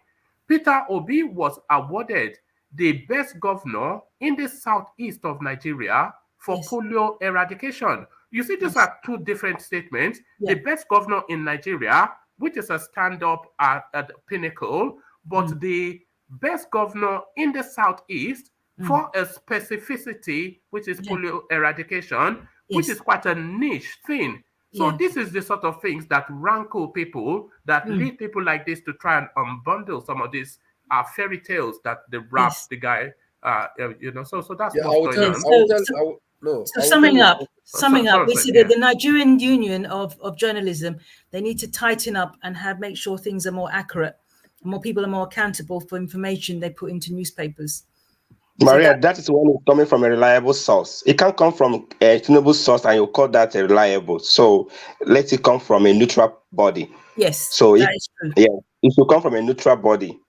Yeah, I agree. Yeah, so all right, back to you, Saki. Yeah, what I'm saying is that if you're writing because what we are doing is an investigation. You are doing like it's an investigative journalism, right? So when you are writing things like this, and you are saying that somebody did this, try to tell us the source. If you say this person stole this money, say the source of your information. You know, you don't just make statements that is just empty, you know, in a public domain. That is what I'm trying to say. And let me tell you something, one man. This Omatseye you are talking about, there was the very day he granted an interview on TVC. I saw him on TVC recently, around 3 weeks ago, thereabout. There was somebody he called. The person came from South either Rivers, and he was saying something about P2B. He was asking the person about P2B, and there was a statement he made on TVC. And when he made that very statement, the guy said, "Sorry, Omatseye, can I reply?" Omatseye laughed and said, "No, I will not give you time to reply." Because he knew that Omatseye knew that what he was saying is wrong. He was just trying to demarcate P2B in that TVC. You know, that very day after listening to that, and I said, what kind of journalist is this? You know, do you know what he said? He said that P2B, that Anambra State was using is it Access Bank, you know, to save money, which is a bank belonging to P2B. I was like, man, you know, how can this guy make this kind of claim? This is a pure lie. You know, this is a pure lie, because the bank P2B was chairman and he invested much in was this Fidelity Bank. But the guy there is the way he said, and even that Fidelity Bank, when P2B became when he was announced governor, he wrote official this thing to resign from all those places he was like chairman, and handed over to other people to manage. But that guy said that in public in TV, and when he said it, the guy he was interviewed said, "Can I reply to this?" The Omatseye said, "No, I will not give you time to reply," and he started laughing, and they ended the program. I was like, how can a journalist be doing this kind of thing? All right. Round off in a couple of sentences, Saki, and then I want to go on to Bia, who is getting increasingly impatient. What I'm saying is that let's read that very article, the way, let's read it and take, and like, let's read it with open mind and criticize, you know, constructively. Let's not be misled into believing what somebody, a story he's making just to demarcate somebody and favor his maybe his principal, which is Tinubu, because I know he's working for Tinubu. No, how do you know that? How do you know that? Yeah, I've seen him several times in TVC. Who is the owner of TVC? Well, what do you mean? I've seen that guy several times in Is a TVC. panelist. Who is the owner of TVC? Is he an employee or a panelist? What is this guy like in Arise? What can we call him? He works for TVC and also writes for a Nation newspaper. He's a stomach infrastructure journalist. No, let's not reduce it to that level now. That's what he is. That's what he is. Can you he writes for his stomach. That's just, you see, that doesn't wash anymore. So you might as well abandon it. All this IPOB thing. But anyway, is he a presenter on TVC or a panelist? I don't know what he is. What I know is that why are you saying he works for TVC if you don't know what I didn't say he works. He's a presenter. He's a presenter. I have seen interviews that he anchored. He has anchored many interviews for TVC. My God. All right. Yeah. That's just made up. That's just made up anyway. He's a presenter. One man. He's a presenter there. No matter what the guy has written there, there is something I want you to use this platform. There is something I want you not to allow this platform to believe, you know, and that very thing is about this issue of IPOB and Eastern people. They are not the same thing. I don't want people to come here again and keep saying that The IPOBians, they are not Eastern people. Like they are different from. They are. What I'm saying is that the people that believe in IPOB ideologies, they are different from the whole Eastern. They are not they are a small percentage of the East. So not everybody in the East believes in IPOB whatever. That is what I'm trying to say. Yeah, no, we know that, but we also know we also know the IPOB. No, we also know the IPOBian tonality. There's a tonality. Stop making it to look as if, like me, who is from the Southeast, to look as if I am in the IPOB space.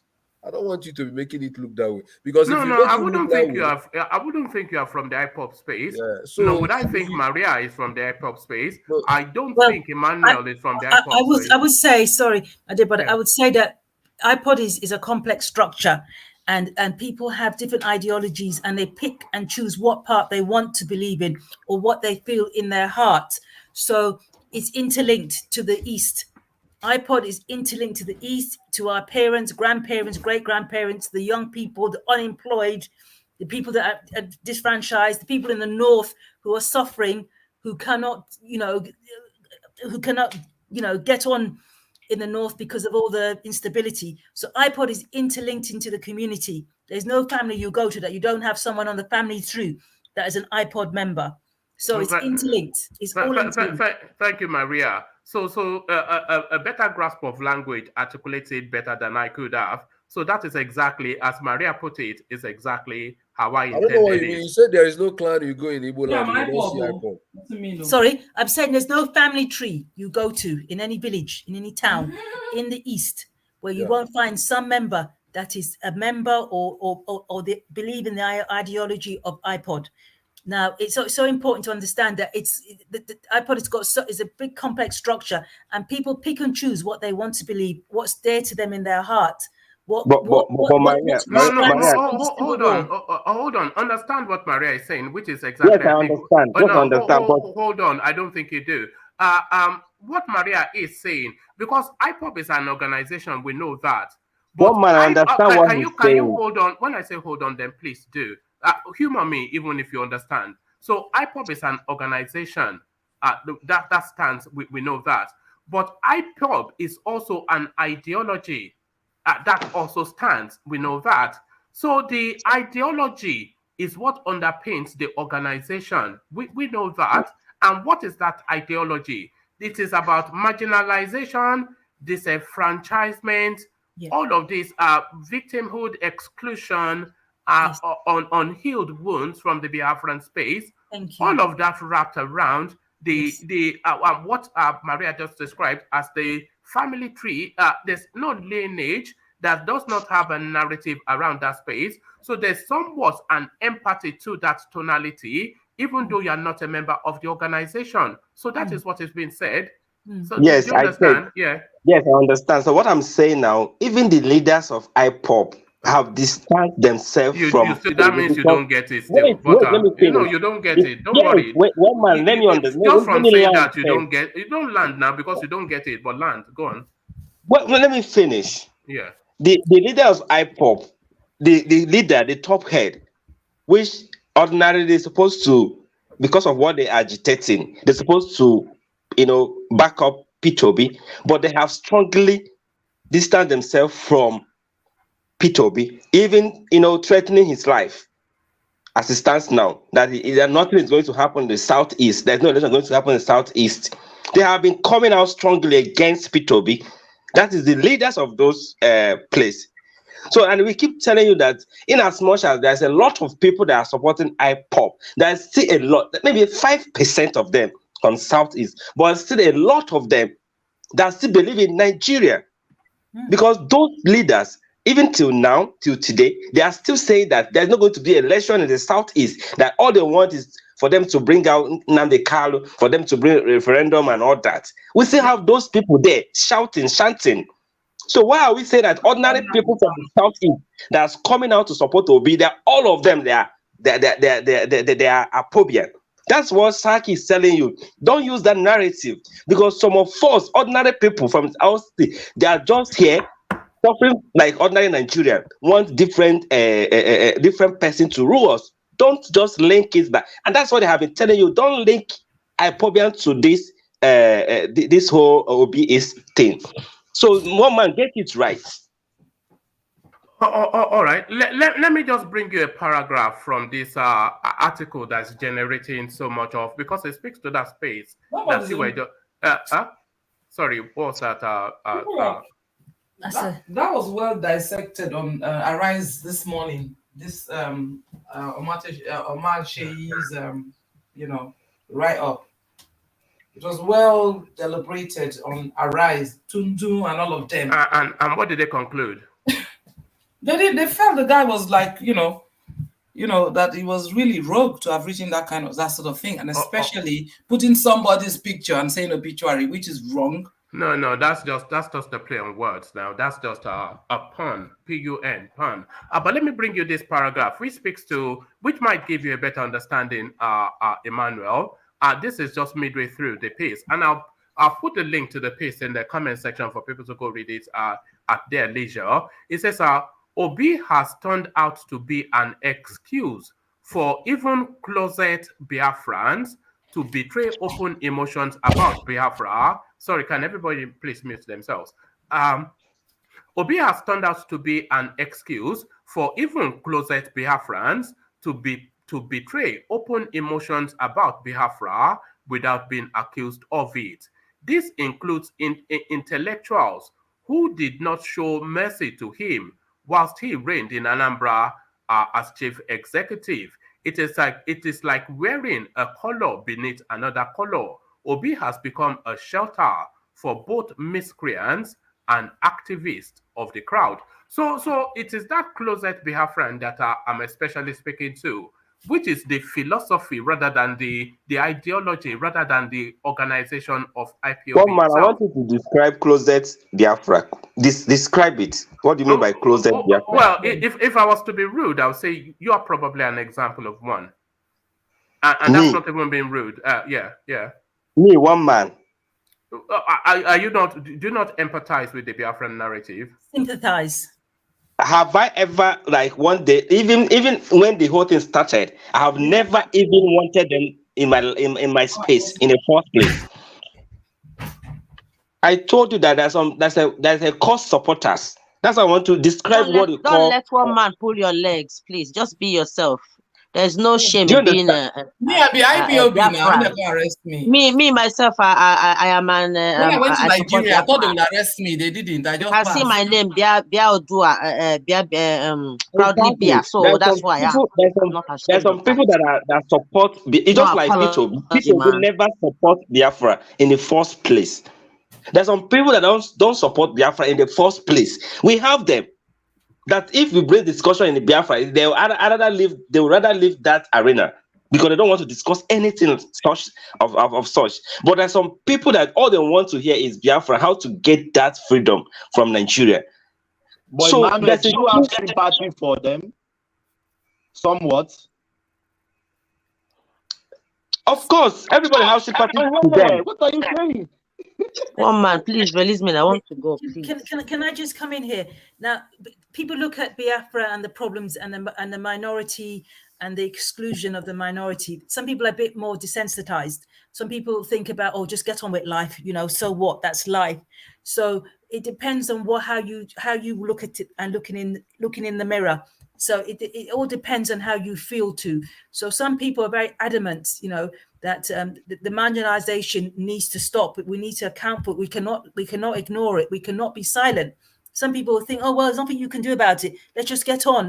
We're a minority, so we top luck. So it all depends. So IPOD, yes, they've got some fractions of it which are not pleasant. You always have that in an organization, and we hope the mainstream will control those fractions that are not pleasant, and try and address constructively the problems of being a marginalized tribe in Nigeria and go forward. But by saying that, I don't want anybody, don't want to hear that, I don't want to, it's wrong. No, those are fake 4 million Igbo people starved to death. That's denying your own race. You're denying your race. We are marginalized. Easterners are, because it's where are you getting that 4 million figure from? About marginalization. No. You said 4 million Igbo people were starved to death. Yes, they were from 67 to 1970. Yeah. So where are you getting the 4 million figure from? From data, from the books that I've read. All right. Now, indirectly, they died. Let me tell you something. Indirectly, I'm not saying they died fighting. 100,000 Nigerian soldiers died in the Biafra War too. Also, they didn't want to go to war and kill their brothers, but predominantly they were starved to death. They were enclosed. Food didn't get through. And they just died. They died indirectly, not directly by bullet wounds, etc. Died because no medication. Children died. They had kwashiorkor, etc. So indirect deaths were many. By starvation, you mean? I'm not sure because the books that I have read, they estimate it to about 1 to 1.5 million. But I'm not sure. I brought in indirectly. No. Please read the Biafra story by Frederick Forsyth. Yeah, but Freddy Forsyth, he writes novels now. Yes. No. All I was saying, it happened. It's not a historian. We have a museum, and there are lots of books written about it. By Okechukwu and his brothers. Yes, by Okechukwu. There are lots of archives about it. So people think, oh no, don't worry about it, forget about it. It's the past. I don't believe it. I don't want to talk about it. They're absolutely wrong. Of course. They're absolutely wrong. People don't want to remember the pain. If you go to Port Harcourt, River State Port Harcourt has the highest rate of HIV in the whole of Nigeria. One of the highest rates. I won't say the highest rate. Where did you get those facts from? No. River State has one of the highest rates. Let me tell you something. Why some of the biggest producers of oil in Nigeria. Please let Maria finish, please. I will get the data. I will. No. I have gone through the data and the journals. HIV, it was ranked up. It was in the 90s, late 90s, early 20s, 2000. Port Harcourt had one of the highest. Not only Port Harcourt, other states. Benue State too also had a high rate of HIV. It's a poor state, but Port Harcourt, which is one of the major producers of oil, has one of the highest rates of HIV. Now that should not happen. The major producers of oil, there should be health centers, there should be clinics for people to walk in and get treated or whatever, have free healthcare, because obviously they're producing so much oil for the rest of the Nigeria. But it's complicated, it's just unfortunate, but we need to address it and talk about it. It's healthy to talk about it. So probably if we talk about it, then things will be sorted out. But by saying, no, I don't want to talk about it, I'm not part of those people, I don't want to hear about it, you're denying your people that died. Sorry, when did the civil war take place in Nigeria? 1967, 68, 69, 70. And how long ago was that? 70. It's about more than 50 years ago. All right. So when how long does it take to heal and move on? Well, I think that people are healed, but they can't forget it, in the sense that it was on left. We had a war, but nothing was addressed. Would you say that some people are still locked in that time and space? Oh, yes, they are people locked. Would you say a good majority are still locked in that time and space? No, I think there was a generation who lost their children. You go to some families, they had 3 sons or an only son, and they went to war and they died. And, it caused the dynamics in the family changed totally when there's so many people died, etc. in the Civil War, indirectly. All right. Because we've had sessions on this platform around that. We've had sessions. Sorry, I was reading somebody commenting about.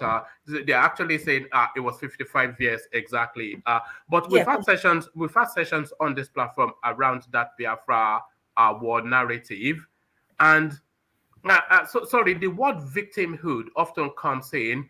That the word wallowing also comes in as well. That people substitute wear this victimhood like a cloak, sort of like a comfort blanket, going on 60 years. I don't think anybody talks about victim. I don't think anybody feels they're a victim.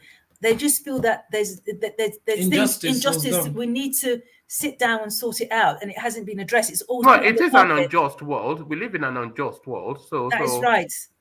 So we just need, the country needs to move together We need to say, okay, fine. You know, this is marginalized tribe. In my state, most of the men don't go to school. They don't go to university. 70% of women go to university, but about 30% of men only go to university. The dynamics have changed. That's awful. They just go out and they do trading. Why is that? Because they feel there's so why is that awful? Trading is enterprise. What no, but means to say they drop out of school. They drop out of school at 14. No. They leave school. You mean drop out seems somewhat? That's what I mean. Yeah. Yes, a dropout seems because somewhat they feel there's no future for them in politics. There's no future for them in the federal government. There's no future for them in the army. No future for them in the police. They feel that waste of time. All right.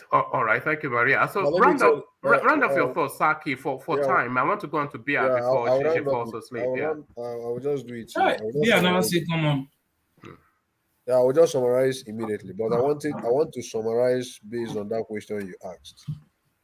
That is, after the Civil War, you know, why are people still locked up in that space? You know, people are not actually locked up, you know.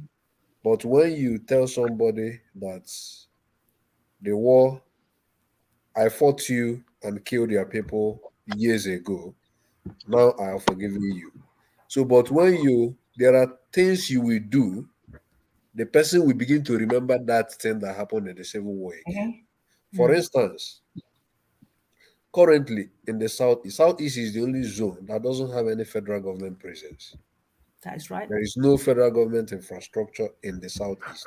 Like the second Niger bridge, you mean? No, not that one. I'm talking about like headquarters. Like you say, like the way we have military headquarters in Kaduna, Zaria, the way we have some headquarters in Lagos, the way we have in Rivers. So all those things, you don't have it in the Southeast. Apart from that, there was something that happened recently in Buhari's administration. The Senate started arguing why. Buhari approved like a loan. There was a loan they took. I don't know where they took that very loan. And they were discussing it in the Senate.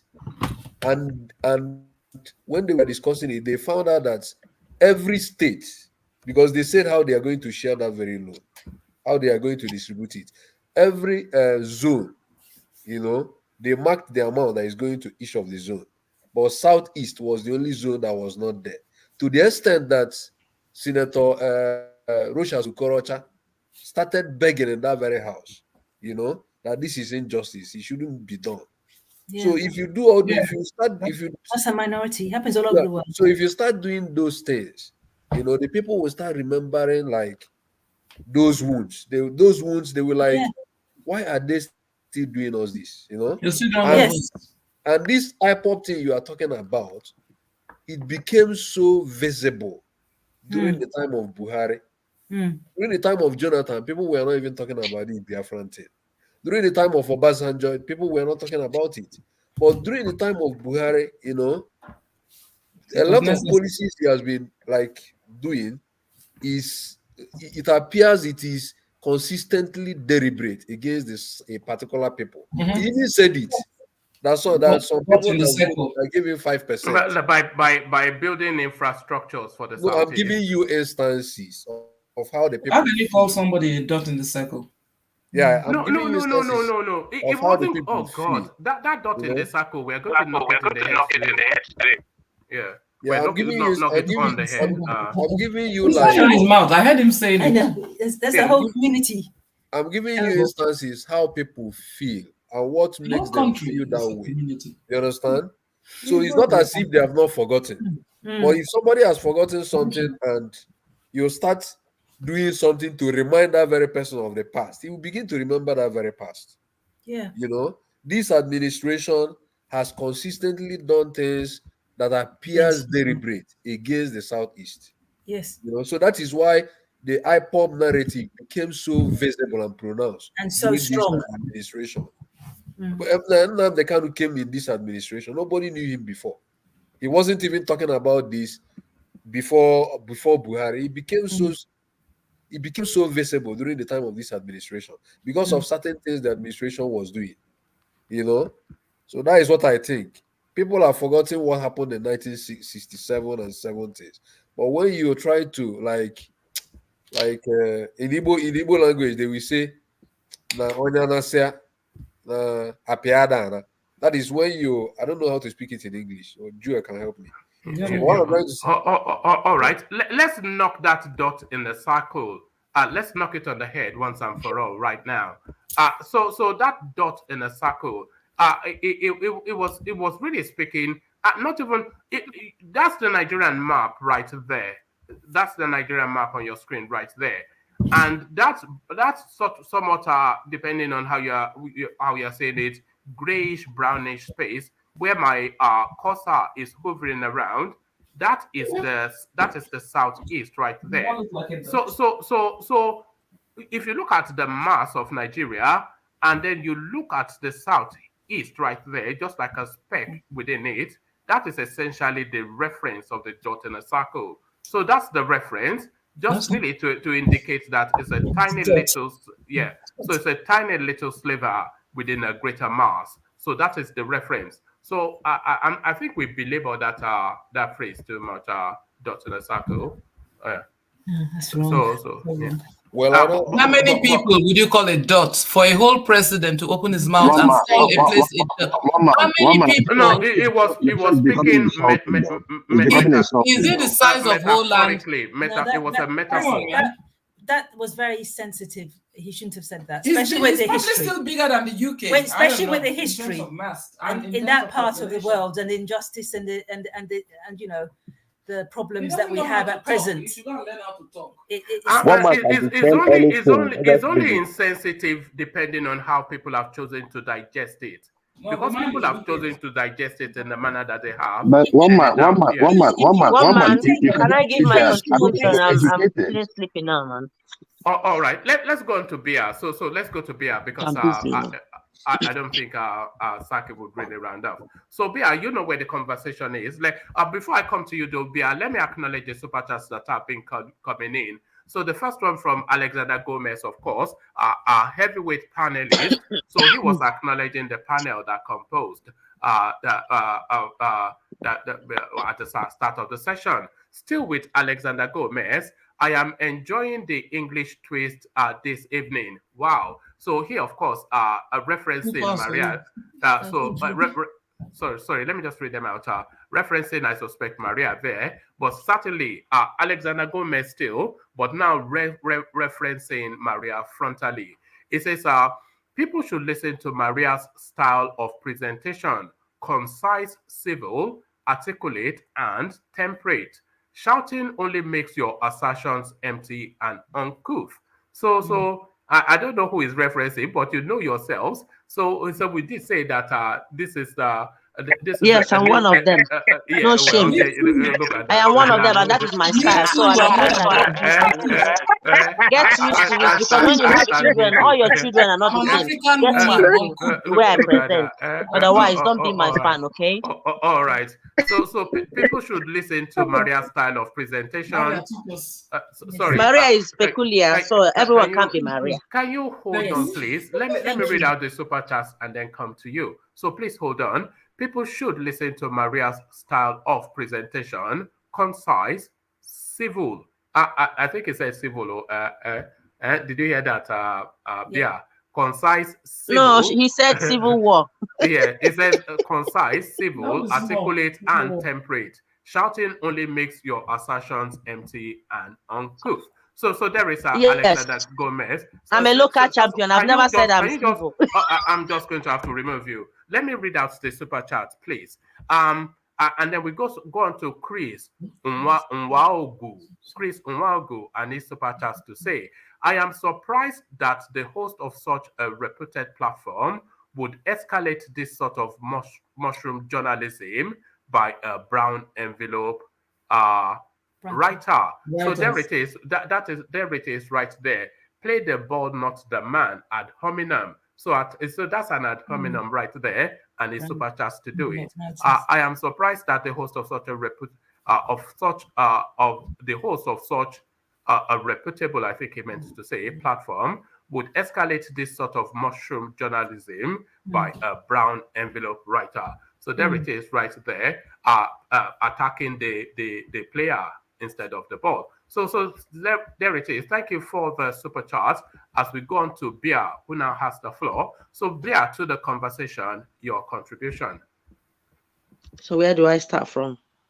Well, obviously, what seems to be agitating everybody, the article by this element that seems, Omatseye, that seems to have unraveled the myth and the mystery around Peter Obi is just another chancer, is what the guy tells us.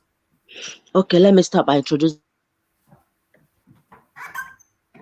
to the panelists and to people that are listening. My name is Proudly Bia, and I am from the ghetto. I'm a jungle babe, okay? So I'm a local champion. I'm not posh. So take me the way you see me, but definitely I have a voice, okay?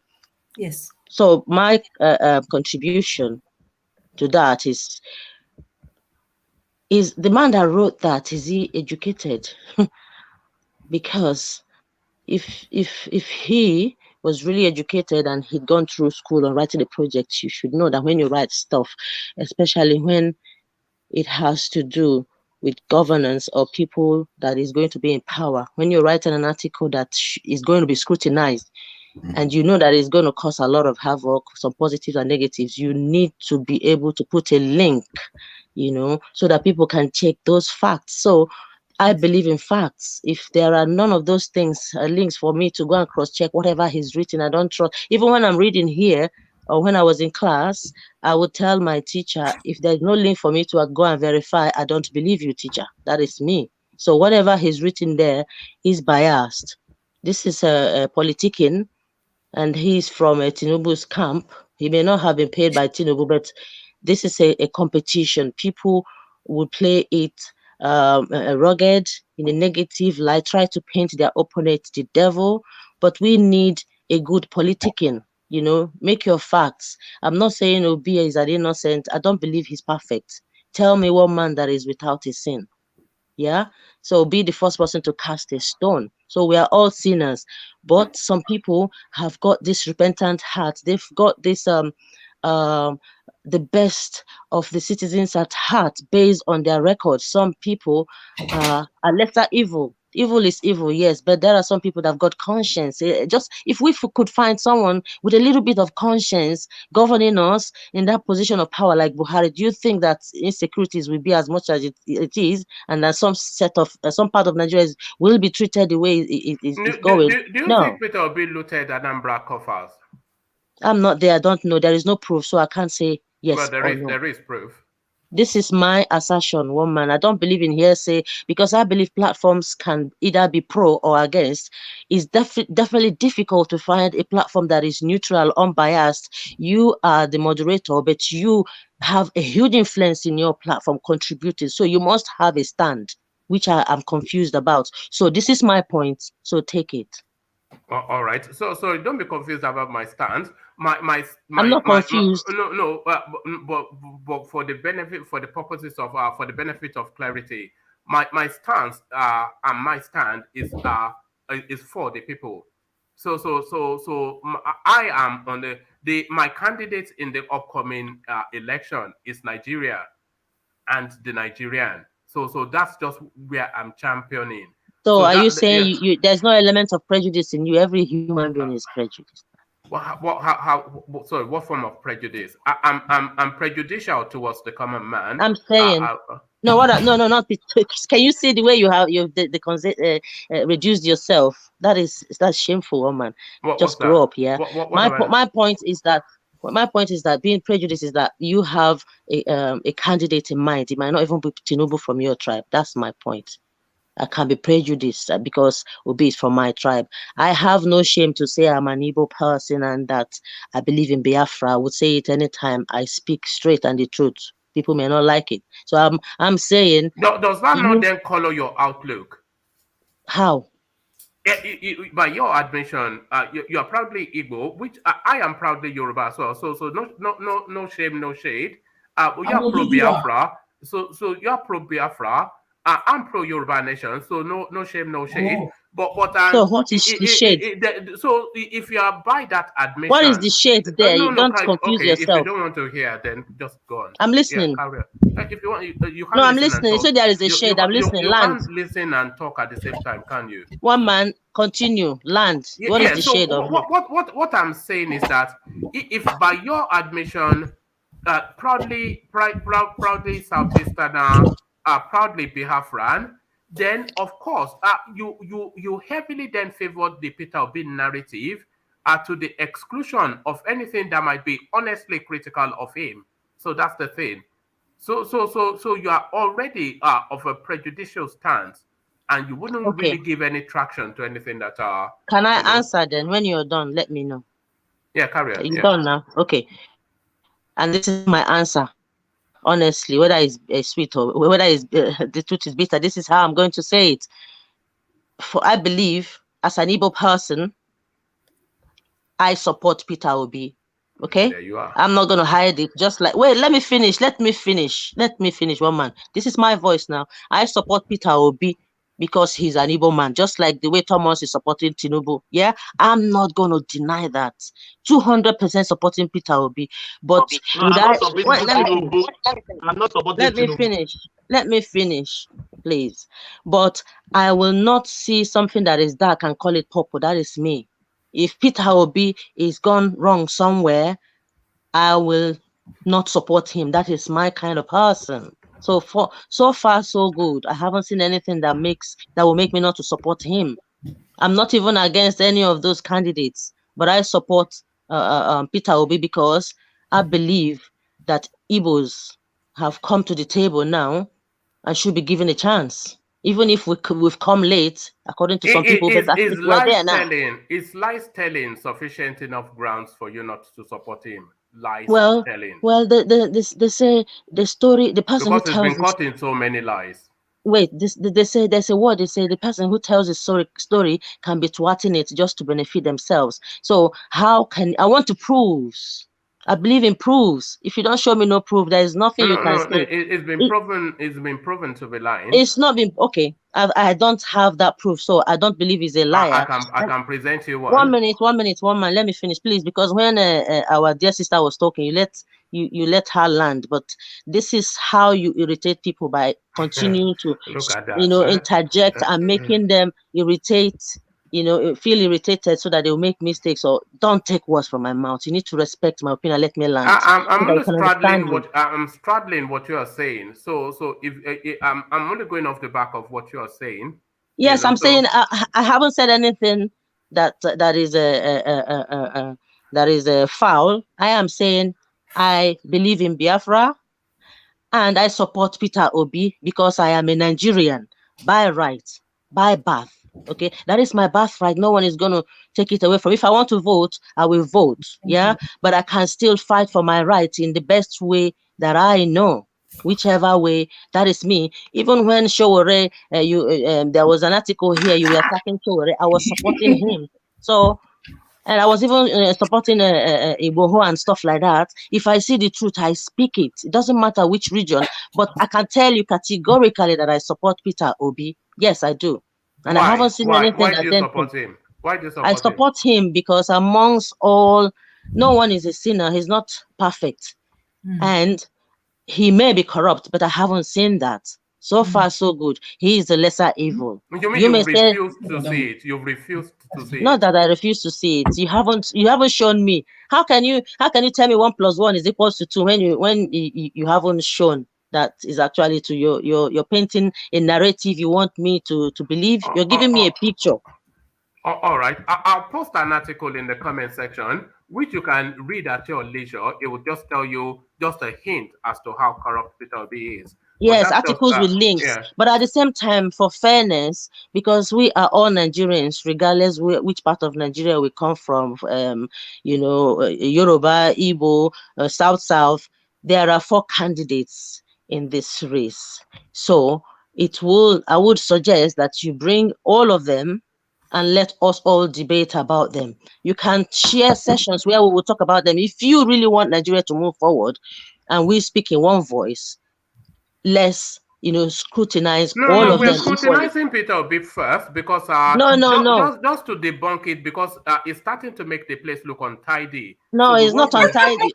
Your platform is so untidy. Your platform is a replica of what Nigeria is today. So untidy. Bia, can you not do that, please? I'll stick with I am the saying the conversation truth. now. You are attacking. No, oh God Almighty. Please. Why do you two always fight now? I don't know why she does this now. We are trying to have a conversation and she will turn it into ad hominem. Ask him now. You have two, I said anything that is wrong? It makes me unhappy, one man, you and Bear, because he doesn't let me land. I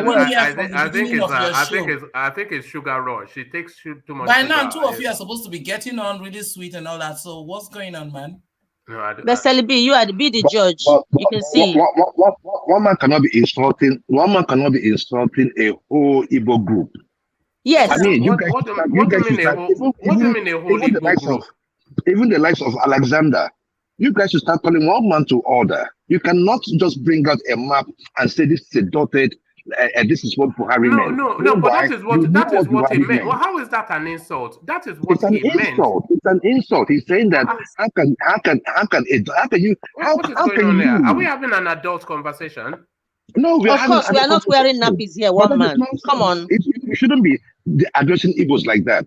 We are far bigger than that. More sophisticated than those people. No. Very more sophisticated than most people you find in the north. Stop it. No. Hold on, Joel. There are mischosen words dot in a circle. Yes, of course. But Buhari, you know his quantity now. It's not the brightest spark. It's not the no. But you shouldn't be seen as an educated person to be pushing the narrative. What is pushing that narrative? You cannot bring that was what he meant. Nonsense. No, that's not what he meant. No, it makes Nigeria unsafe. It makes us. That is a hate speech. How is it hate speech? How are you leaping from that to hate speech? It encourages racism. It encourages instability. Come on, what are you saying? If you do that, can you do that in the UK? You can't do it in the UK. You can't do it. They'll see your ass. Okay, you say Ireland. That is discrimination. That is discrimination. Discrimination. Hold on. Let's go back. Hold on. Can you? No, Joel. Don't do full indignation. Don't do full indignation. So please, let's have some sincerity. What Buhari was saying with that dot in a circle, mischosen set of words.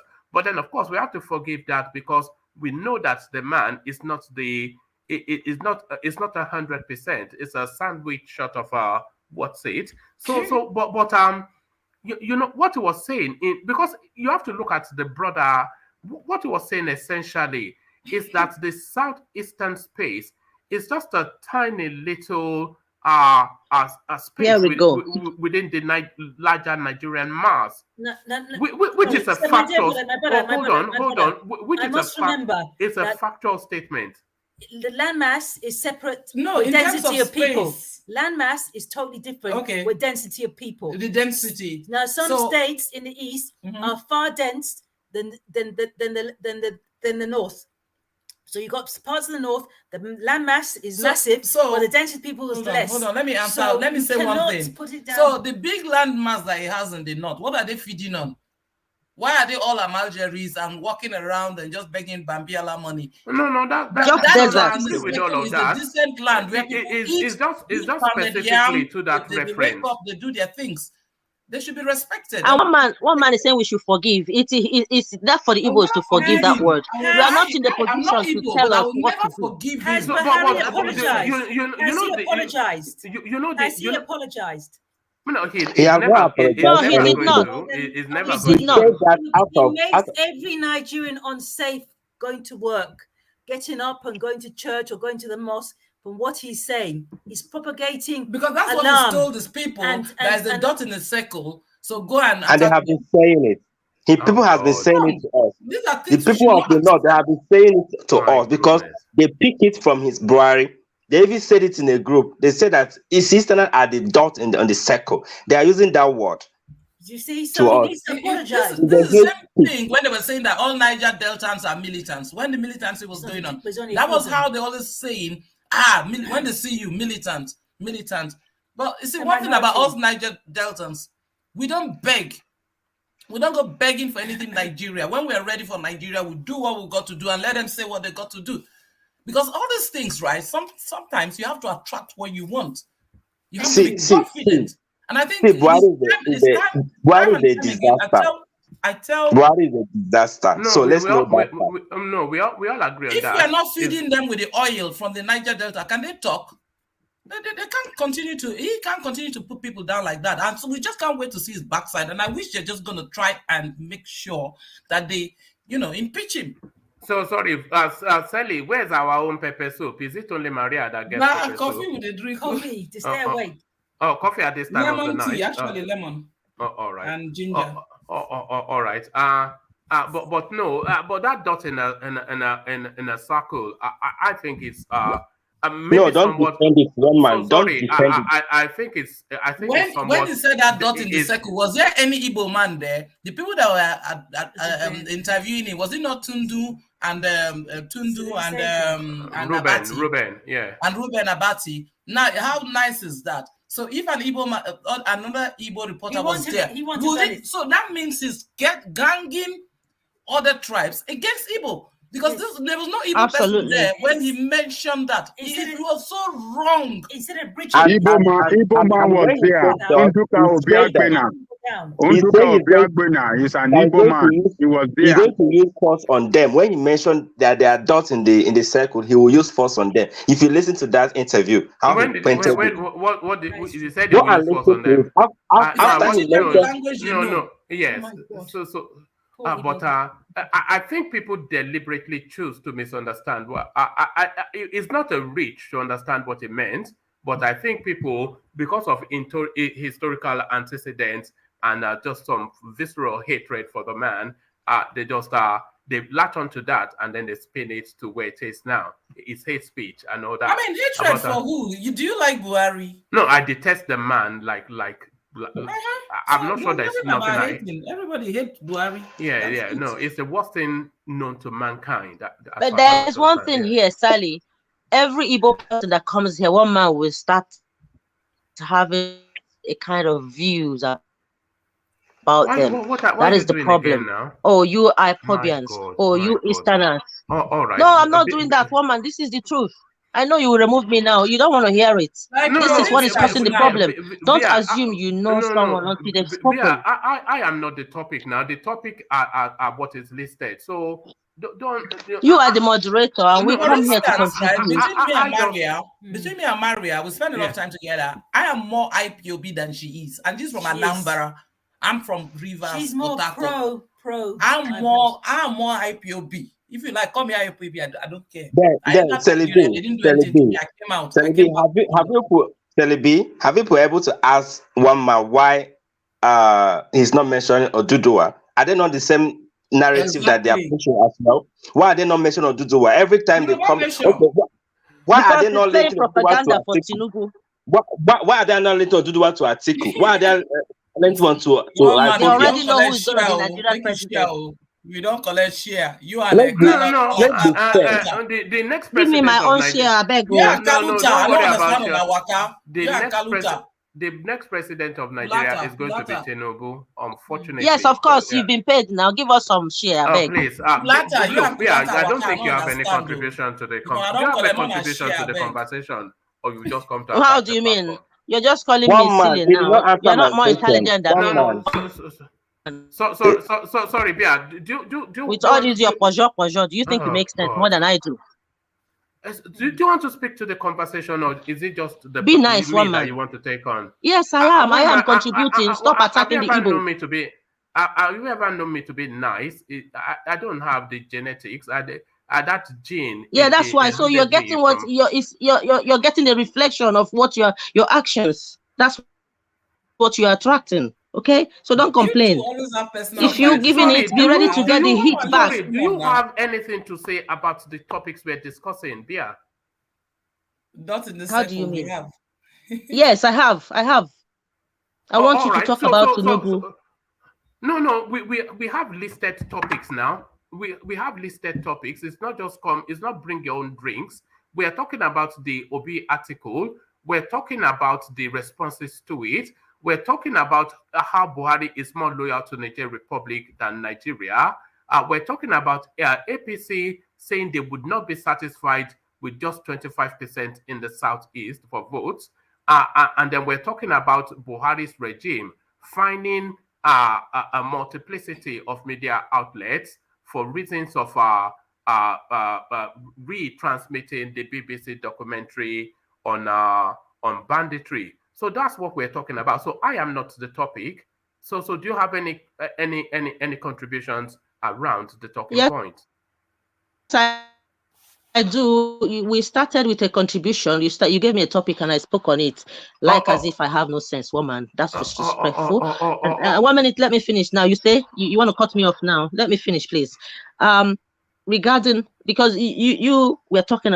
It's a conversation everyone is involved in. Salibi, we're talking about Dottie the second, and I've aired my own view, so it's now a crime. But then again, Buhari trying to rewrite the history of what is happening in Nigeria, protecting his own herdsmen that actually rampage in Nigeria, causing more havoc than any other groups of people in Nigeria. I think he needs to address that, but obviously he's not going to. So everything about Nigeria for me is a shamble. Even the election is a shamble as well. It's a shamble. Unfortunately, I'm born in that country. Unfortunately, man.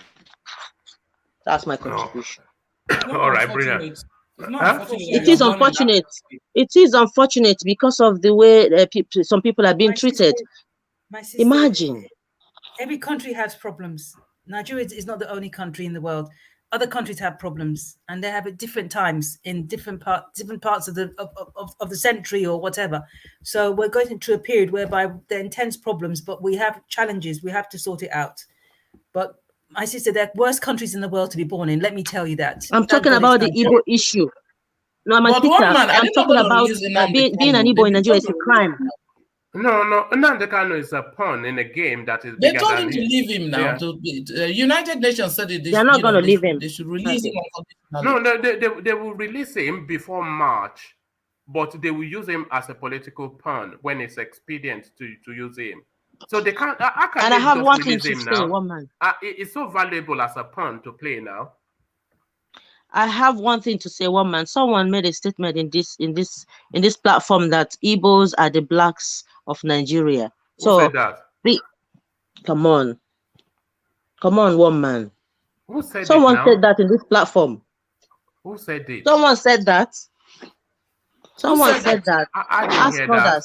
I'm sure that some people must have heard it, that Igbos are the black. And someone has said we are the third class citizens of Nigeria. In this platform, someone told me that.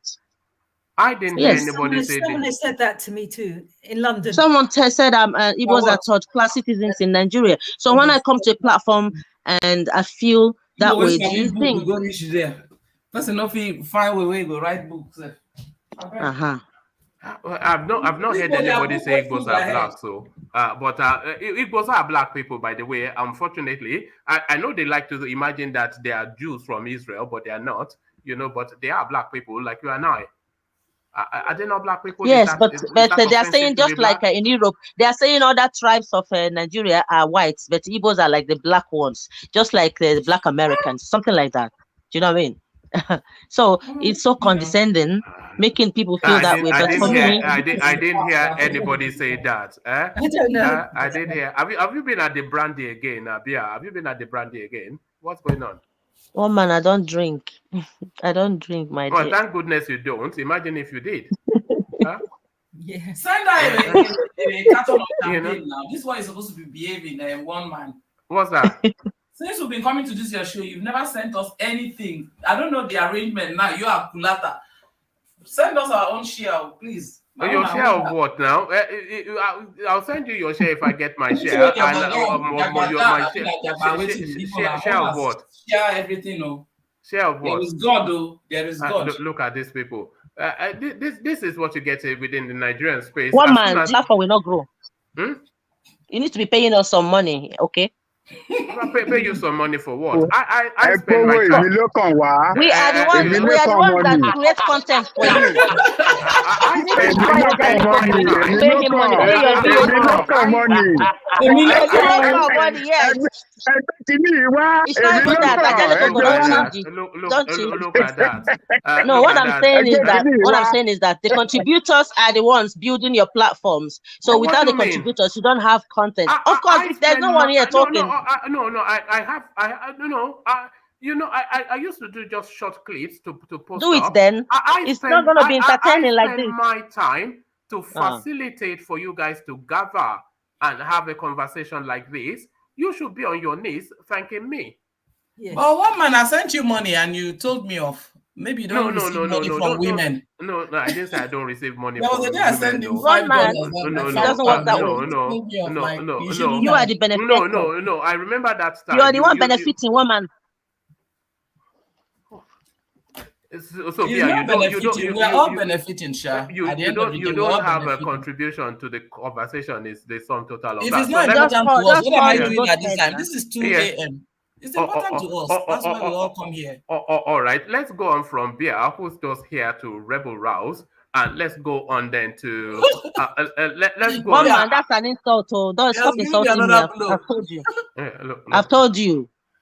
All right, okay. I know you've just come here to show off. So, okay, do a bit of show offing and then we go. So this is Bia Odua. Oh yeah, show off for us a bit.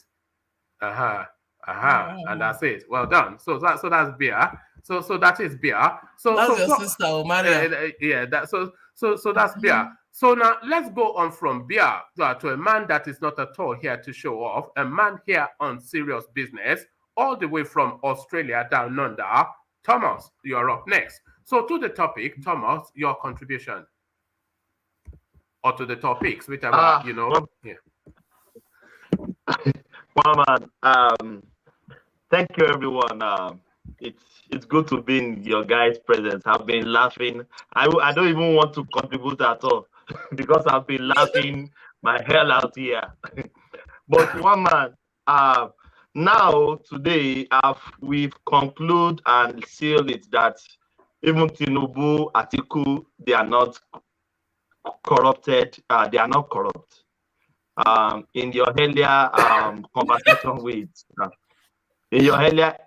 conversation with Zaki, and he make the assertion that since he has not been proven guilty in the court of law, so we can't say he's corrupt. So Peter Obi is in that shoes as well. Everyone else on that what they call it, the politician. So we can assign that to one man.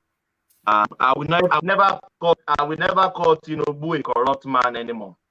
If we can exclude Peter Obi and the rest of them, I will never call Tinubu and a corrupt man.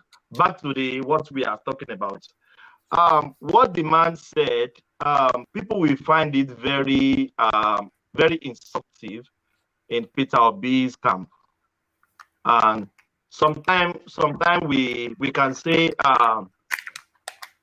Peter Obi or no Peter Obi. What the guy said, the camp of Peter Obi, they will never take it as anything. And you remember Zaki said the other time that the other article they wrote about Tinubu, that could not be tenable. But what they wrote about Peter Obi is not tenable. To me, it sounds like a double standard to me. That is not what I said, please.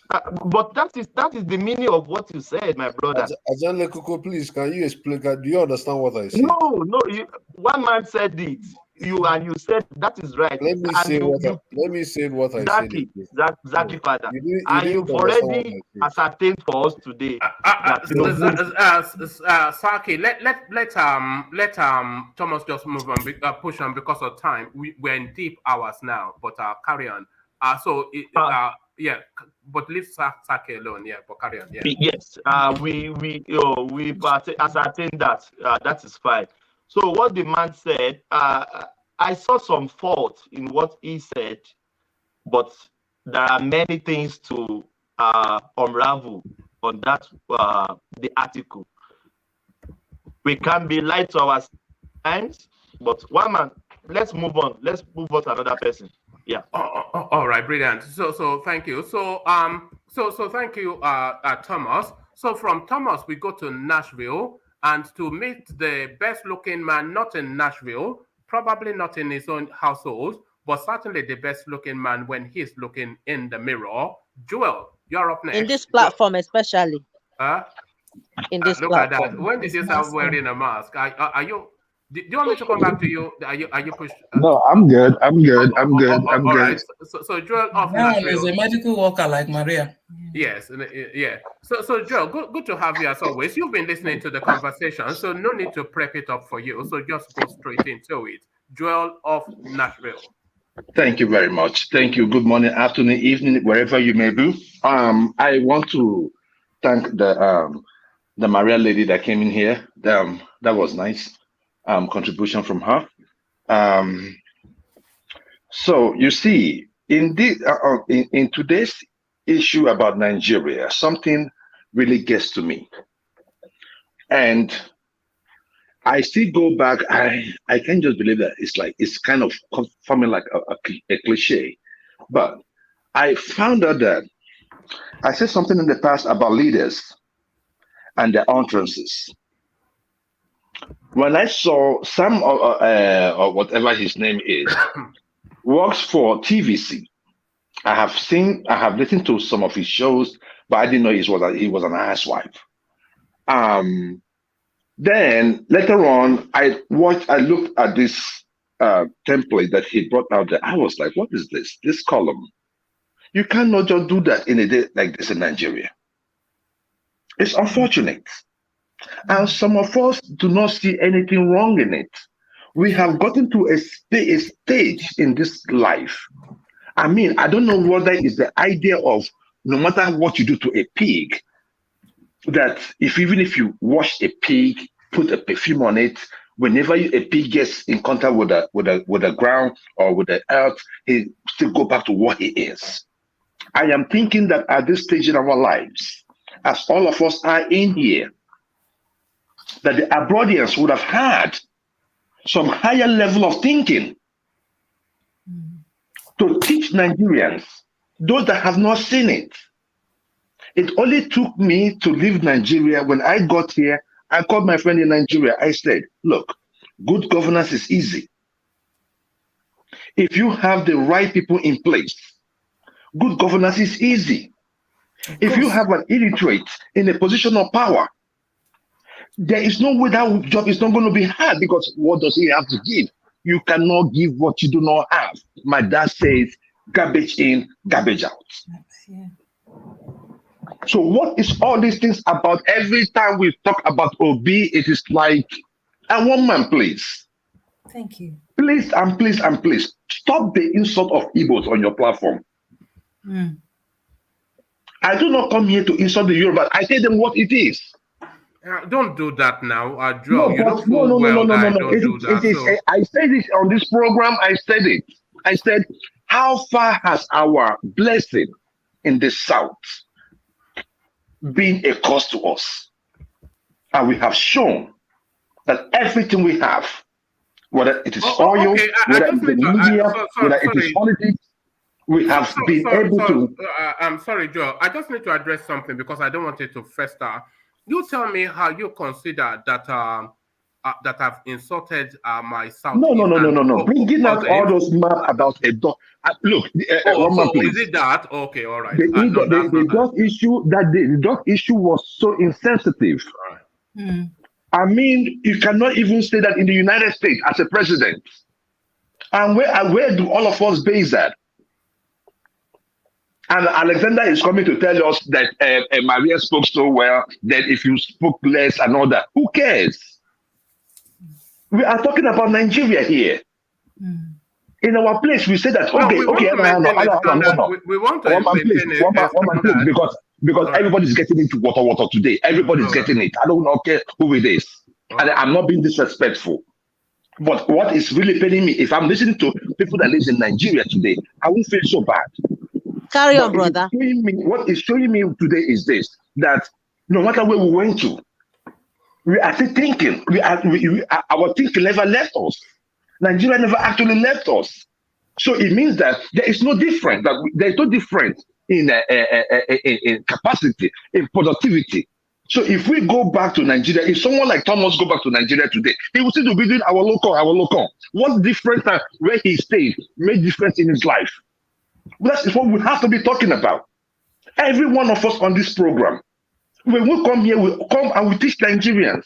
When I came to America, I prayed to God. I said, God, anything good that I've learned from Nigeria, let me bring it to America. Anything bad I have learned from America, may God forbid me to take it to Nigeria. That is my prayer. Whatever good I learn here, I take it back to Nigeria. So I am not one of those people that came to America. I will do like even the Black Americans here. I'll start looking at them. I say, no. I look at them. I want to learn from them. I do not look down on anybody, because sometimes you see Nigerians and you see they carry this same attitude, this same hopeless attitude. And when they come here and they say, oh, this person is this person is this. You forget that the reason why you are enjoying what you are enjoying in America today is on the blood of those black men that were killed during slavery. That is it's true. On the blood it's the blood of Martin Luther King. The blood of all of these guys that do the civil rights. What is wrong with us as a nation that we cannot grow above petty things? It is disheartening. It is disheartening. Listen to all of us talking. Even one man is for you, even justify that nonsense by Buhari. It's inexplicable. Inexplicable. You understand what I'm saying? Let us try to do nation building as elected as we are in the South. That is why I said, if Nigeria is going to be good, it has to be from the South, and it has to be Yoruba and Igbos. I said it. You guys are talking about, the other ladies are talking about what they tell them about their citizens. But on this platform, we listen to Ovi say that Igbo and a defeated group. These are the kind of narrative, and it's being pushed by the Southerners. It is disheartening. With all the oppression we have suffered as Southerners in the hands of the corner, we still see ourselves. Was Bola Ige not killed? Who supported the killing of Abiola? Have you guys not had your own fair share of injustice? Can I ask you a question? Go ahead. Okay. Sorry, I'm not being. But do you know what full indignation is? FAUX indignation. Full indignation. Explain what it is. I don't need to answer this question now. One man, but I'm not thinking straight. And then I'll ask you another one, and then I'll explain both. Do you know what righteous indignation means? Righteous indignation. I know what it means, but you can go ahead and explain it. All right. It's all wrapped around the same meaning, and it's all wrapped around your narrative. So I'm not quite sure the depth of feeling as you're expressing them. I think you mean the Igbo narrative. No. I'm talking about. Are you putting it on a beat? Yeah. If somebody is talking, I don't know who you're talking to. That's Celis talking to her friend. But okay. Are you putting it on a beat? Is what I'm saying. Are you hamming it up? No, this is the thing, one man, please. I don't know where your question or whatever thing you're asking me is coming from, but the thing there is this. What I'm just saying is this. I do not have any problem with vetting Obi, and I told you if there's any clear message or information that indicts Obi, then my support for Obi will reduce. My support for Obi did not come because he's from Igbo. My support for Obi came from the fact that that he is capable of doing the job. It doesn't matter. Like I said it the other day, it is not like if Obi does not go to power that we are not going to feed. I have told you guys long before now that we are going to feed as Igbo men. It doesn't matter what the situation is, whether it is a production, whether it is consumption. We are going to be a big player in that. But what I do not want is whenever we still have this narrative where people still think that the Igbos are a defeated group. What makes us defeated? Because we cannot be the president? Do you buy dollar differently from us? Do you eat differently? Do you buy from a different market from us? Why is it that every 4 years Every 4 years, we come and we keep talking like kids. Every 4 years. After 2023 now, everything goes back to normal. You go and buy from Igbo man, the best person go back to buy from Hausa man. But before election, when election is coming like this, everybody seems to lose their senses. It's not, we cannot go on this way like this nation. If we want to be the nation, then we are here for the right reason. If you're going to come here and keep talking about, Obi did this one, let's state it on issue. Just like the issue of that, the response by that was wrong. It was wrong. At least if for anything, tell us something. Not just say, at the time I was trying to call them a slack in the past, but I said, no, it's not going to sell. If there are little secrets that are confidential that you know, keep that one aside. But the solution to the problem will not be only that little secret. There should be other things that you can talk about. You can talk about technology. You can talk about increasing the personnel. You say there's a lot of difficulty around the Peter Obi narrative, Joel. A lot of difficulties. And I can just examples. So the build up to the Peter Obi narrative itself, a lot of difficulties people have with that.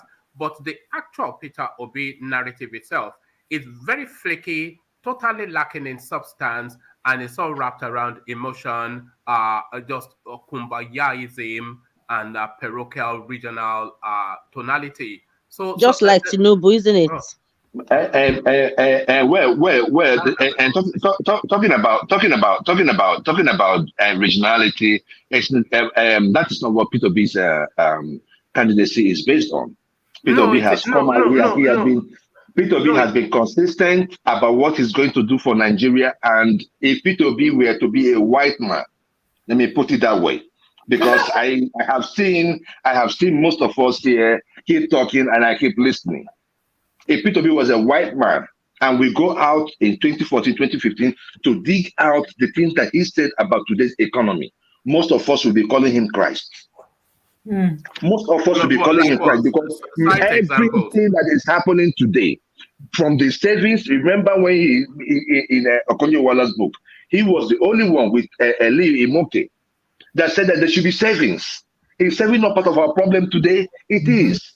Is it not part of the reason why our dollar is up? It is. So if we have someone that is telling us the truth, we are not going to take it because it's an Igbo man.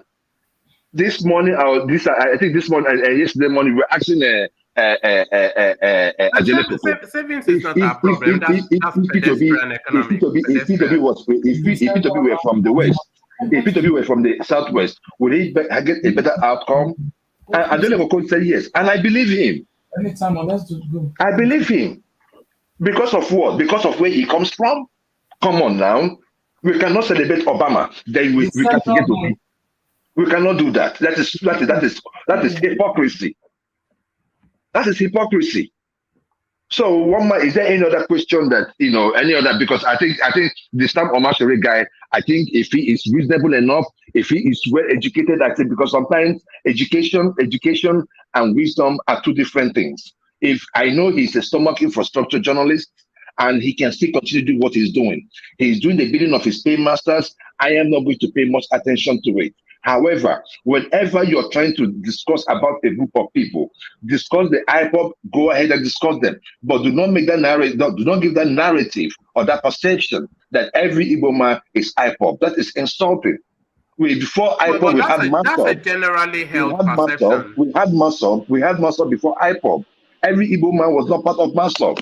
I still have my glances against Masop because that's one of the reasons why we keep talking about the population of the Igbo today. Mr. Joel, can I interject? Go ahead. That's a widely held perception, though. For who? That not the totality, but a sizable, significant percentage of the Southeast, they have some sympathy, if not a lot of sympathy, for the. Now, if you're talking about sympathy, it is different because sympathy cuts across the nation. There are Yoruba people that are sympathetic to the IPOB struggle. There are Hausa people that are sympathetic to the Igbo struggle. there are foreigners sympathetic to the Igbo struggle. Vested interest Because sympathy. as long as it's not vested, but as long as you are against oppression in any form, as long as you're not a hypocrite, the issue of IPOB will be your issue, because they are not acting like Saki said. We do not have federal presence. And you ask, why are these people living? You beat a child and you want to tell the child how to cry? You say, why are the Igbo living in the Southeast? Mr. Can I interject? I'm not going to disturb. Please. No problem. What I want to say is, I want to ask that I find it a bit odd and disrespectful that if Obi was an Igbo, if Obi as an Igbo man was a Yoruba man, would he have been widely accepted? I felt that narrative shouldn't even be thought about, because people are who they are. There is no if or buts. There is no swapping. Obi is Igbo. I don't want to think about that one man, because that is divisive. Oh, right. Okay. Look at that. You understand what I'm saying? You asked me such a question, I will never even answer you. Even I thought Ajala Koko should not even have answered you, because it doesn't. To me, it's divisive. I will tell you, Obi is an Igbo man. It's not Yoruba. So if he's not accepted for who he is, that's so be it.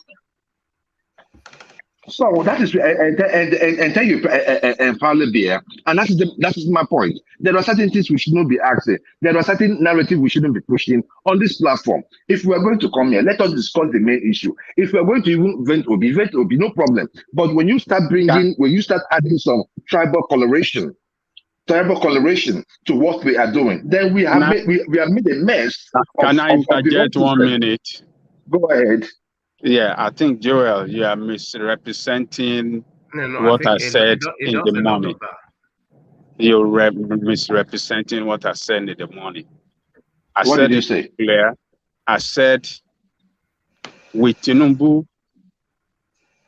at play in the West, there is no way, if Obi were to be a Yoruba man, there is no way he will have any.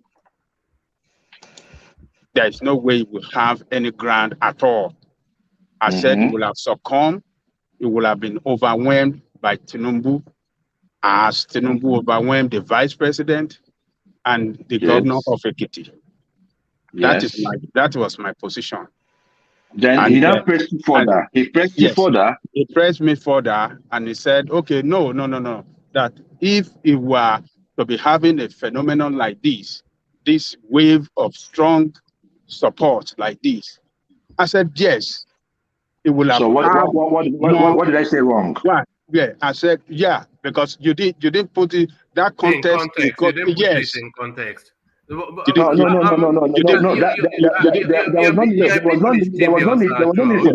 was no need for this context, right? I listened to that contribution. One man asked a question, but Ajale Koko did not answer it the way one man asked it. Yeah, then he now had to twist it for Ajale Koko to answer it the way he wanted to suit his narrative. That's my point. Yes, he was twisted. He did not answer one man the question that he asked. Yes, and it's not Ajale Koko's fault. Wow. That's what I'm saying. So he pushed it. He pushed the envelope. So Ajale Koko was the one that he had to answer the question. Was trying to save one man by being smart because he asked a divisive question that if Peter Obi. So we should not address the elephant in the room. We just pretend like it's not there. There's no elephant in the room that we are discussing. If we're going to discuss issue that has to do with any of the candidates, I don't have problems with them, right? Like I told you, like I have soft spot because I believe that any person that emerges from this election is an upgrade from Buhari. So at least I take solace in that. My own thing is that we have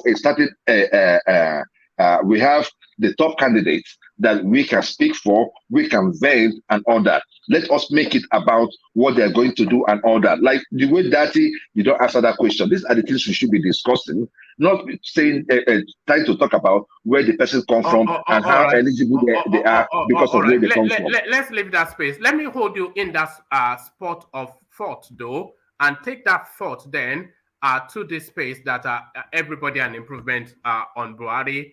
So Tinubu not part of the Buhari regime. Don't blame him. Adams Oshiomhole is the one making the headline here, traversing the media spaces, speaking good of his candidate for 2023. So let me just give you a quick reminder of what Adam said. Former Edo Governor Adams Oshiomhole.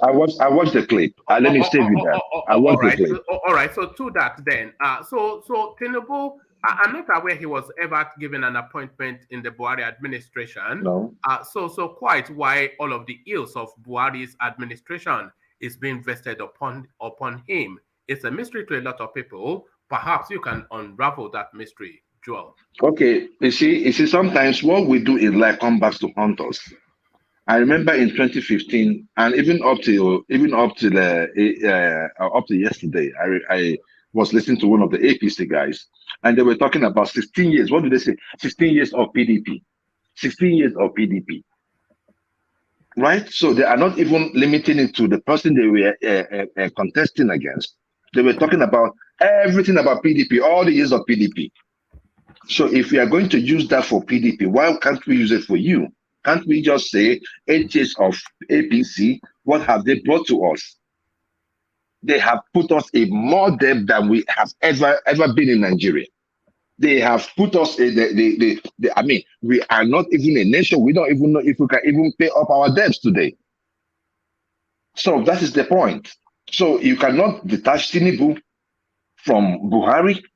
I know that he did not take any political appointment from them, from the Buhari government. And that was because he wanted to be the VP and Buhari refused. So it is not because he didn't want to take, but he felt that being a minister was beneath him. The alphabet money was so much for him. So he didn't need that ministerial position. He believes that with his money, he can get there. And I don't blame him. He made it. Whatever way he made it, he made it. All right. Go ahead. Round off your thoughts. I want to take you to another space, but round off. Yeah. So on the Tinubu part, I listened to that interview. I was thinking that you were going to go into more like even the way Adams Oshiomhole insulted the Khan in that interview. Trying to make the opinion of one of the members, the opinion of all, trying to tell us there is a northern Khan and there's a southern Khan and all that. I don't think that was a good outing for him. He really insulted Christians in that interview.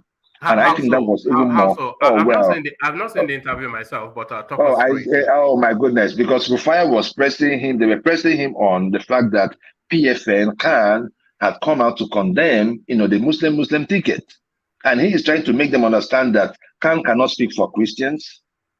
Have we ever seen where Oshiomhole said that an Arewa cannot speak for North, or any group in the North cannot speak for the North? Why is it that when they come to the South, everybody have their fangs out? So he tried to belittle and the Khan and the PFN in that interview, trying to make it look like they are a divided group. We are a divided group.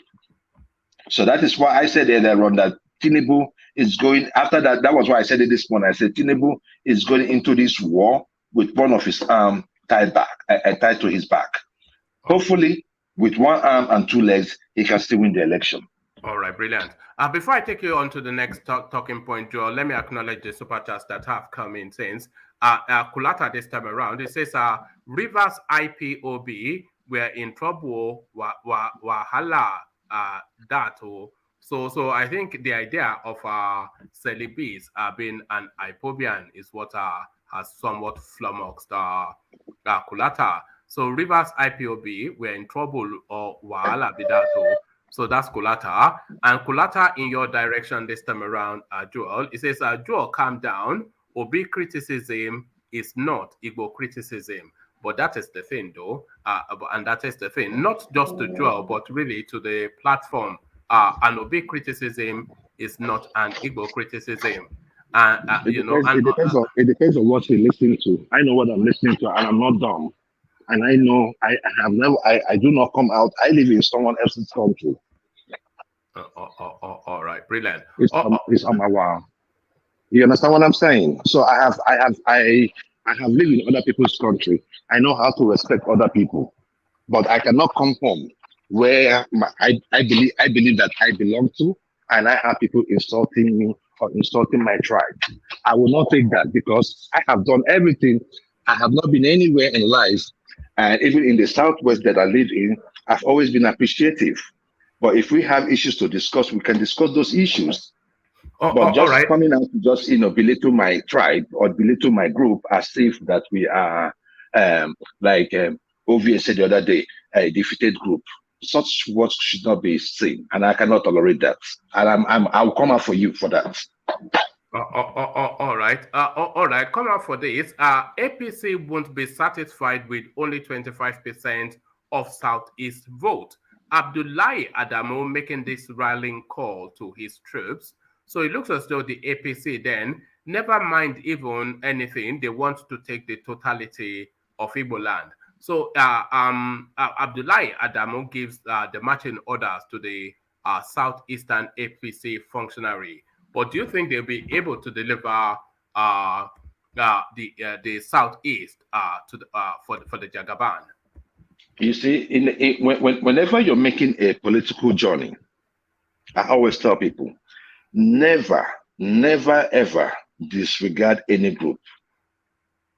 When Tinubu was going about his campaign, I told people, this guy should try, even if it is one state in the Southeast, to go there. But as at there, he never believed that he's going to need anything from the Southeast. The dynamics wasn't like this. It is changing. The demography is changing. Tinubu is going to need every vote possible to win this election. Because already, like I said, he's going into the war with 30% less. So if he's going into a war with 30% less, it means that he is really, really struggling with the numbers. The numbers are not adding up. The division in the party is not helping. So like the things I listed this morning, that is part of the problem they're going to have in the APC, it is springing up. Because for every bad decision you take, you have taken a chunk away from you. And if you listen to that same interview, you will see where Adams Shomele attacked, what they call him, attacked Babachalawa. He attacked, he came for him directly. He told him, he said it there that he stole money from to cut grass. How can that person be the person talking? Well, he did. He did not. Yeah. No. Well, the thing there is that I'm just saying, he's the same person that said that if you have stolen money, if you come to the APC, you're a free man, right? So these are the issues we're talking about. So if Adams wants to be consistent, he has to be consistent with everything he is doing. Because this time around, the internet never forgets. We got all of them in tape on what they were saying, what and at what time they were saying it. So this issue about the telling that people, the APC members from the Southeast, that they should get those numbers. Tinubu is serious about it. He will need those numbers. And like I was telling you guys earlier on, this election will be like an election we've never seen before. And it is really coming out. The reality is not setting up in the face. And that is it. All right, brilliant, well put. Always well put. Very impassioned today. I think this is the most passionate we've seen you on this platform yet, Joel.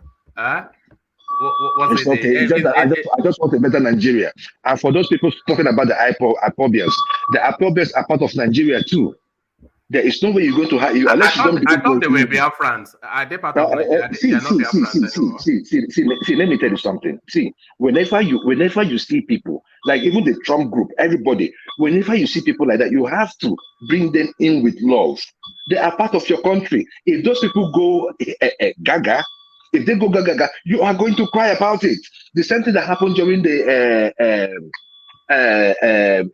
Jonathan Yoradua time with the Niger Deltas. Were you going to wish them off? You're not going to wish. If you wish them off, then you're going to start fighting endless. Are they two-toned? Nigerian by day, Biafran by night? Are they sort of like? No. They have the right to be who. So what I'm just saying is that if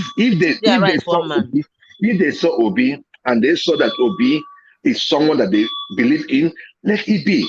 At least we know that if Obi goes in there, that side of the country, that security, let's whittle that one down. Then we can now face other areas that we cannot really negotiate, like in the deep north. Then go there and do the fighting and get our country back. Shall I tell you one thing? Shall I tell you one thing that we both know as categorical, but you will probably say it is not categorical. We both know that as a categorical statement, just as soon as Peter Obi loses that election in February, the whole mass will move again back to the woods with their AK-47. It is the business, and if they accord with those AK-47, I am saying it here, they should be dealt with. That is my thing. We know they will now, because it's a very flaky space.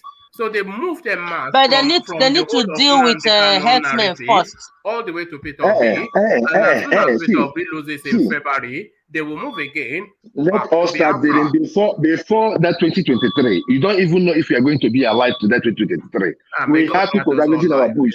We have people ravaging our bush. Let us start with those people. Yeah, let us start with everyone handling AK-47. Let's start dealing with every one of them. Let's not make it an IPOB thing. IPOB is not the only one carrying AK-47. And I cannot even remember the last time I saw IPOB with one. Right? So the ones that have it, that are living in our bushes, that have sacked villages, let us start with them. IPOB is like a little group in the south. The only thing that can help us do, or is they want to. Are you saying IPOB is a dot in a circle? Is IPOB a dot in a circle? I am not saying. I'm saying that the activity is like in a controlled environment. At least we can be able to talk to them. Right, we can be able to talk to them, like Peter Obi said. Even those of the Obi-Tuary nation. I listened to this one on YouTube. Every time he's calling on the Obi-Tuary nation, he wants to bring down Nigeria, like everything, and it is fine. When time like that comes, talk to him, because they are all part of Nigeria, so that we can build a sustainable nation. We can build a nation that is growing. We cannot continue to live in the past, then trying to move forward. We have to look at ourselves. As sophisticated as Nigeria is, why is our country that way? It is very pitiful. People like us are the ones that was going to change the narrative. Thank you very, very much. All right, brilliant. Excellently put, as always. If there's one thing that you can never afford to dwell on, is on being pitch perfect. It's always pitch perfect.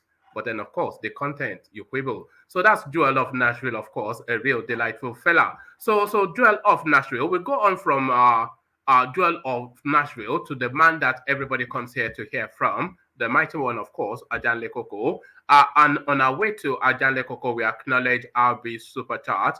It says, same folks that say forget tribe talks about religion. So that is the thing, and the lack of irony, the lack of a sense of irony, or anyway, that's the Nigerian complexity, as you know. So let's go on to Ajanle Koko. Ajanle Koko, I can't recall a session as wild as this. It's a wild one today. Wow. When it comes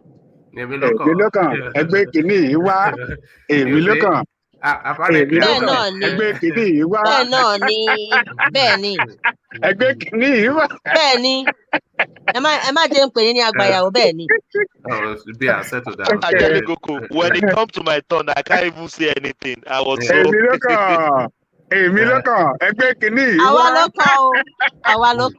Okay.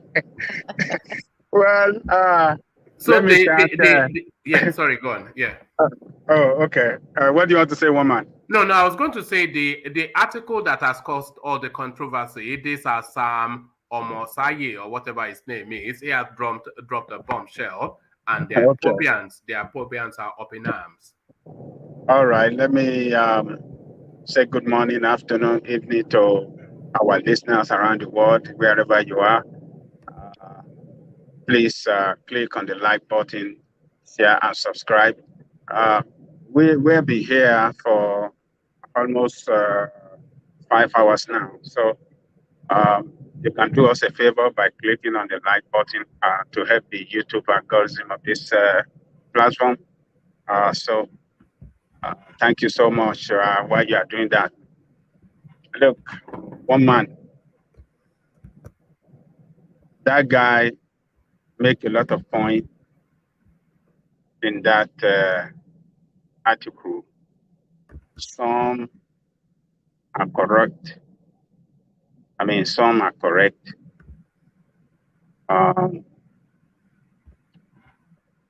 Truthful, while some are not correct. Went to the extreme, you know, on some of the point. And I'm not surprised that he made that point, because he's a Tinubu man, isn't it? One man, I think that guy is a Tinubu man, right?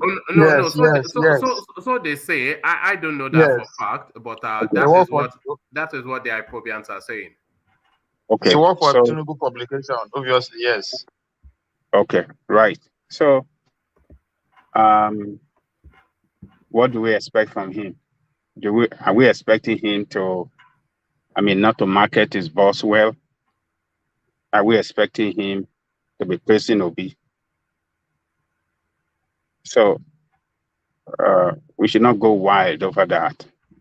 He's just doing the right job that he has to do to market his boss. But but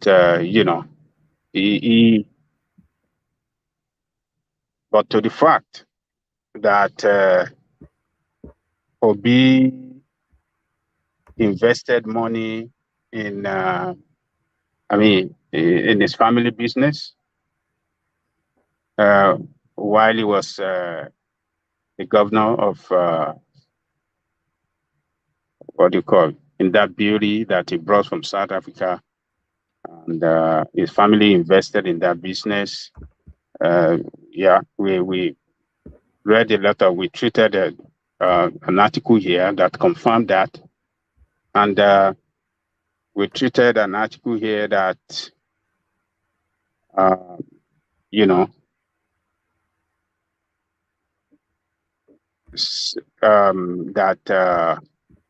reported that Obi did not treat the way Obi handled workers, the state worker, the water corporation, the Anambra State Water Corporation workers, the way he handled their matters. We confirmed it. We treated it here. How he denied that board,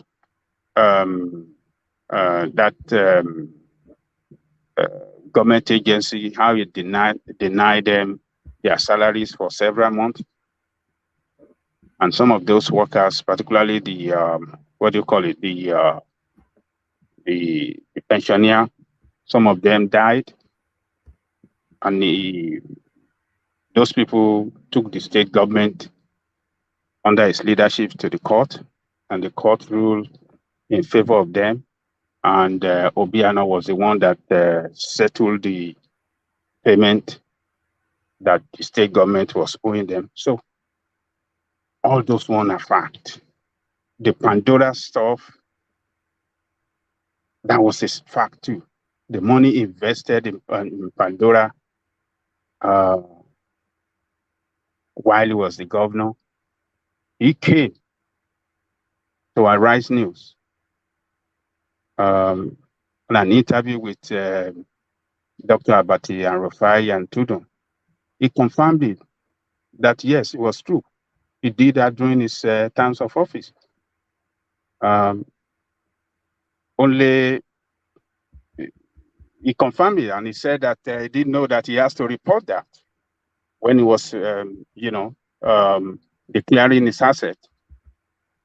And we know that that's a lie. There's no way that you would know. It's been, you work in banking sector, you know what it means when it comes to declaration of asset. It doesn't matter. I mean, his defense was that because his daughter, it was a joint investment between him and the daughter, and that's why he didn't report it, because it's not. Imagine that a senior lawyer, a senior banker, a senior banker. Yeah, you know, that was his defense. He said that because it wasn't solely owned by him, and that's why he didn't declare it. That is untenable. That is a stupid excuse on a national Is TV. it that dumb which makes him not fit for purpose? Stupid excuse, man. Or fraudulent. Is dumb or fraudulent. So there's both. Can I interject, please? Can I interject, please? Yes. One man, come to the insult now. That is not what he said. He said that he cannot declare what belongs to the daughter or the wife, because in his house. No, that's not what he said. That's not. We all saw it. Now, why do you do this now? We saw it now. Come on, man. You were. No, I'm talking about the Pandora paper, the one he imported in rice. I'm saying it now. That's the same thing he said there. He said something like that there. He said that something like that. We know not exactly something what like that. It was categorical. It mentioned it clearly that it was a joint venture, joint investment between him and for both him and the daughter, and that's why it didn't declare it. He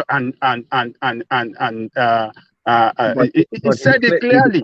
He declared. He said he didn't know that he should He said he declare didn't know, it. but that's a lie. How Yes. can you say that you didn't know? I expect him to know. You're a senior banker. You know what it means. What declaration of asset? Declaration of asset. You and your wife can own an asset. You cannot say because it's your wife, it's jointly owned by you and your wife, and you won't declare it.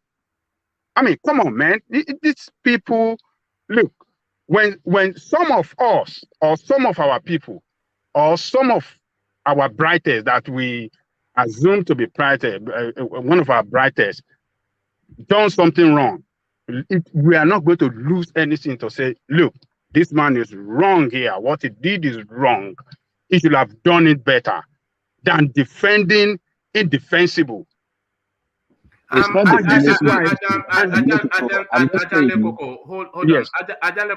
The fact that he attempted to lie his way through, it then brings into play the suspicion of fraud. If his intentions were fraudulent, for him to say such a feeble lie that he did not know, then that's a lie, man. That's a blatant lie. Fraud into consideration. I mean, it just. I mean, when I was listening, I said, "What? What is this guy telling me?" What's the EFCC saying about it, Ajele Koko? It's under investigation. There we go. Okay. Can we allow the law take its course before we keep preempting what the decision will be like? Can we allow the court to finish theirs? So because there is a law and there's a public opinion. But how does that sound to you? How does that sound to you? No, I said. I'm just saying. I'm asking you a question. How does that sound? Is defense? How does this sound to you? I am saying. I said what I said, right? Because I cannot just base everything you say based on what he. It sounds like a fraudster on the road. I know. That was part of that interview. I know there was a part of that interview where they asked him, and he was trying to separate his own business from that of the daughter. The law has its course. Sorry, when they said it's in the EFCC, do you actually know what is in the EFCC, which have been settled for some months now? That was his house he bought in UK. The Pandora Papers. Wait, because when the EFCC came to investigate him about his house in UK, he presented a certificate he bought even before he came down to Nigeria, and that was only case that EFCC investigated him till today, and that's what he said. That was only case EFCC investigated him till today, and he has cleared that case of EFCC. So I don't know where because he has addressed the Pandora since, not even now. So the only new case that came up. What do you mean he has addressed? What does that mean? He has addressed the Pandora, even when he was in Anambra State. He even said it again here. There was no case in Pandora in EFCC. The only EFCC came for him for his house in UK. And he presented to them a document. There is no case. Wait, woman, let me finish. No, you are making up stuff now. So why are you saying let me finish? I'm not making any stuff. I'm telling you, we saw the certificate. We saw when he presented it. He posted it online. Are you saying that the FCC are not investigating him for Pandora Papers? Now I'm telling you now, as far as it's concerned, there was no investigation on Pandora now. The only case that came from EFCC is that house from UK, which he presented to them. Yes, which he presented to them a certificate. I don't know how they are going about it because the certificate read 19. Can you read this headline on your screen from Punch newspaper? Can you read it out for everyone? I can't see it clearly. See it clearly and read it. So you read it. I want you to read it. One man, I can't see it because of the time because I'm on my phone. All right. Pandora Papers. EFCC opens probe on Obi-Tuary, NPA boss orders. This is why are you saying it's not under investigation? This is not recent. So why are you saying it's not under investigation? This is not a recent investigation. No, one man, understand what I'm saying. I said EFCC came as of last month. As of last month, they investigated this man. I'm not talking about 20 past years. I'm talking about his house in UK. That was only case. I'm not talking about his house in the UK. I'm talking about Pandora Papers. I'm telling you, that was the one we know that EFCC investigated him, and we saw it online. We saw it everywhere. I'm not talking about whatever it is that you are talking about. I'm talking about the Pandora Papers that Peter Obi is presently, as we're speaking now, under investigation. No, he's no longer under investigation. It was when did they close? I'm telling you, when did they close the investigation? Peter Obi said that his case, there's no case in the only case. That's how he put the only case that. Wait, one man, let me finish. Newspaper line. Because maybe the case has finished in 2021 till now. I don't know why I'm bringing 2021 till now. But how he put it, that the only case that has been investigated is his house. Bringing 2021 into 2022.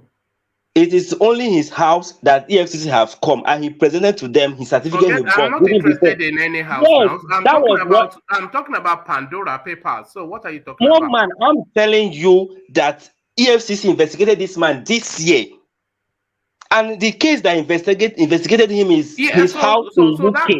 That tells you that he's on multiple investigations. So he's a serial offender, isn't he? Is that what you're saying? Yes, but Obi said that. So he is a serial offender. Thank you. We knew that. Wait, one man. I know that you don't like Obi. One man. He's not found guilty, so you can't call him a serial offender. One man. Take that. Well, he's under investigation. And apologize. For Pandora Papers.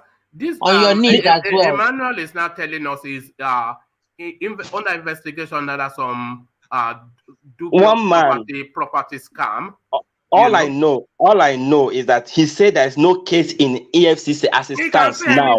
It's a pathological. He lies all the time. We know one man, you too, you lie. Everybody lies, including Peter Obi.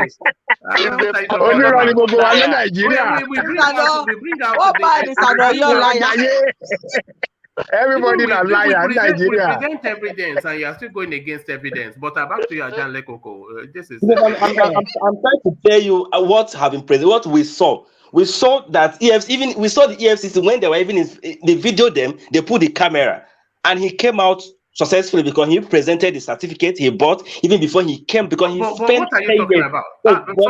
Sorry. Do you understand the conversation? We're talking about the Pandora Papers. I'm telling you that there's no case. That he has no EFCC case again in EFCC case. The only case. When did the EFCC tell you that they closed the matter? Which EFCC? As of that case. Do you understand the conversation? I understand the conversation. Okay. Let me act as though you don't understand it and bring it to you. Peter Obi is under investigation. Off the back of the revelation. The man that is under investigation say that only investigation that he has said to now, it is his house that they came for. So we'll take it on say so. Wait, one man. There is no EFCC case around him as it stands now. Because I don't know whether they have settled the Pandora paper. Even if they don't know if they have settled it, then why you say it's not under investigation?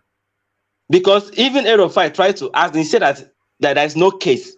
Erofai asked that question. He said there is no case. What would he say? What would he say? He will say that he lies all the time now, so we know that. For him to say there is no case publicly, EFCC would have even handcuffed him by now. Handcuffs him? Yes. Do you know that Femi Fani-Kayode is under investigation with the EFCC? Do you know that?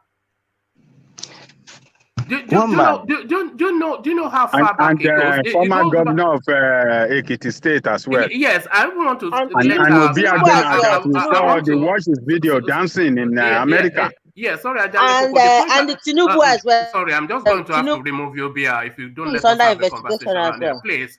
All right, please. Just let us have a conversation. I'm telling you that Femi Fani-Kayode, he's under investigation as we speak now. But do you know when Femi Fani-Kayode was last in government? As far back as Obasanjo's regime, when he was aviation minister then. So you're telling us they opened up an investigation on Peter Obi last year, and it's no longer under investigation when they've not told us they've closed it. Come on, man. Come on now. We occupy the same space, so why you know? See, if let me put it this way: if a victim or someone that has been victimized or someone that's guilty come publicly and say that there is no case in a national television in EFCC and said that the only case he has, which he has settled, is his house that he built even before he came down to this house alone. You've told us about the house 10 times now. Do you want to tell us again? Well, man, that's what I'm telling. That is the only case they said they investigated him, and he showed them the certificates. That is the only case they said they investigated him. We have the headline to say he's under investigation for Pandora Papers. That is 2021. I say currently now. That's what they say. All right, just leave it. Let Ajanle Koko go on, because I don't know what you're doing. But Ajanle Koko, back to you. Okay, one man. You see, it was alarming to hear his defense on Iras TV that day, and I was disappointed that even the Abati and Rufai could not take it up, could not, interrogate him further, because let me tell you, on asset declaration form, it is clearly stated there. They clearly state it on that form when you are declaring asset, to declare what you singularly own and what you jointly own. Every asset declaration form carries that. They require you to declare what you solely own and what you jointly own. So that guy lied. It's a blatant liar. And they can ask him that question that, look, man, we know what Abati and Rufai cannot ask. Hey, man, we know how asset declaration form look like. I'm just an ordinary person, but I feel asset declaration form before, and I know they will ask everything in details. What you solely own and what you jointly own. And he said it, and he just lie on the open TV. He lies all the time. And you guys don't want us to ask questions? We are very unfair to ourselves if we want to treat. Is it because it's just it's an Easterner like you? Why am I here to attack Tinubu all the time, or to query Tinubu, or to question Tinubu? So let me tell you this: we should develop an habit to question one of our own when we see it clearly that he has done wrong, and not to cover him, and not to defend him, and not to protect him. This is what we are doing in Nigeria, and this is what is killing that country. That guy did wrong. He lied. And he couldn't declare how he made that money. But it is clear that he made that money from the asset of from the wealth or from the treasury of Anambra State.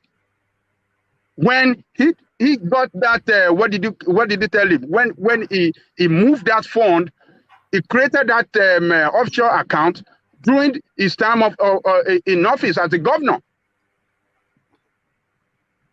So, but and he then tried to hide it. By the way, he tried to hide it. I mean, we shouldn't be doing this to ourselves. I mean, ridicule us as people. Can I interject? Yeah, interject. Please, right? You see, you have made your point about the daughter, right? The daughter's account, right? And I understand where you're coming from. It's not a daughter. It's both of them. It's both of them. Hiding under his daughter's name. Yes, owned by both of them. You have made your point on that space, and I understand where you're coming from. But saying that he made most of his money from the Anambra State government, I think he's just being able to. You are taking it too far. Peter Obi has made so much money before he was a bank chairman at the age of 30. Obviously, you didn't listen to me. So no, obviously you did not listen to me. You're saying that the Pandora paper money that most of them was gotten from Anambra State coffers. How?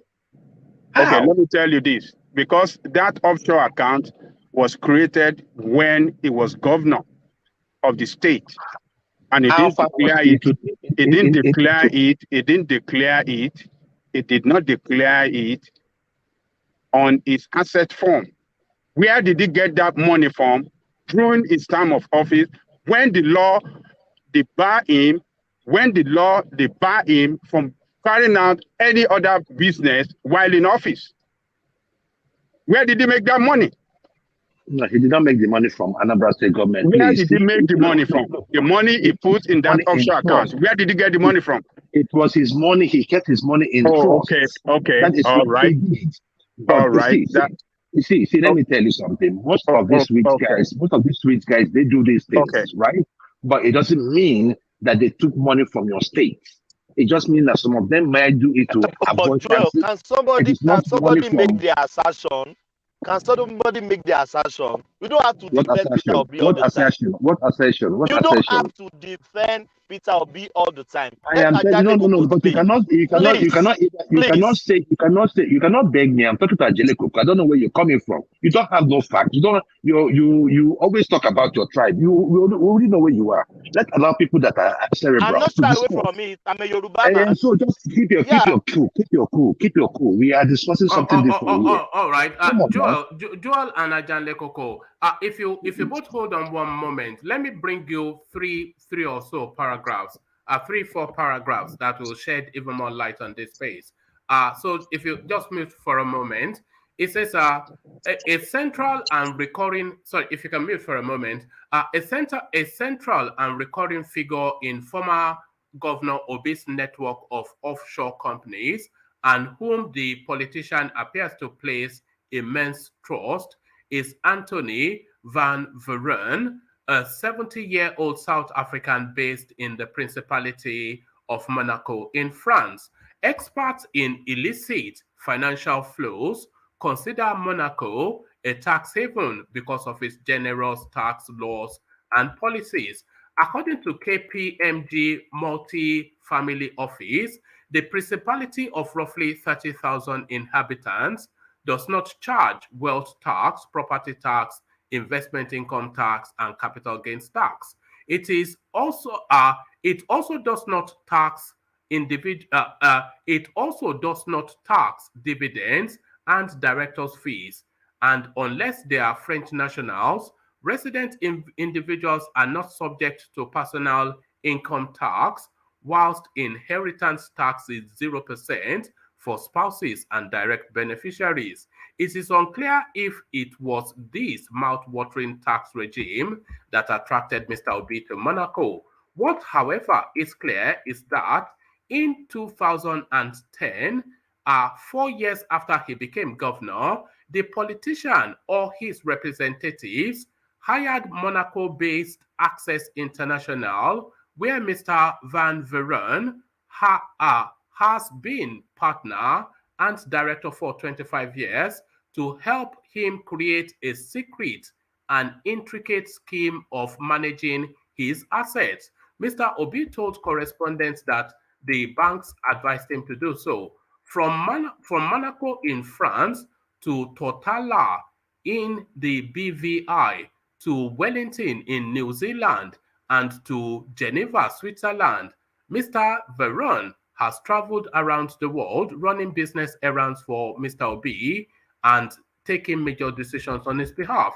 So a convoluted offshore mix. This was dead in the center. He set up this whole structure, convoluted, intricate, secret, illicit financial flows, all of it wrapped into this narrative. A dubious South African resident in Monaco, wrapped around the. Come on, man. How much more of it do we need? Before Adeleko responds, please let me just make a quick one. On this issue you are just discussing now, you're just talking about people, someone making a decision on his behalf. Of course, as he was the governor, he has to relinquish all his powers in other companies. So someone has to run it either way.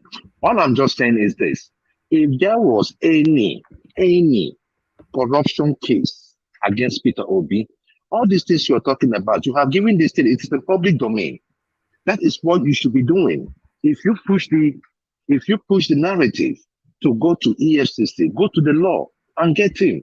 He's not, Nigeria is not the only country that he had companies in. He had some companies in the UK. So if he's making money in the UK, he's not going to pay that taxes to the Nigerian company. That was part of the thing he was explaining.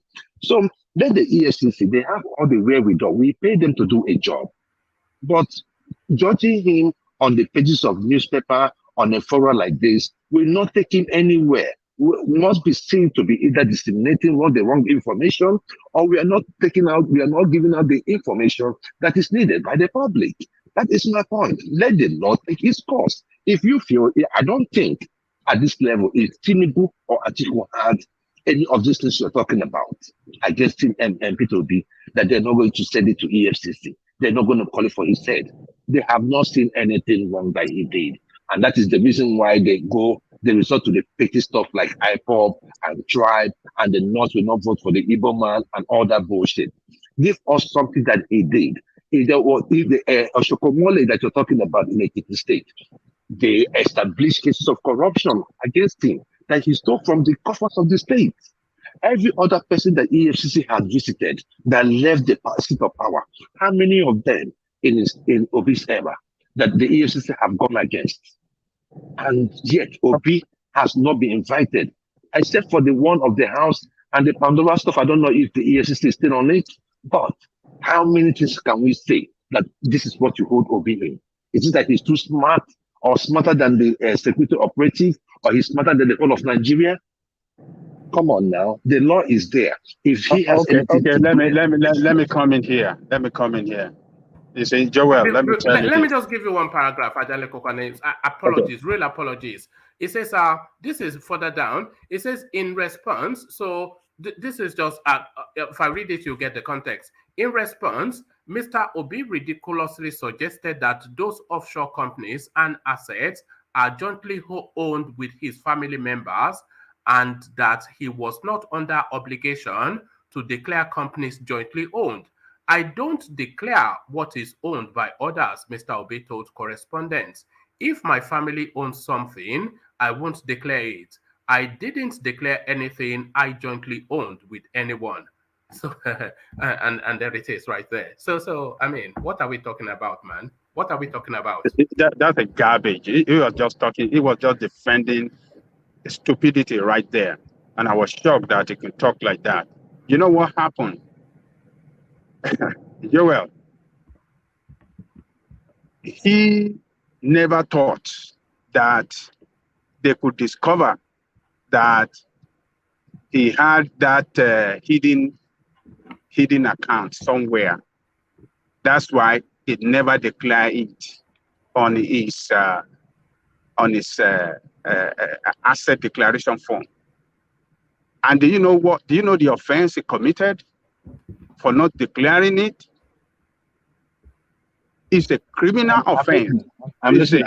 He did not declare it. Do you know why he created that offshore account? Is to evade taxes. He didn't want to pay taxes. So he committed an offense of tax evasion, which is punishable by some terms of imprisonment, maybe 10 years imprisonment. Or more. Company that is outside the country paying tax that is in Nigeria. I wonder. Let's be what are you talking? Do you know what asset declaration mean? What? Stop this. Do you know what asset declaration mean? It doesn't matter where you have your asset. Everything you have on earth, that is verifiable. I mean, is it not a verifiable man? Is it not the guy that always say go and verify? Now he's hiding something somewhere. He doesn't want to. UK because he didn't declare that house. Because that house has been built. Oh Lord! Stop this. It's back on it doesn't matter. Again. It doesn't matter where you have your asset, whether you have it in Russia. You need to declare it. You declare it to put yourself out there as a government official, as a clean person, so that in the future, if you are investigated after leaving office and they see that, oh, you have this in Russia, you have that, then if you already declared it on your asset in the declaration, it can clear you off of any form of accusation of embezzlement of government fund or things like that. Is to know your financial standing before you enter the government office and after you leave in government. What do you have before entering, and what is your asset base as at the time you are leaving? Is to know whether you embezzle money or no while during your terms of in office as an elected governor or elected government official. That is why they have asset declaration. So for this guy not to declare it, he evaded tax for not declaring that, and it's a criminal offense. And the defense was so cheap, that defense was so laughable, and I can't believe it that it can come out with such a defense. It's a complete stupid defense, and let us just call spade a spade. This guy got it wrong. He was just unlucky, like some other people around the world. It is something. It is not new thing. It is done every part of the world. Yeah, billionaires. Yes, they're doing it. It's just to save their head from paying huge taxes. That's why he wants to be in charge of taxpayers' money in Nigeria. He wants to be in charge of taxpayers' money. Look at that. Look at that. So he was just unlucky. But for him to say, I don't declare what is justly owed, it is completely wrong. No, don't interject, man. Let us, because we are too deep into it's completely wrong. I mean, let's just condemn one of our own that, have done things wrong, and let's just say it is wrong. It doesn't mean that you are not going to support him now. But what is the point of the defense for what is the defenseless, or it doesn't even want it. It makes us look very ridiculous in the public space when we are defending criminals. They are all criminals. Him, Tinubu, Atiku, all of them are criminals. The one that is not criminal, who is Amoyele Sowore, we don't want to follow them. And the other guy in SDP, we don't want to follow them. Funnily enough, Ajanle Koko, Sowore declared his asset, a 4-bedroom bungalow in New York. His car, yes. Even his mobile phone, he declared it. Sahara TV, they declare everything. Mama, Sowore declaration, then be the real scam.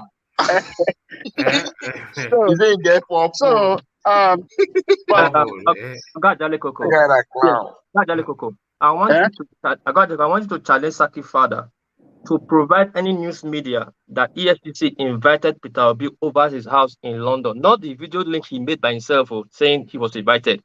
He should provide He's a liar now. We will know that. I'm tired of all this nonsense they are saying.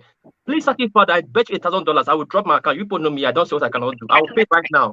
Provide a news media from EFCC that Peter Obi was invited for his house in London. Provide channels, Arise, that Peter Obi was invited. Do you know, according to Nigerian law, Peter Obi has never been invited by EFCC, but he's been investigated, yet to be invited. So tell me when he was invited over for his house. Why can't you just say things like you're talking to people that dump? I think it's Emmanuel that was saying that, not Zaki Father. I think it's Emmanuel. It's Emmanuel. That's Peter Obi now. He will appropriate and reprobate. Thank you. That's what they drop it as VP. Same thing did during Atiku. When it got to the time to bring out funds, he declared that EFCC froze his account in middle of campaign. Have you ever heard that? Magu have to come out and defend himself that he did not froze his account, and Tabi started saying one of the EFCC chairman. Every time he says EFCC is investigating him, is one unknown EFCC chairman that's investigating him that does not have a name. Him by himself. He lies a lot. He lies a lot. He will bring the news by himself and produce the news on Facebook. No unknown social media, no TV media. Why didn't he go to China and say that he was being investigated in London, so that he provide the EFCC warrant paper that serve him or come and produce his house in London? No. Then inside his car, somebody recording saying investigated in a house in London, and there's no news like that in Nigerian space. Not even in EFCC news bulletin. We will have treated it here now if such news existed. We will have treated it here, but you know, I don't know where they got it from, but you know, but you see that guy that came out with all this report against Obi. Yes, he was working. He's working for Tinubu, and he's doing his job well. You know, to attack Tinubu opponent, ridicule them, and this is what this guy has achieved. He did his job well to ridicule Peter Obi, so that a lot of people can know that, oh, this guy that you are looking at as a saint is not a saint. He's as bad as other people that you are condemning. So, but it is now left for Peter Obi organization, Labour Party, to now come out with their own strategy of attacking these people. Atiku, Tinubu, and all these corrupt criminals. Bring their own, whatever you have against them, bring it out, put it out there in the public place, so that, from your own organization, let them know that you are fighting them. If Obi is not doing that, that shows that that guy is not serious. You cannot defeat this established politician if you don't ridicule them in the public with fact and figure that you know, and everything that they have in their skeleton, you have to bring it out in the public space. This is I can bet you, Obi will not do that. It's not serious.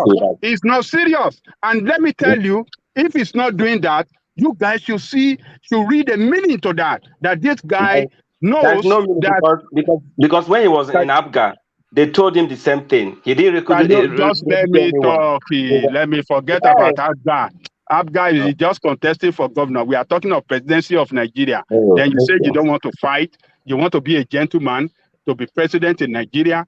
That to tell you that he is one of them.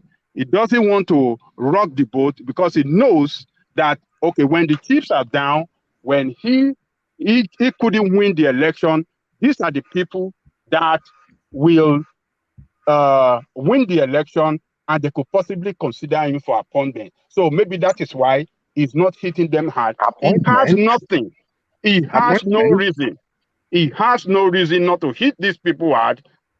But rather, what you see him, he doesn't want to detach himself from PDP. He couldn't attack Atiku. He couldn't attack Atiku's character. He couldn't, but he hurriedly left that party on the basis that, oh, they were spending money. That's it. Now you are in contest with them. How do you convince us that you are different from them? When they are attacking you, they are exposing you, they are breaking everything against you in the public space to ridicule your personality, but you don't want to do anything to ridicule them, and you say, oh, he's a gentleman, he's a man of God. Really? But look, he is a politician. He is playing the game. He knows the game that he's playing. And you guys should start,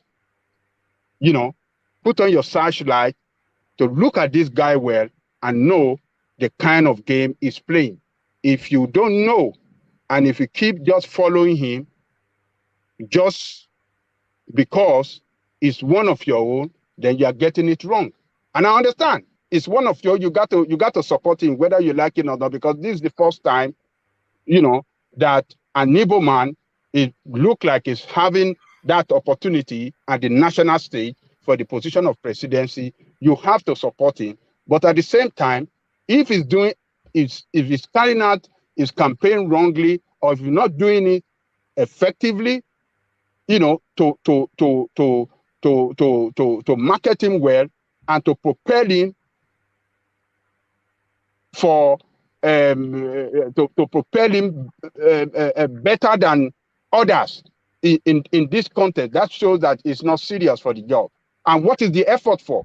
What is you guys' effort for? You come here on this channel to chant this guy, you spend your money. Some of you are donating, you are sending money to people to go and organize. What is it for? What are you organizing for? If the arrowhead is not doing the job right, and you don't want to call him to order to do the job right, I mean, let us be serious. When it's wrong, let us accept that it's wrong, and that is why I want to praise our brother Alexander Gomez for setting super chat towards that queen from London for being very objective, for being very sincere, for being very very moderate, you know, in a presentation. You know, I commend you, brother Alexander. You know, it's just having he saw what I saw in that lady presentation. Clear, focus, unbiased. You know, she's just good. She is just good. And that is how we're supposed to be. Let us criticize our candidate. You don't lose nothing. Criticize him to his face. Let him know that he's not doing the job well. Because you want him to win. You are investing on him. Why is he kicking out? Why is he not carrying himself up well? He has to go toe to toe against these people. Atiku, this is forget. After the contest, if he doesn't win, then they can become friends. But right now, they are at political war against each other because it's representing millions of people. Obi is representing millions of people that are yearning for change, that are yearning for that country to take a new direction and take us out of this crisis that we find ourselves in that country. And you are saying that it should continue like this. It cannot carry on the complaint like this. He has to come out confrontally against these people, ridicule them, drag them on the mall, drag them on the floor, and you know, destabilize their camp. But sorry. We're nearly 6 hours in, but thank you. But thank you, Ajanle Koko. So thank you, Ajanle Koko. Let me go on from you, Ajanle Koko, to Emmanuel, who's very keen to share his thoughts. So Emmanuel, I want to bring you in via a comment that World Peace made. You know, so when people make comments, we often like to go and check it. So I've gone to check it. So let me see if I've got it up. We were talking about Peter Obi and the way he plays fast and loose with facts and truth. So he plays fast and loose with facts and truth. And the example was brought up by World Peace. And this was what World Peace was saying. And I had to go and check. So PDP accuses Buhari government of freezing Peter Obi's bank account. The People's Democratic Party, PDP, so this is 2019, of course, 2018 even, as you can guess. The People's Democratic Party, PDP, said on Saturday that the bank account of its vice presidential candidate, Peter Obi, had been frozen by the Buhari administration, saying the development followed relentless harassment of the politician's family members by supporters of the ruling All Progressive Congress, APC. But the Economic and Financial Crimes Commission, EFCC, and the Independent Corrupt Practices and Other Related Offenses Commission, ICPC, Nigeria's leading anti-graft departments denied freezing Mr. Obi's account, with the EFCC spokesperson telling correspondents on Saturday night that there was no truth in the claim. So there it is right there. So when they say Peter Obi lie a lot, so this is just the thing. It's just this, constant lying. But then, of course, the expose by Sam Omatseye, or whatever his name is, that seems to be what is dominating the conversation. So thoughts on that, Emmanuel? I don't know who is lying there. Is it PDP or Peter Obi is lying there? I want to get the facts. Peter Obi claimed his account was frozen, which is a lie. Peter Obi claimed that his account is frozen. Is it what you read there? Well, that was what transpired at the time. No, is that what you read on that paper? All right. I'm not sure. I've got one more. No. I mean, I'm not sure. I'm asking a simple question. Is that what you read on that paper? Let me reread it. It says, the People's Democratic Party (PDP) on Saturday said the bank account of its vice presidential candidate Peter Obi had been frozen by the Buhari administration, saying the development followed relentless harassment of the politician's family members by supporters of the ruling All Progressive Congress APC. But the Economic and Financial Crimes Commission (EFCC) and the Independent Corrupt Practices and Other Related Offences Commission (ICPC), Nigeria's leading anti-graft department, denied freezing Mr. Obi's account, with the EFCC spokesperson telling correspondents on Saturday night that there was no truth to the claim. So unless, of course, you are saying that the PDP just made up an abstract story that Peter Obi did not tell them. That's what I'm telling you, because you can't hold on that statement, and I don't have. You must be joking. You must be. Sorry. Before I quickly go forward, Gajal Koko and Waman. Before in this platform, I've called my late uncle and present uncle that is in PDP and APC, right? And I brought out names and fact to back it up, right? You don't need to call anyone. The statement was not outrightly written. Listen. What I'm saying, before you from the paper, I've said it before, we have said it before. He complained to when they asked him to bring money, he complained to the article company, PDP chairman at that time, that account was frozen. That is your narrative. Hold on. No, one man, please, just ask me something. Hold on. I wouldn't want to address such things. PDP had to take the case up, only for PDP to get food. You are the one that is breaking that story. Oh, please, leave one man. Let me go to another story. You're not reading it here now. You are reading something that is not addressed. So don't bring that story and say I should answer it. I bet $1,000 to Saki father to produce the link that EFCC brought out that they are investigating Peter Obi's house in London. I'm still waiting for it. Now we saw the paper. We saw the paper they presented online. That's what we used. No, which paper? Which paper? Present it now. That EFCC invited Peter Obi for presenting in London. But don't bring something that I don't know where you're getting it from. I'm presenting and telling me your uncle. I just read you. Is it uncle? Okay, what's your point of argument here now? What's your point of argument? What's your point of argument? The point of argument that one man is asking me why is Peter Obi lying about his account, whereas that PDP claimed that Peter Obi account was, and you are coming as your uncle saying. No. Are you making sense of what you are saying? Are you making sense of what you are saying? That me now will say that I'm choosing your cousin, that your age certificate is wrong, that you will not say anything. Does that make sense? I'm telling you the way you're taking it. You're telling me that the way I'm taking it. Don't take something. Now you're saying that your uncle said something. Is it why we are here for? Not knowing. Is it why we're here for? No. Are you saying that PDP will make a case for Peter Obi that you don't know? All right. Let's just move on, because I think that's been established. It's just ridiculous to say that. Imagine. Did they capture him on camera? Did they do lie detector test? No, you could imagine the time that he's going to tell his uncle. You could imagine that kind of don't worry about all that. To the expose on Peter Obi. So what are you making of it? Well, one man. In fact, as far as I'm concerned, today plus some people have really annoyed me. I won't lie to you. Right.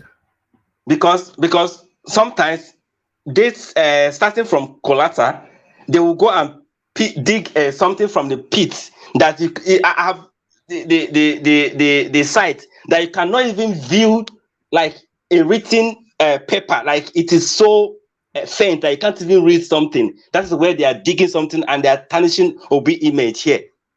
You go and dig something here. You cannot do something. Tarnishing or exposing. To me, it's tarnishing. Right. Because those articles, they are not substantiated, or there's no proof to back it up. Now, this guy Obi has not stood in front of the camera to admit it, Abi. Now, this guy came now telling me that PDP said that his uncle said. Is it what we are here for? If people don't like Obi, fine. In fact, to me, Seth, I wish that Obi will not win. Let's even continue from where we are. To be honest with you, I wish the guy to not win, so that we'll continue from where we are. No, it's not going to win. It's not even whether you wish or not. We know it's that. Not going to win. I don't care. If it's not going to win, fine. Iman, listen, you are being too emotional. What you would have proved to us, hold on, what you would have proved to us, wait now, it's alternative news that counter what we just presented. When we say orally and we back it up with physical evidence, you would have come up with your own that this is not true. Not you now using your emotion to suppress other people's view. That will never work. I'm not using my emotion. No, that's you what can't I'm doing right now. to me I said it. You said I said it. But when I brought up information, of course, when the PDP have to stand with their members, to say that his account was frozen, only for people to come out and say they didn't freeze the account. Then they started asking Mr. Obi, which of your account that was frozen? They couldn't provide the account. But never said the account was frozen. I have never heard that news of this, the account was frozen. You have never heard it, does not mean it doesn't exist. Let me research where Obi said that his account was frozen. Because if the account was frozen, it will be made publicly. It was public now. Don't you see they're ready for you? That is PDP telling you that, not Obi. I cannot understand. So PDP will say, all right, let's just move on from there. We're nearly 6 hours, but just give us your commentaries on that article, Emmanuel, please. Yeah. That is the purported news that came out, right, from Sam. Right. Carry on. Yes. Okay. Yes. I did not expect anything good coming from that camp. That is Atiku camp, and the man is Atiku's puppet. I thought it was Tinubu's puppet. Is it now? Sorry. Is all right. Tinubu, of course. Yes. Yes. No, carry on. So he's working for Tinubu, and he's coming from Nation newspaper. So what do you expect? You understand? There's nothing to not tag Obi there. He said Obi is a gay. He said Obi is this, Obi is that, Obi is that. So, and when people try to reply him back, he now saying that they are threatening his life. But you tag somebody's image and selling it obituary. What does that say? You're wishing the person death. Now, when they now tag you, your image, and say the same obituary, you are now crying in the air. So, like Adeleko said, somebody like Obi will not come and say he's going to fight dirty with politicians. He has said he's not fighting dirty, but he will reply to them. That's why he told the supporters, leave anyone that attack me, let me reply to them. Obi will reply to them directly in a very, very a way that just the way he dealt with one person. That Reno took it that Kwankwaso is insulting, Obi is insulting Kwankwaso. Just the way he replied to Atiku. So Obi cannot reply to Sam. I'm sure of that. It's only when Atiku made a statement that Obi will reply. But Obedience will reply to Sam. And that's what they have done. Now he's crying bitterly. But should they threaten him, though, is the thing? They did not threaten him. It's just like the picture that they tag his picture and they put obituary, putting cross, like image cross, like death. They were using it. They were not threatening him, though. But that is the space he opened. He opened that space, and the obedient took the same direction that he took. He started crying foul. So So I don't expect much from. In fact, one man. To be honest with you, I'm even disappointed that you're bringing such thing to this place, like that kind of discussion. You're bringing it to this place for us to deliberate and is the number one trending conversation on Twitter. It can that such thing. You know that such thing is not right, and such thing is a lie, and you're bringing it to your space to be discussed. Why not discuss something trending in That is a lie. What is a lie about it? They're all lies. Is Obi a gay? It's a bit. So I don't know about that one, but you know. Yes, that is the one he said. I mean, he didn't read it. No. That allegation was attributed to Nnamdi Kanu, who we know just throws all manners of insults. He said it. He said that in his paper. Now I'm telling you. So tell me, we are discussing his that some paper here. Yes. All those lies. In that paper, he made that attribution to Nnamdi Kanu. That I'm telling you now. All the attribution is not what people say that he's making attribution. Did Nnamdi Kanu not say things like that about Peter Obi? I'm telling you now. Why are we bringing such thing here that we know that it is not right, that is fake? How would I know if it's fake or not? I don't know the guy personally. And neither do you. Everything he mentioned there were all lies. Really?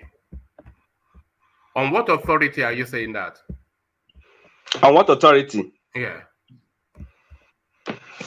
You don't need to tell me on what authority that I know that, because I know that he just wants to. Yes, you know that you are telling somebody else that what he knows, he does not know it. You just need that evidence that. I'm not saying what that journalist did. I'm not saying what that journalist did was right. It was super wrong. I saw it and I just moved past it because it's election time. They will say rubbish. Why will one man bring it that kind of thing here to be discussed? It's the news now. It's news. It's election. It's not don't news. Don't get carried away. But it was just here the other day. They said to buy. They was killing a year killing. What did the one man say? Edo people. That I was start carrying on, start shooting. It's not the news. I would say don't say it. It's news. It's politics. I just said remove emotion from these things and counter fact with evidence. Don't just get emotional. Please, we are adults here now. We're just talking. Warpies. I understand that I understand it's a system for politicking, but I cannot come here in the name of politics. I know there's the hoster in the. If I want to attack the hoster, I can go and say, "Oh, look at the kind of miracle he's doing," right? But if I come here now and start saying that it's like that man and Oba of Benin, it's like one person have bought other Oba of Benin, you start feeling some type of way. Right or wrong? Yeah, I'm not saying what you're saying was wrong. Like I said, what that guy did is wrong. That politician was wrong. The publication was wrong. So if you go out there, what do you mean? Are you saying it's factually wrong or is wrong? It's factually wrong. Yeah, no, but you don't say it's factually wrong because you want to believe that it is. It's a personal opinion based. It's a personal opinion based article. Right? It's a personal opinion-based article that he wrote, and that is okay. But what I'm just saying is this: you can put up the article. I'll be reading about this article. I'll be reading most of these guys, even this guy, Femi Adesina, when he was with the songs. But you cannot just come and just keep on make your opinion so trying to degrade a group because you're in politics. If I may get it right, what's your bone of contention right now? That one might present the case here or the journalist? No. I'm not talking about one man presenting it here. I mean, whatever thing that is trending, he can put it up here, right? I'm just talking about the journalist himself. And I've told you that is politics. That is journalists will do that. We'll see words from other group that will attack Tinubu and Atiku when time comes. I understand, but I am just saying that people are now looking at it like Ajile is talking about. People are looking at more as the responses from people, forgetting what he put out there is inciting. That's my point. So if you can give it, also take it. That is my point. So you cannot give it and not cry out and not say they're trying to kill you. I am. Meanwhile, you put someone there and say it's obituary. That is my point. That is my point. That you try to threaten somebody's life by tagging the person name obituary and tagging the person picture and publishing rubbish in the air and in the open space, and you don't want people to do the same thing to you. That is not going to happen as far as Nigeria is concerned. So, one piece, yeah, according to what you're telling me to respond, which is PDP said that Obi account was frozen or confiscated. I don't know how you put it, but there was no news that where Obi said that his account was confiscated. We can use that one. If we dig even further, we'll find it, but it's not worth the effort. Yeah. Let me finish. If you bring the file, I think I will arrest my case. No, but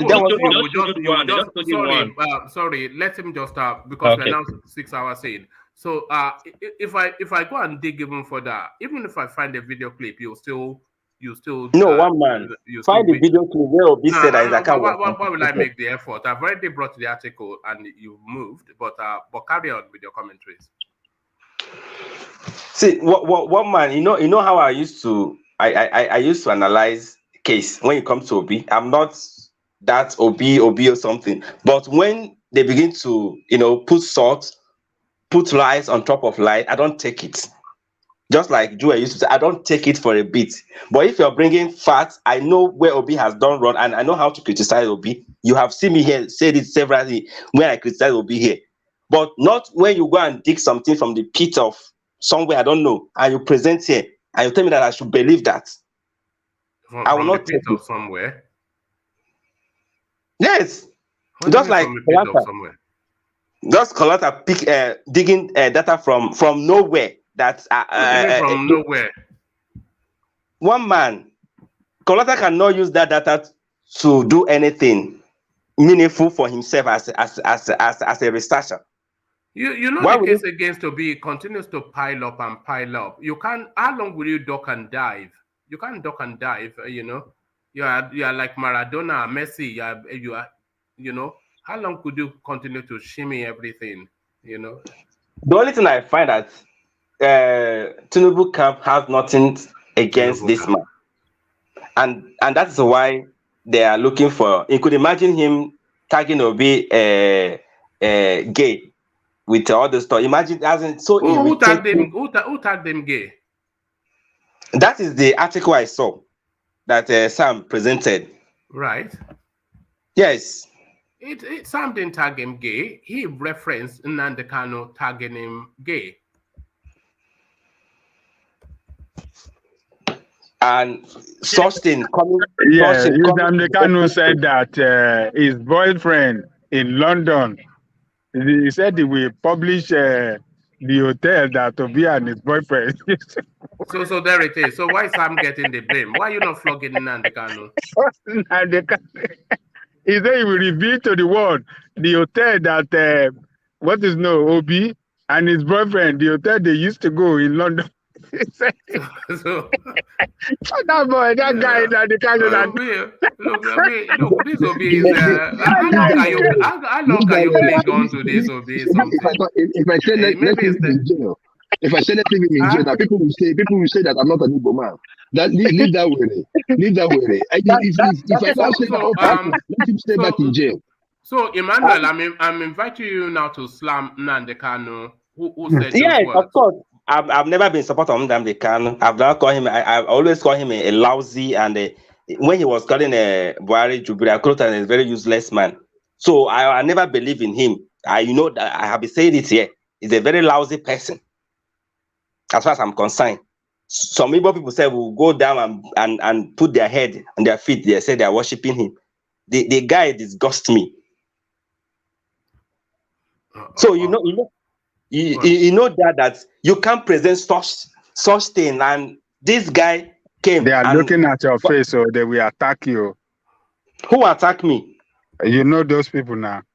When you are attacking their savior, holy savior, Nnamdi Kanu is that savior. They will attack you. They are seeing your face. It seems like you don't know me. When somebody goes wrong, I know how I used to come. That's why I'm telling that guy they call Sam, that man, that he deserved, as in what he got, he deserved it. He deserved it 100%. You know the last time I heard that it did it deserved it. That was at that Deborah incident in Sokoto. So that was what we heard. So is that not anyway? Let's. One man, you're going far. Is that not what you're saying? Are you not saying the same thing? One man, you're going far. There was no killing. I mean the picture, the death threats. Wait, one man. The picture, they just replicate what he did to Obi. I say like he deserved that. That's what I mean. I didn't say that he deserved death. Look at these people. Get me right.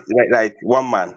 Don't put words in my mouth. And that's what you have been trying to. You're trying to put words in people's mouth when people are making some assertion, so that they'll make mistake. You will now categorize on it. Oh, wow. See, let me even discuss about Buhari, and that's even why I even came here. But you people just go to where you want to go. Came on Obi and that useless article. Oh, all right, discuss the Buhari. Yeah. Go to Buhari so I can go on to Ola, because we're now 6 hours in. Yes, one man. I don't know. I don't even know what is wrong with all of us Nigerians, that we are seeing something like this. Like, it's very, very clear to us what this man is doing to us, and we are keeping quiet. We saw how he is being allegiance to Niger people right from the inception this man was inaugurated, because I'm sure that they tried to hide this new event that took place, but God exposed them, because there's a lot that have been going on that we don't know. There is a lot. This man has been sending our money out of this country. Buhari has been sending our money out of this country to Niger secretly, and this woman is accomplice to that. He's aware of that. This Minister of Finance, they have been sending money, and you could imagine the statement they made, that this is not the first time that we are helping Niger. This is not the first time we are sending money to Niger. You see how God is exposing these people, and Nigerians are keeping quiet and looking at these people, looking at Buhari. It's high time that we, the youth, stood up to our toes to do something. Niger is not far from us. We can go there and get our property back. You can come heavily, or maybe on the street, to demand that, see, ASU is on strike. But federal government has been crying that there is no money to settle ASU for over 6 months. But this disgruntled element we call our president has the guts to send 1.4 billion worth of SDV car to Niger. How much is ASU demanding for? This is what we're supposed to be discussing here, not one nonsense thing that somebody published. We need to, most of us that are outside and Ngige is not resigning over the issue. What? Ngige is not resigning over the issue. Ngige is not resigning. Yeah. He's still there. I don't know who is involved. I don't know who, that I said that's why that's Twitter I tweeted. Out of that, my last statement said that the whole administration of this man it disgusts me. Like, I posted it on this. If you see comment that coming after it, all of them there. APC is a failure to Nigeria. Don't tell me that it's only because all of them, they are aware. And they are coming out to tell me that they are going to fight corruption. Who APC is going to fight? Are they going to fight PDP? They have been out of power for how many years? This has been a plan of Buhari. So who's going to fight them? For many years that he has been vying for that post. This has been his plan to send money and property to his nephews, his uncles, to his cousins in Niger. And that's why he openly opened that border for them to come and destroy our country. Even if we're not getting this thing right. Buhari is an agent. He's an agent that has sworn to destroy our country. And we are here discussing something different.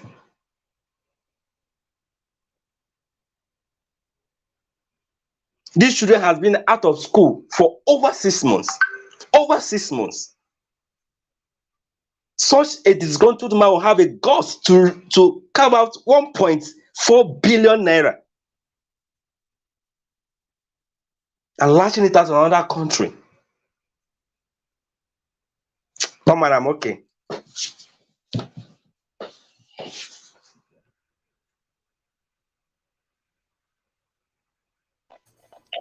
Unmute.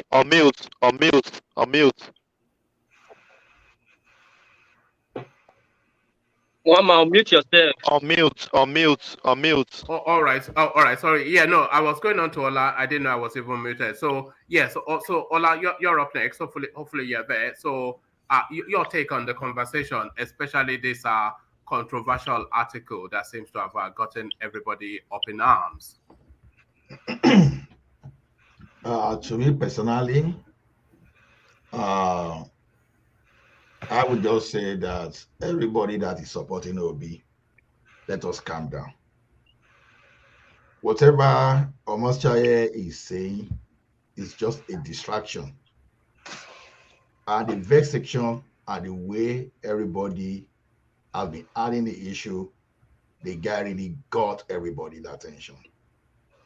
And to me, once you start showing your anger and you start channeling energy towards the person that is writing against the person you are supporting, you easily lose focus. And I want to say something categorically. Even if you are supporting a politician, we don't need to really defend the dark side of that politician. We should know that these people, they are just men. They are men and they do what any man does. Nobody is clean, like I keep saying. See, if you are looking for a saint, because that's exactly what we're looking for, and we went to Buhari, and that is where we failed. Because I remember quite well that a person like me, I was telling people that time that, look, a coup plotter should not even be in the equation to start with. This is a criminal that you want to bring as a president. If he has done something less, maybe I will not even bother myself. But all this one that we spend all our energy to defend the dark side of Obi, it doesn't not go well. That means that when we are doing that, we are not being sincere. Yeah, has Obi committed some kind, allegedly, of some offenses? I would say yes. For example, if you are keeping money somewhere and the law in the country requires you to declare, and you've not declared, you violated. Everyone, one way or the other, we commit one offense or the other. It may not be a criminal offense, but we still find a way to commit offense. So when you did something wrong, if you are caught, don't be too defensive. If you need to engage lawyer to just clear your name, do that. Don't start trying to dribble around and try to mess yourself up. So whatever, because we know it is politics and these people will dig themselves out. But unfortunately, those people that we even try to dig Obi out, maybe they have their own. Why not focus on issues? To me, I prefer that by the time that they are throwing whatever they are throwing to obedience, to me, tactically avoid that. Don't make yourself the Anthony for that politician. The politicians can come out and defend himself. That's the way I see it. Focus on it. Yeah, has Obi done something wrong? Yes, he has done. As Tinubu, just you can let them know that, okay, your Tinubu, your Atiku, they've done something wrong. But we now have 3 choices. Out of these 3, where do we go? So to me personally, if I stay here, start defending a politician, now he has not been easy, then I will look somehow stupid. So that is what I will never do. It doesn't not go well because when you are accused first, I will even prefer that, okay, let's give this person a free trial. Don't let's start defending what we don't know. So let's Obi go and clear his name, but if I want to focus on this, okay, what is it that I've seen Obi done? And do I think it can replicate the same thing at the national level? Yes, someone with a background of technology. I know that when you want to resolve a problem, you start by having a very small prototype, then you start adding till you get to the large scale. That's the way it is done. So if you can make your state work that way, if you use the same format with some kind of tweaking, you can achieve whatever you want to achieve at the state, at the federal level. So please, don't let us defend Obi. You can't. There's something we cannot defend. Let us defend his program. Let Obi start speaking about his program. That's just the way I see. So all these guys, if you really want to try any of them, whether Obi, whether Atiku, whether Okowa, just if you really want to try all these people, you'll be shocked that some of them might not even escape J sentence. So don't let us go there, please. It's just for obedience. Don't let the life of Omatseye just triggers you, because by the time he sees your response, he will keep doing the same thing. So to me, it's a non-issue. Omatseye, maybe he may be stupid in some way, then there's tendency that it may be right in some ways, but that will not be what I want to spend my energy upon.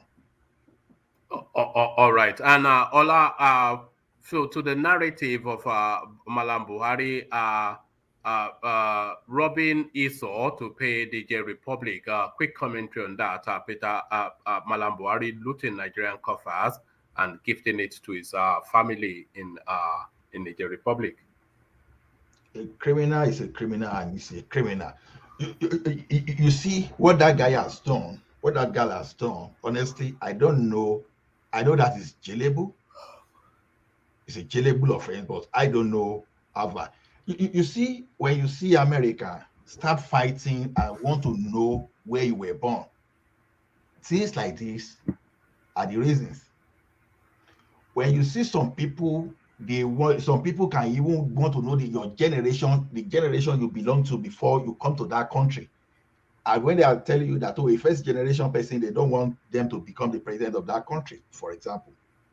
Things like this is one of the reasons they don't want that. It has been clear, even right from when Buhari was even the military administrator of that country, he has always get his bias towards his people. All of us can be biased because when we trace our root, maybe probably we have one cousin somewhere outside the country, and if we start behaving that way, that okay, because we know someone somewhere now, you now rub it upon your people to now go and deal with some people somewhere. Even within a family, it is not right even for a father to even take something from from son that everybody that can work, and you now say, okay, let me even because you are the elder son, for example, start working for everybody to eat. It's not good. So talk less of when you are now seeing a country when people are working, even in the country we have already, we don't even in a very poor country, you've not even attended to the history of that country, and you are now buying a very luxury car for some people somewhere, claiming that you are trying to fight insecurity. How do you use that type of Land Cruiser to fight insecurity? I look at that Land Cruiser, I can't see some kind of armor on it, you know. So very presidential, and you are saying you are using that thing to fight insecurity. We've always known Buhari not to be patriotic. It's on his record. You were supporting the Niger Republic man that was not even his cousin that time, because if we are saying, oh, because his cousin, a Niger Republic man, you were the head of state. You know, your countryman was contesting a position at the OU then, and you decided to support everything about Nigeria. You decided to use everything to support the candidates of a Nigerian against your fellow citizen. All those things were the signs that Nigeria should have seen and know that these guys, not even the type you should even allow near the power. I see the mess we had today. Oh, this guy is honest, this guy is honest. Someone can be honest and lack absolutely nothing upstairs. That's the type of person Buhari is. It's absolute korofu, and everything he can offer to you is any bigotry.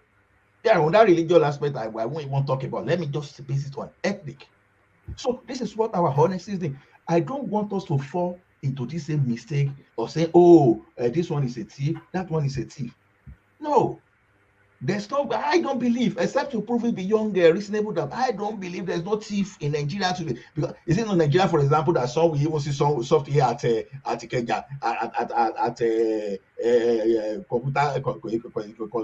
this thing at Kenya, computer village, where you are buying fake software and you are installing that. You are not correct, because if the owner of that software should copy you, should get you. So to me, let us use logic and look at program, and let's forget about all these distractions, because all the three of those guys, they have questions to answer, all the candidates. So I don't want anybody to distract me. I focus. All right, brilliant. Thank you, Ola. So thank you, Ola, and thank you, everyone. I want to shut it down now. And I am going to take, I was thinking not to take closing remarks, but I think people look forward to the closing remarks. But at very rapid speed, I want us to, because I think we might almost set a record, even when we were determined not to go past 5 hours. But for understandable reasons, we had that little session with our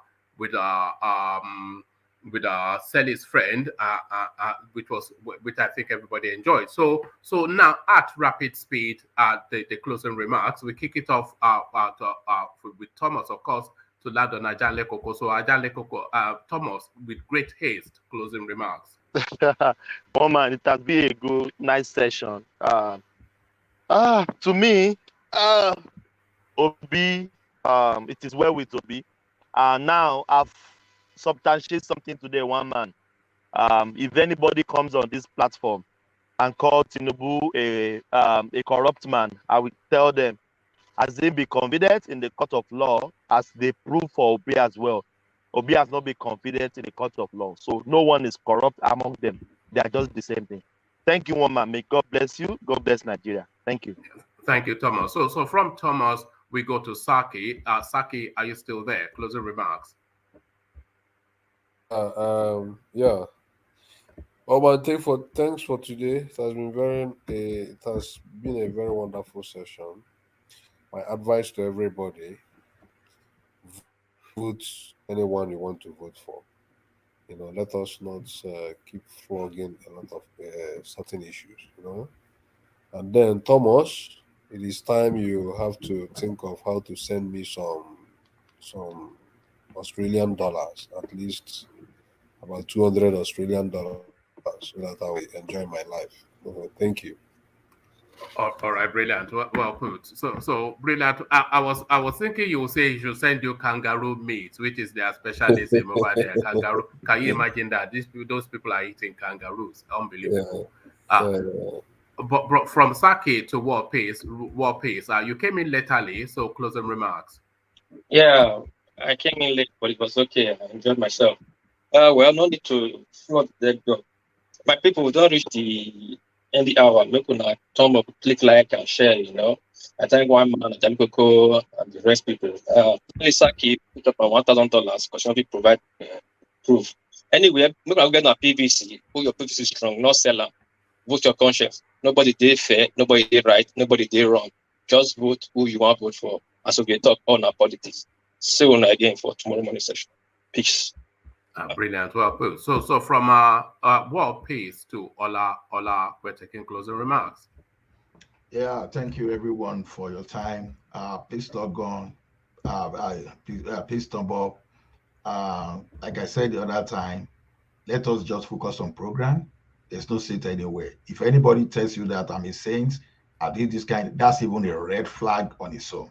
So please, let's just to the program. and let us be able to bear some of this verbal assault now during these politicking times, because we hear a lot. Some people will come to you with knuckles. So please let us know how to focus and not to get ourselves distracted on this OB. So let us accept every issue thrown at us and address and focus on the major issue. Other than that, thank you everyone. See you later. Thank you, Ola. So from Ola to Joel of Nashville, the man who calls a spade a farming implement. So Joel of Nashville, of course, one of your favorite voices. Joel of Nashville. Thank you, everyone. At this juncture, we are calling it a day. The project called Nigeria is a serious project, and sometimes when I put in my emotions in it, I do not intend to be aggressive, as it were, but at the same time, is the emotion, is the drive to see Nigeria grow. And that's the reason why we come out here and we put in this time, to talk. But please, I would like it that we tone it down on the way we insult, or try to castigate, a group or a group of people, as it were. Let's, focus on issues like the issue of Buhari and the Niger Republic. Is that not one too many? And that rail line was going to cost Nigeria over $3 billion. Now you're giving 1.4 billion. So who knows which other one have been going there. So these are the issues that we should be thinking of, and when someone is telling me about the Fulani coming to take over from Buhari, I still have, that goosebump, and, so we need to change hands in Nigeria. We need something new. And I believe that P2B offers that. Thank you very much, and God bless every one of you. All right, brilliant. Joel of Nashville. So that's Joel of Nashville. So from Joel of Nashville, you know where we land. Ajan Lekoko, Orode Hun. See this is it. The final word. All right, thank you, woman. Let me thank everybody that came on the platform. You all did good today. Today's session is very interactive, educative, informative, very engaging. So let me thank our sister from London, and thank Sally B for bringing her on this evening. Wish she will come back, and wish she be member of this platform as well. She did very, very good. And I'm not surprised when our brother Alessandra super chatted towards her. So that's encouraging. And, we have done it well again. So let us come back tomorrow and come and do it again. One man will never disappoint us. It will surely bring some new development to us tomorrow. So our nation, Nigeria, well, let us not, lose hope. Let us keep hope alive. Let us keep fighting. So let us keep up the struggle. What we are doing here is our own contribution towards the struggle to save that country from